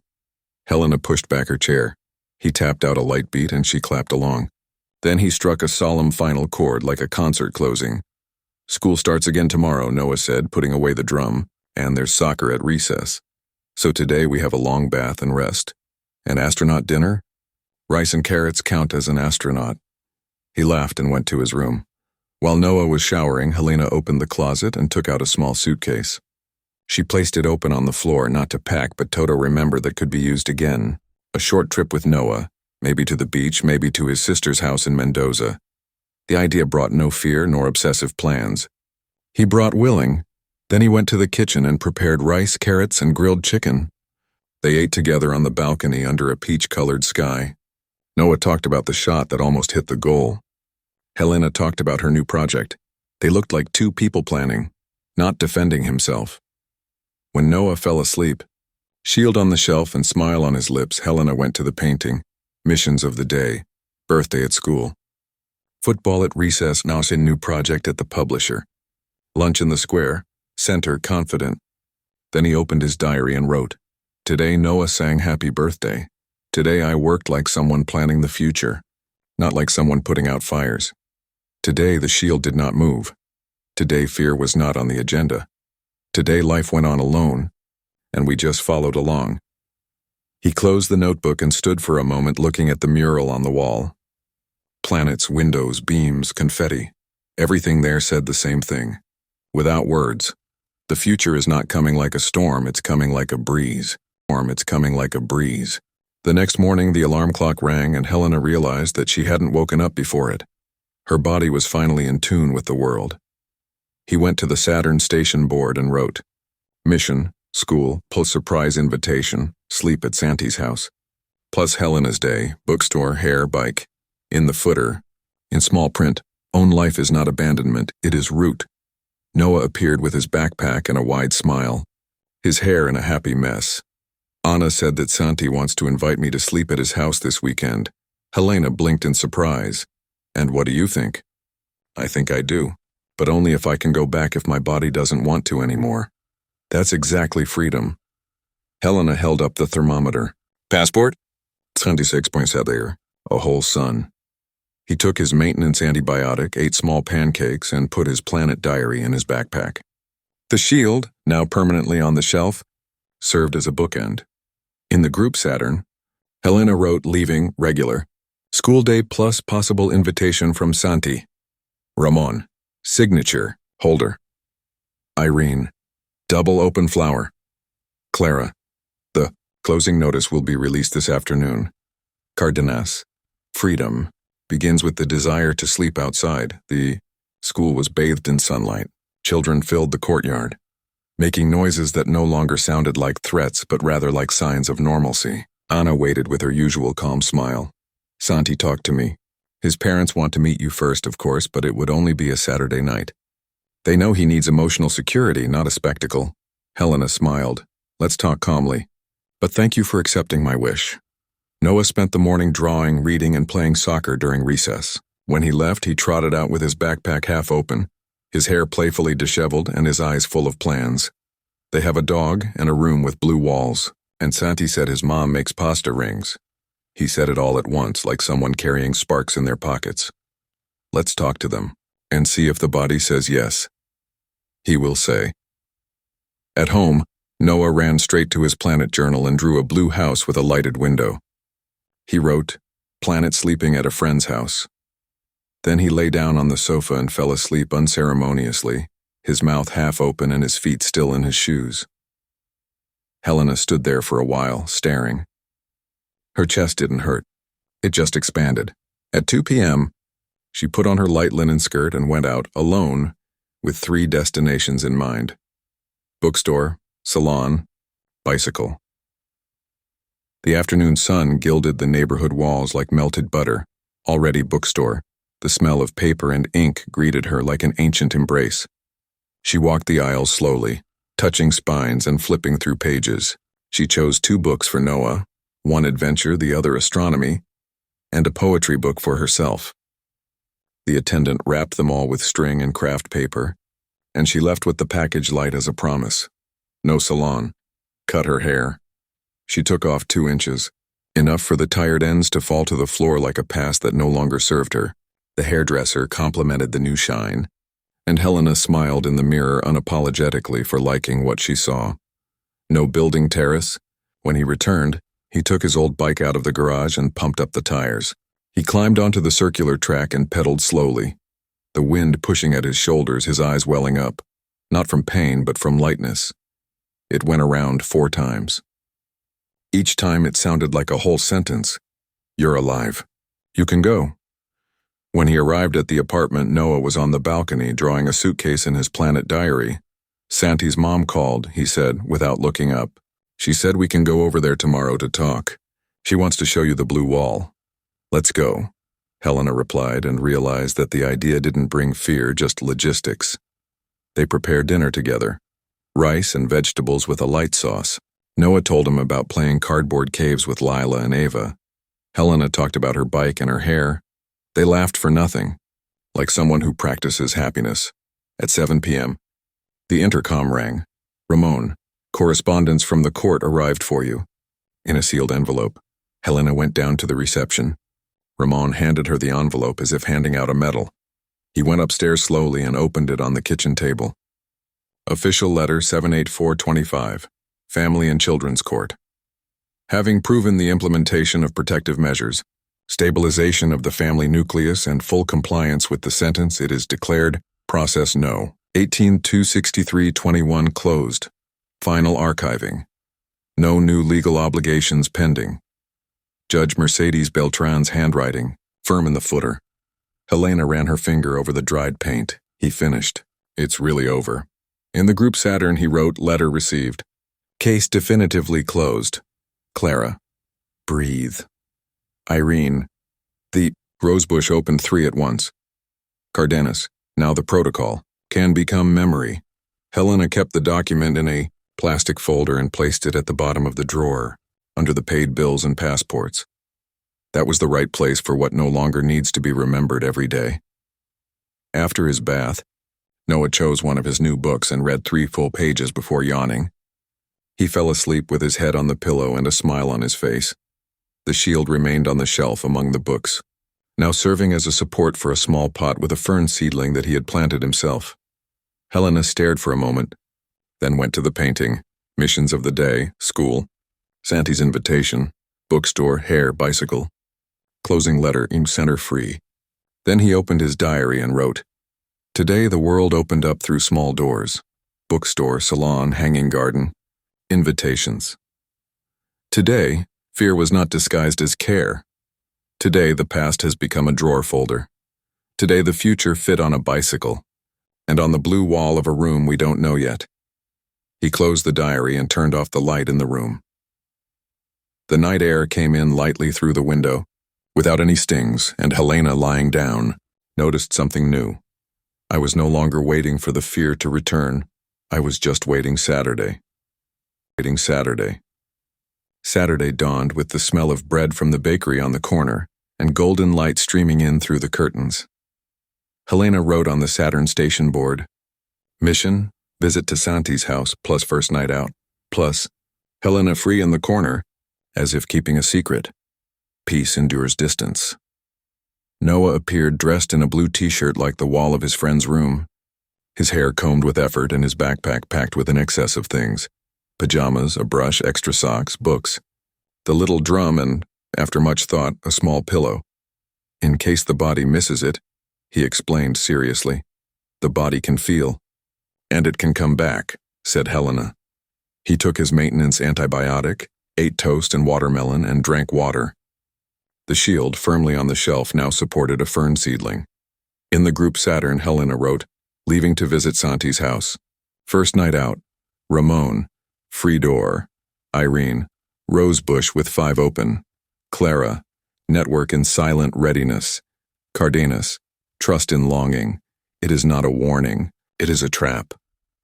Santi's house was 4 blocks from the school, with a yellow facade and a lavender garden. His mother, Veronica, opened the door smiling with his eyes. Welcome, he said, and the dog ran to greet Noah, who bent down and let him lick his fingers with a belly laugh. His name is Tico, he announced, as if introducing a character. Veronica led them to the bedroom. Blue walls, 2 beds with colorful quilts, a bookshelf full of books, and a globe. Noah placed the pillow on the bed and looked around with the round eyes of someone entering a new planet. We want him to feel at home, Veronica said to Helena. If his body says no, just call. Nothing will be seen as a failure. Helena nodded. If your body says yes, you'll have the best laugh in the galaxy. Noah laughed, arranging the planet diary on his friend's desk. I'll draw this planet later. Veronica promised to send brief messages throughout the day. Helena thanked her and knelt down to Noah's level. You can come back anytime. Remember? I remember. But I don't think I'll go back. He said this without bravado, just as if stating a fact. As she stepped outside, Helena felt the air seem larger. She walked slowly down the sidewalk, her hands light without needing to check her pockets. The sun didn't seem threatening. It was just light. At home, the silence greeted her not as an echo, but as space. He walked through the rooms like someone strolling through a familiar museum. He picked up the books from the table, chose a poetry book, and lay down on the sofa. He read without looking at the clock, without half his mind listening to ghosts. When he finished the first poem, he realized he was hungry. Hunger, not alert. He went to the kitchen and made a salad with greens, cheese, and dried fruit. He ate it on the porch, listening to the birds chirping on the power lines. Then he washed the dishes while listening to old music, the kind that hadn't been played since before the shadow. At 5 p.m., Veronica sent the first message. Noah and Santi building a fort of pillows and lights in the blue room. Helena smiled and typed, Thank you. He looks like a happy comet. At 7 p.m., another message. The 2 of them eating pasta in a wheel shape. Tico lying at the foot of the table. Helena, he always dreamed of wheel noodles. At 9 p.m., a quick photo. Noah and Santi in pajamas, reading with flashlights under the blanket, and the caption, They said they are explorers of the solar system. Helena closed her eyes, her chest warm and serene. There were no spasms of fear, nor the urge to run after him. Had trust. At 10 p.m., he went to the terrace. The sky was velvet black, dotted with stars. He lay down on the long bench, his arms outstretched, the wind brushing his wrists. I didn't think about emergency lists, protocols, or escape routes. He just thought that Noah, his little satellite, was shining in another orbit, and that this didn't mean distance, but expansion. When he returned to the apartment, the silence was not cold. Ere whether he made tea, turned on the living room lamp, and wrote in his diary, Today, Noah sleeps in another house. Today I am not watching. I am living. Today the silence doesn't weigh. Today love does not require constant presence, just trust. Today the longing came without a siren. Then he turned off the light and slept deeply, a sleep that didn't stop to listen for doors. Sunday at 9 a.m. Veronica sent the last photo. Noah and Santi having breakfast in the garden. Tico with a red tie around his neck. Helena picked him up at 10 a.m. When he saw her, he ran over with open arms and a smile that seemed to spark. I slept all night. Tico snored louder than me. The blue wall glows a little when the moonlight shines in. He said it all in one breath. I'm glad your body said yes, Helena said, kneeling down to hug him. I said yes very loudly. They thanked Veronica and Santi and arranged to meet again. On the street back, Noah held Helena's hand and jumped at every third line on the sidewalk. Now I have 2 planets. 2? Ours. And the blue one. Helena smiled. So the universe is growing. At home, Noah ran to his planet journal and drew the blue room with moonlight. He wrote, "Planets sleep away and come back in one piece." Then he put the pillow away and ran out to play with the little drum in the hallway. Helena stood in the living room, watching the house full of sounds. There was no weight on my chest. There was no waiting for the next storm. There was only life. And she occupied every corner. He went to the Saturn station board and wrote, "Weekend missions." Sleeping outside, Santi's house. Back in full. Silence that doesn't hurt. Sue, center, free. Then he opened his diary and wrote, "He went. He stayed. He came back and I was not afraid. The war is over, even if no one announces it in the newspapers. Now there is only reconstruction and the places where fear no longer fits." He put away the pen and turned off the light. The afternoon sky was beginning to open through the cracks in the curtain, and the world seemed larger, not because it was threatening, but because invited. And Helena, lying on the sofa with the sound of the little drum echoing softly through the hallway, realized that she could finally say, without doubt or reservation, "We are no longer at war." The life we choose. Again, autumn arrived like someone taking a coat out of the closet and finding a note in the pocket. You survived. Madrid smelled of damp leaves and warm bread. At Saturn Station, the painting was given a new title by Noah, written in neat handwriting, "School Trip Program, Cuelgamuros Observatory."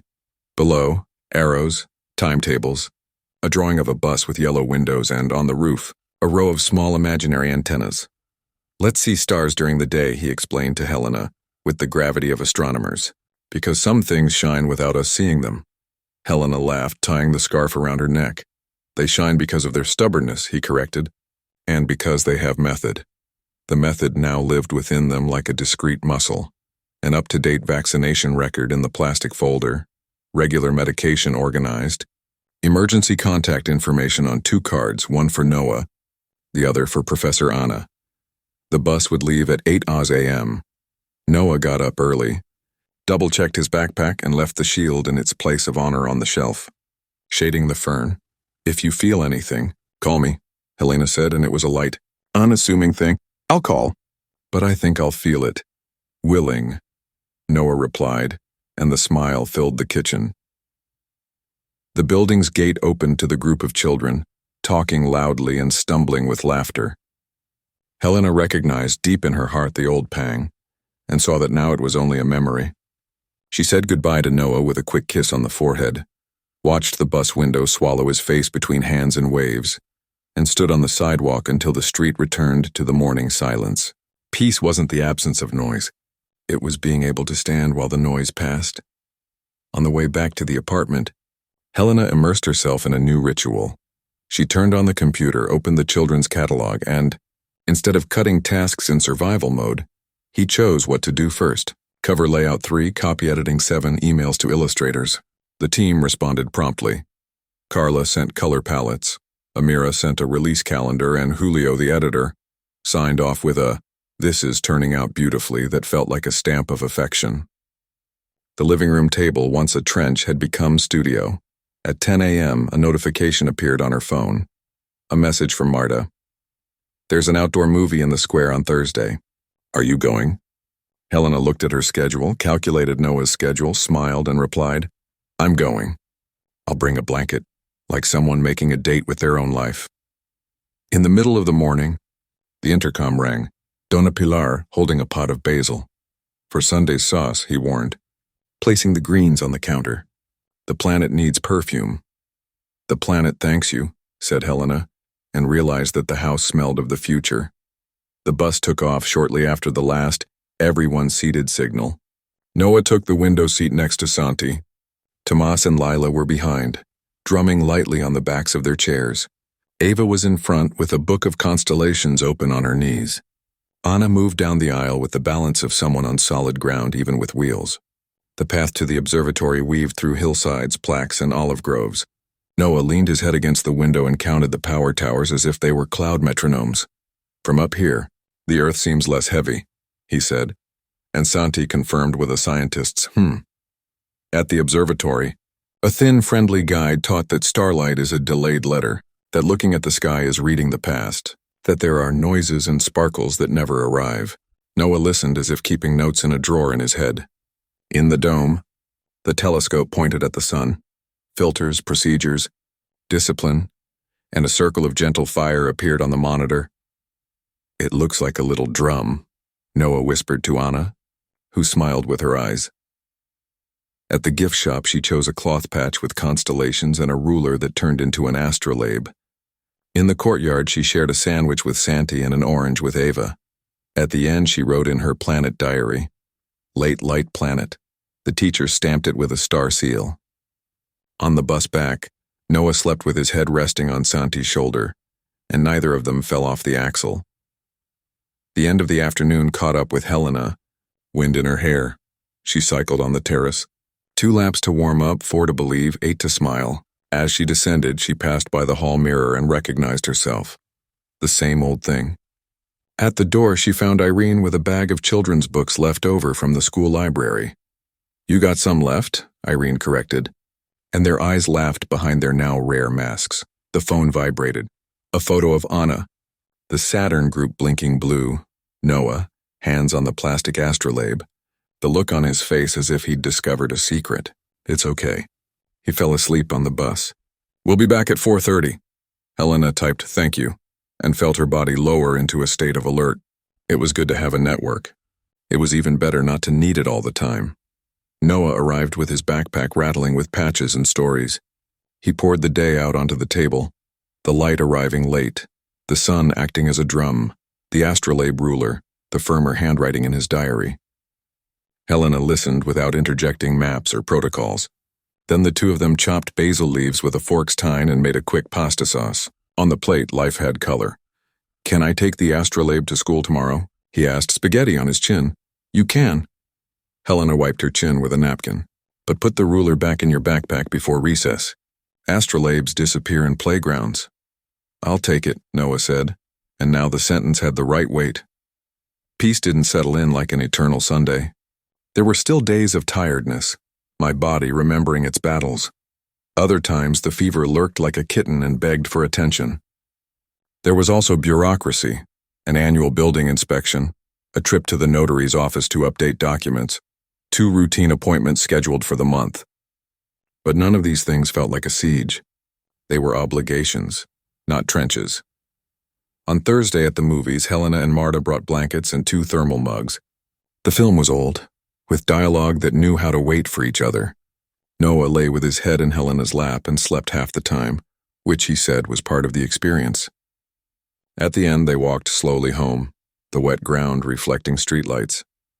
The city seemed played by a pianist who knows the love of the keys.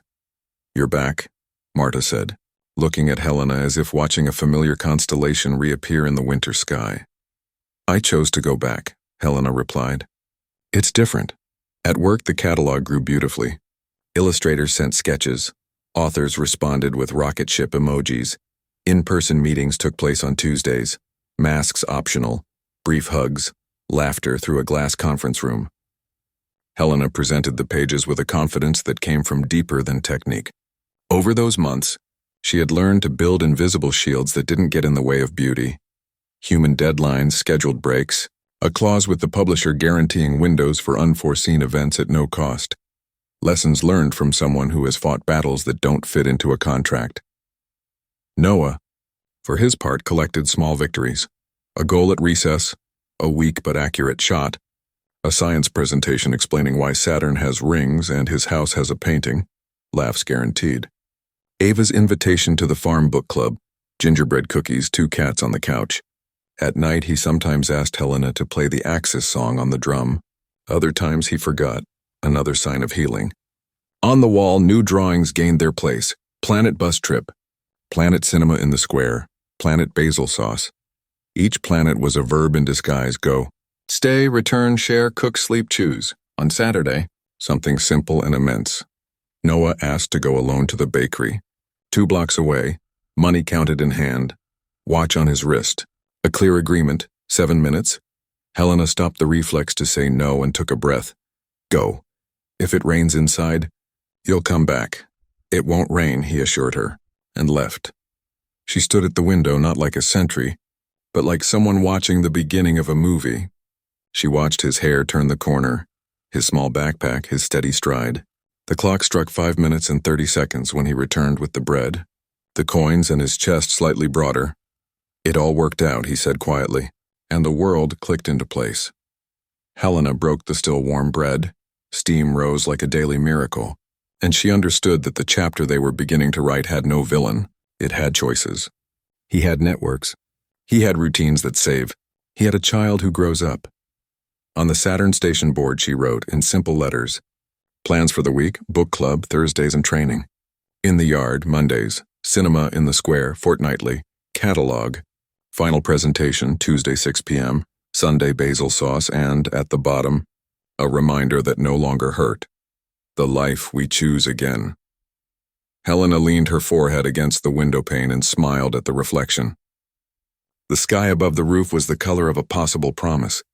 The future finally wasn't a precipice, it was sidewalk, and they already knew how to walk. The invitation came on a Thursday, in an email with serif font and contained enthusiasm. Creative residency, launch of the Children's and Youth Catalog, Casa Azul de Cádiz. 3 days of workshops, exhibitions, and public readings. Accommodation for one guest. Helena read it twice, then read it aloud in the kitchen. Noah stopped drawing constellations to listen. Does Cádiz have a sea? He asked, already smiling before answering. Yes. Salt in the air, seagulls and clear sand. Then let's go, he said with the naturalness of someone who decides to change planets. Helena stared at the email and realized it weighed nothing. No internal sirens were ringing. Traveling wasn't a risk, it was a desire. At Saturn Station they renamed the painting Mission C. They made lists in small print, light clothing, sunscreen, books, the astrolabe. Noah pasted in a drawing of a smiling suitcase. Irene came by to say goodbye, carrying a bag of gingerbread cookies. To keep the axis moving, he said, winking. Clara sent the message that closed all invisible gates. All clear. No legal issues. Go. On Friday afternoon, they boarded the train, its windows reflecting the receding city. Noah pressed his forehead against the glass and counted clouds. Helena opened a book and, for the first time in years, read without looking at the clock. When the train crossed the bridge over the Guadalquivir, the air already smelled of salt. A blue house of Cadiz, it looked like something out of a watercolor. Tall windows, flower-filled tiles, bougainvillea spilling over the wall. The sea roared nearby like a sleeping giant. In the room, 2 beds covered in yellow quilts and a window overlooking the pier. Noah dropped his backpack, opened his arms, and spun around. The air dances. Then dance with him, said Helena, and opened the window wide. In the afternoon, they walked to the beach. Noah ran to the shore, his feet sinking into the sand, the waves retreating in foam. She returned to Helena with small shells, her hands open in offering. Treasures of the salty planet. Helena put one in her pocket. We will take it to the altar at Saturn Station. They sat on the sand, the wind pulling their hair back. The sea was in no hurry, and for the first time in a long time, Helena didn't either. On Saturday, Casa Azul filled with voices, writers, editors, illustrators, and children with sparkling eyes. Carla arranged the tables with copies of the catalog. Julio smiled proudly. Amira coordinated the schedule like someone conducting a choir. Helena introduced the team on the small stage in the inner courtyard, bougainvillea falling in clusters over their heads. This catalog was born of slow time, he said, of the time that saves. The children circulated with colored pencils marking their favorite pages. Noah sat on the floor with Santi, whose family had come from Seville just to see him, and showed them the constellations page as if revealing a precious secret. When Anna arrived, surprised, backpack over her shoulder, Noah ran and hugged her tightly. I'm on a planet with a sea, he announced. Helena laughed, and it wasn't a laugh of relief. It was a laugh of complete joy. In the evening, there was an outdoor reading. The rigged lights twinkled. The sea murmured across the street. Helena read an excerpt from the catalog, Noah on her lap, her eyes heavy with sleep. Some planets only exist when we create them together. People clapped. Noah fell asleep before they finished. On Sunday, they walked to the lighthouse at the end of the pier. Noah carried his planet journal and stopped every 5 steps to sketch a spot. The waves, the boats, the tall lighthouse like a giant pencil. At the top, they sat on the stone bench and shared a sandwich. The wind made the edge of the napkin try to fly away. When I was really little, Noah said, his mouth full, I thought the sea was the sky that fell. Perhaps it is, Helena replied, or perhaps the sky is the sea that has fled. Noah laughed, chewing slowly, his blue eyes reflecting the world. Then he wrote in his diary, Fallen Sky Planet.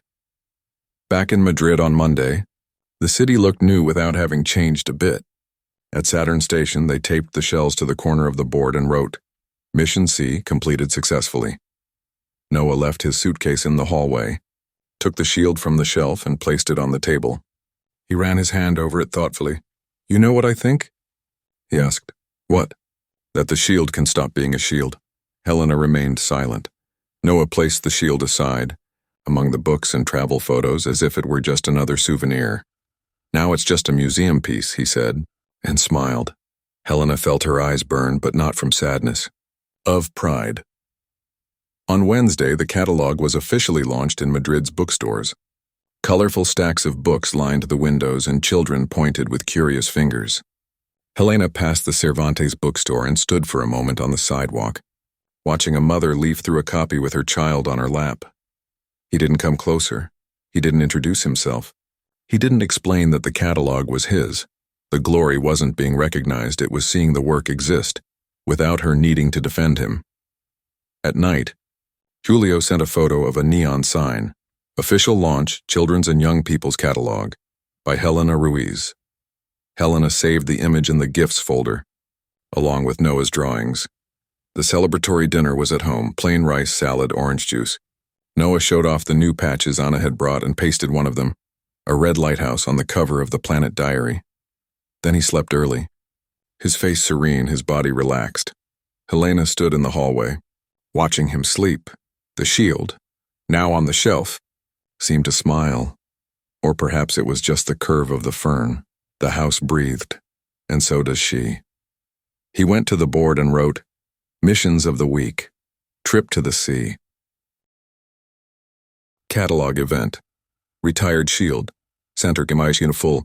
Then he opened his diary and wrote, Today I didn't have to choose between protecting and living. Today the shield has become a souvenir, not a crutch. Today my son sleeps after seeing the sea, and I sleep after seeing life back. He closed the notebook and turned off the light.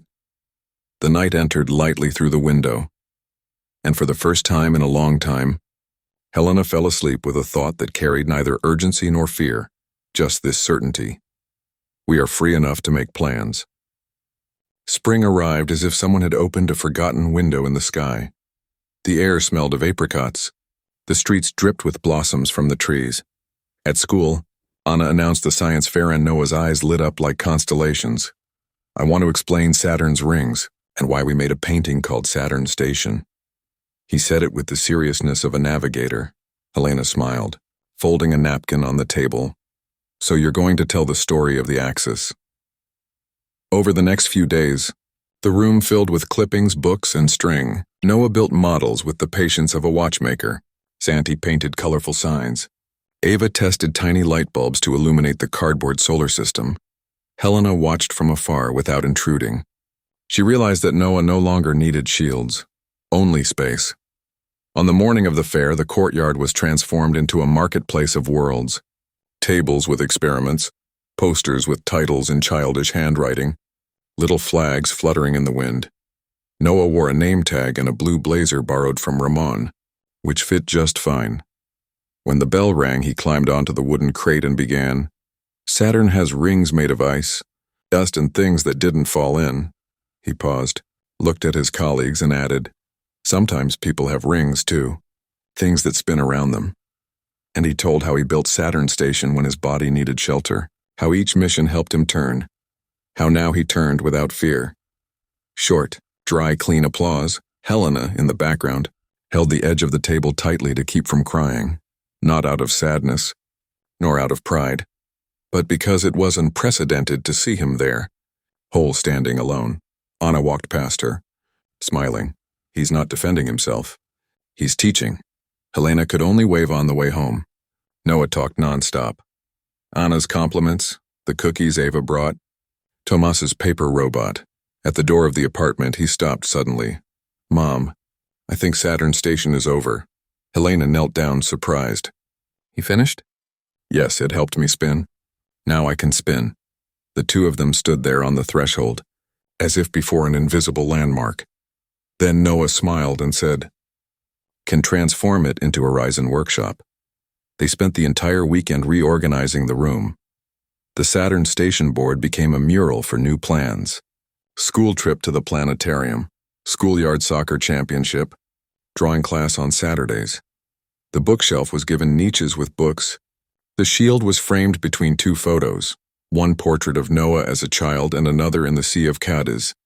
With open arms on the door, they painted together, with a thick brush. Horizon Studio. Helena noticed that the air in the house had changed texture.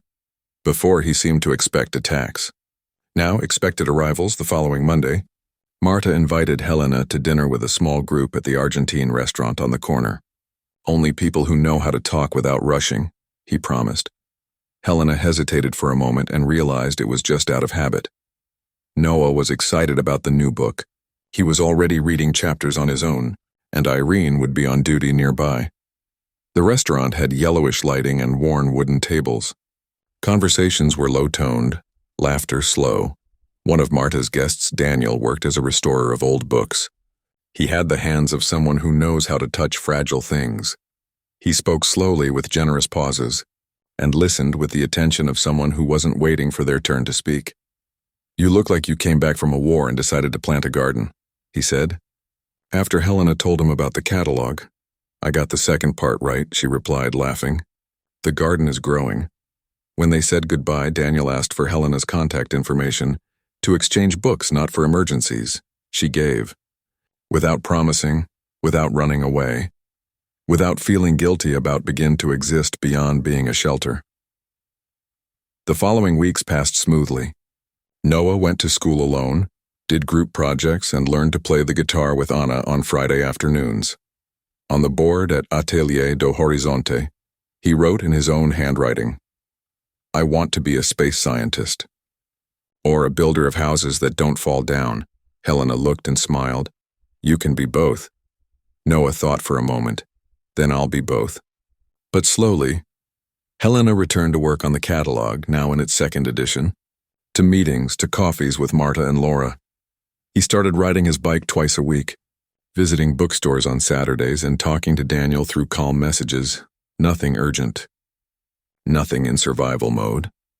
One afternoon, as Noah read on the rug and the light slanted across the porch, Helena realized that time had changed its name before. Every hour was a trench, now every hour was field. The phone rang. Anna, laughing. "You know what Noah told me today? That his body already knows how to return to center on its own if the world shakes." He paused. "I think that's what you wanted all along, isn't it?" Helena looked at her son, focused, his mouth half open as he read. "Yes," he said. "That was it." At night, Noah put away his books and went to the mural. He pasted a new paper, Planet Future, under construction. Then he lay down and fell asleep quickly, breathing with confidence. Helena stood at the door for a moment. "I didn't cry. I was not afraid. I didn't expect attacks." Just he looked at the newly created horizon on the wall of his son's room, and inside himself. He went to his desk, opened his diary and wrote, "Today, he shone alone. Today, the house has become a studio. Today, I am not just shelter. I am roots. Today, I do not fear the future, because it is not an enemy. It is an address." He closed the notebook. The silence of the house was full of wings, and Helena, as she turned off the light, thought that perhaps love, in the end, is this: to create wings for someone and not be terrified when they start to fly. Roots and wings 5 years later, The house was different and yet the same. What had once been a trench, then a station, then a studio, had now become home without metaphors. Plants everywhere, walls full of colorful paintings, the hallway filled with books, maps, and musical instruments. The shield remained on the shelf, framed, with a small brass plaque, First Orbit, 2025. Noah was 15 years old and as tall as the horizon. Her hair, darker and more unruly, was always tied up in a makeshift bun at the nape of her neck. Her eyes, still blue, carried the calm of those who had survived without hardening. He attended a full-time school, participated in the science club and the futsal team, played guitar at the spring festival, and talked with growing conviction about studying aerospace engineering. That May morning, he appeared in the kitchen with his backpack on his back and his tablet in his hand. "I have a rocket project presentation today," he announced, biting into a slice of bread. "If it works, it'll reach 10 meters, Helena smiled. "Just don't try to reach the moon without warning." He rolled his eyes but laughed. "I'll be back at 5. "Oh, Daniel said he'll pick you up at 7. He made the sentence sound casual, but the corners of his mouth betrayed a smile. Helena pretended not to notice. "Thanks for the reminder." And she kissed his forehead, now a little higher than his chin. He left, the sound of his sneakers echoing down the hallway, leaving a trail of youth. When silence returned, Helena looked around. The living room table was covered with sketches for a new editorial project, a collection of chronicles about everyday courage. The contract with the publisher was now long-term. Helena had her own team, healthy deadlines, and the non-negotiable right to breaks. I also had a life that did not begin or end in emergencies. At 10 a.m., he walked to the neighborhood market to buy fresh herbs. The air smelled of mint and warm bread. She met acquaintances along the way, exchanged greetings, received smiles from those who no longer looked at her with silent compassion, but with calm respect. On the way back, he passed the bookstore on the corner and saw the children's catalog, 5th edition, stacked in the window with a banner. A contemporary classic. He smiled, and smiled, a smile that didn't need to be hidden. At 5:30, Noah walked in, beaming with pride. It worked, 10 meters and 20. He dropped his backpack on the ground. The teacher said he's going to enter the project in the regional science fair. "Of course you will," Helena said, hugging him with the difficulty of hugging someone who has grown too much. He went straight to his room and came back with his guitar, strumming it absent-mindedly while eating fruit. "Oh, I'm going to sleep at Santi's house on Saturday. We're going to stargaze on the roof." Helena just nodded. There was no longer any pang in her chest. "Take a coat," I said simply, and he smiled. At 7, Daniel arrived. Now with slightly gray hair and the same care in his hands, he carried a flower trapped in an old book. "To the woman who brought color back to the banks," he said, and Helena laughed, accepting the flower. They set off on Nurar, foot through the warm spring streets. They went to the restaurant that had tables on the sidewalk and waiters who knew both of their names. They talked about restoring rare books, about dream trips. She wanted to return to Cadiz. He wanted to see Lisbon. About Noah and his rockets. "He has far-seeing eyes," Daniel said, "but he walks with sure feet." "Roots and wings," Helena replied, and realized that the sentence came effortlessly, as if it had always been there.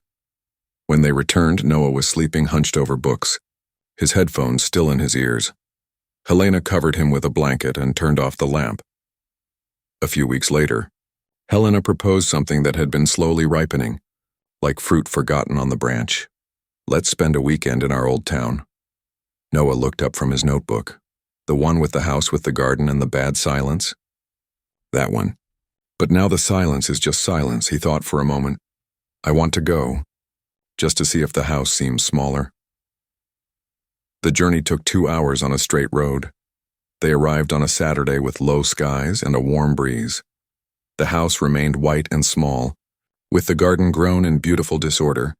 It was no longer theirs. A new family lived there. Helena stopped on the other side of the street, watching. "Looks like a model that was left behind," Noah said, his eyes calm. They remained silent for a few minutes. No twinge, no dizziness. Only safe distance, then Noah smiled. "Can we go?" "I want to see the river." They were. They sat on the bank, their feet touching the cool water. and Noah skipped pebbles like he had when he was little. Helena watched the repeated gesture and realized that it no longer hurt. It was no return. Era closing on the way back. Noah fell asleep in the car seat, his arms hanging loosely, his face peaceful. Helena drove with the window open, the warm wind blowing through her hair. The road ahead seemed clear, long and possible. He thought of the shield on the shelf, now a museum piece. He thought about the mural transformed into Atelier do Horizonte. He thought about how fear had been replaced by choices, and choices by plans, and the plans by life. She smiled to herself, her eyes on the asphalt and tomorrow. It had roots, it had wings, and I no longer had to choose between the two. The email arrived one September morning, with the subject line in clear, capital letters, Young Scientist Program, European Space Center. Helena opened it with trembling hands, as if holding a hot star. The text was short, formal, definitive. We are pleased to announce that Noah Ruiz has been selected from over 4,000 applicants to join the European Space Center's Young Scientist Program class of 2040. He was silent for long seconds.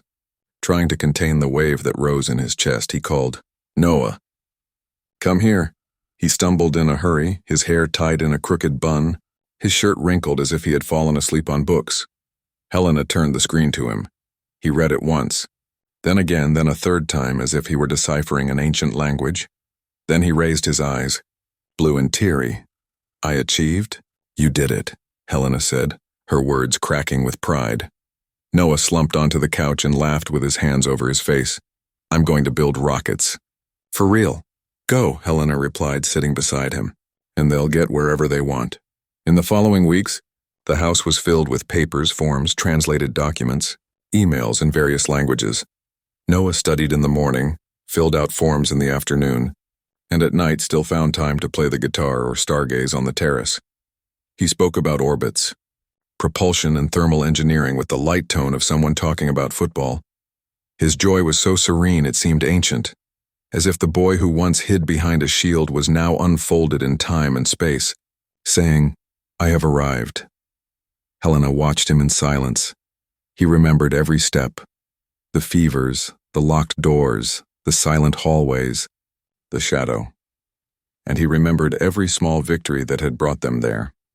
The first day back at school, the first snack in the cafeteria, the first dip in the pool, the first sleepover at Santi's house, the first "I don't need the shield today."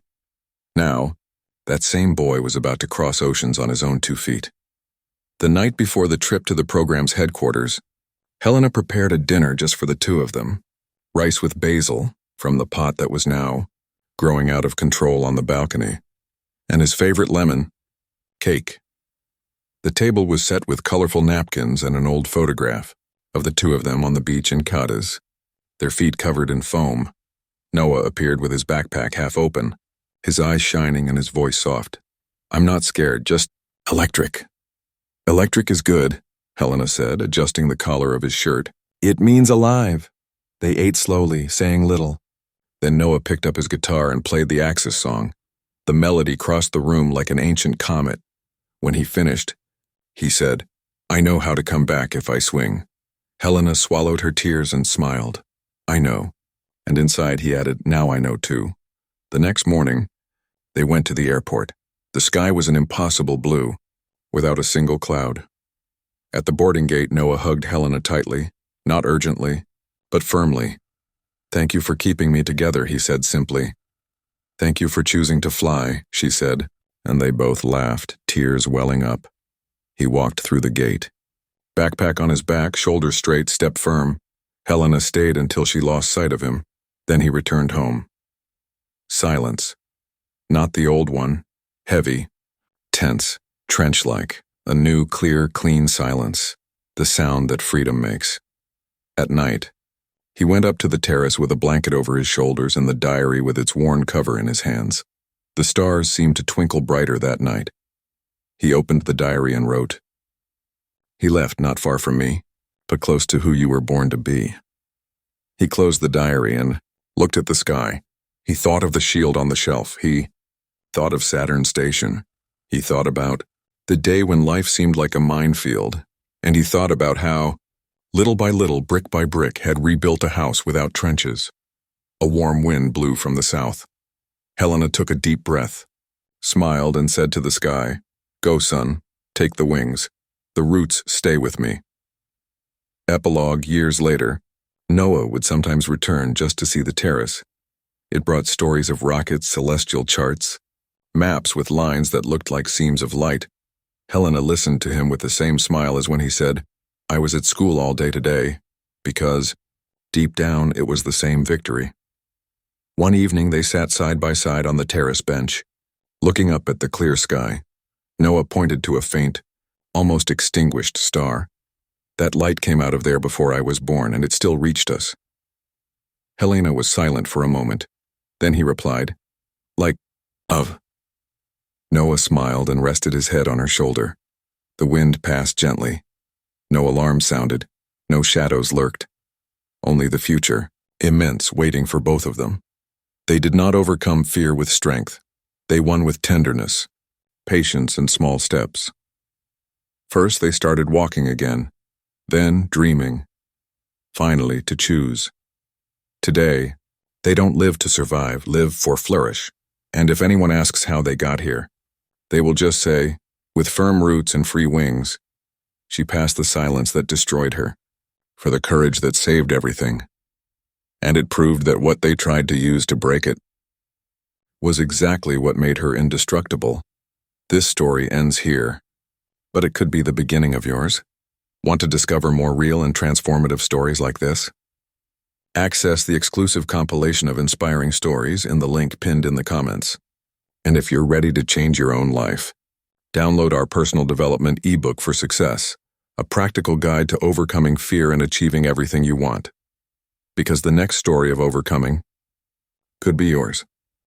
Could be yours.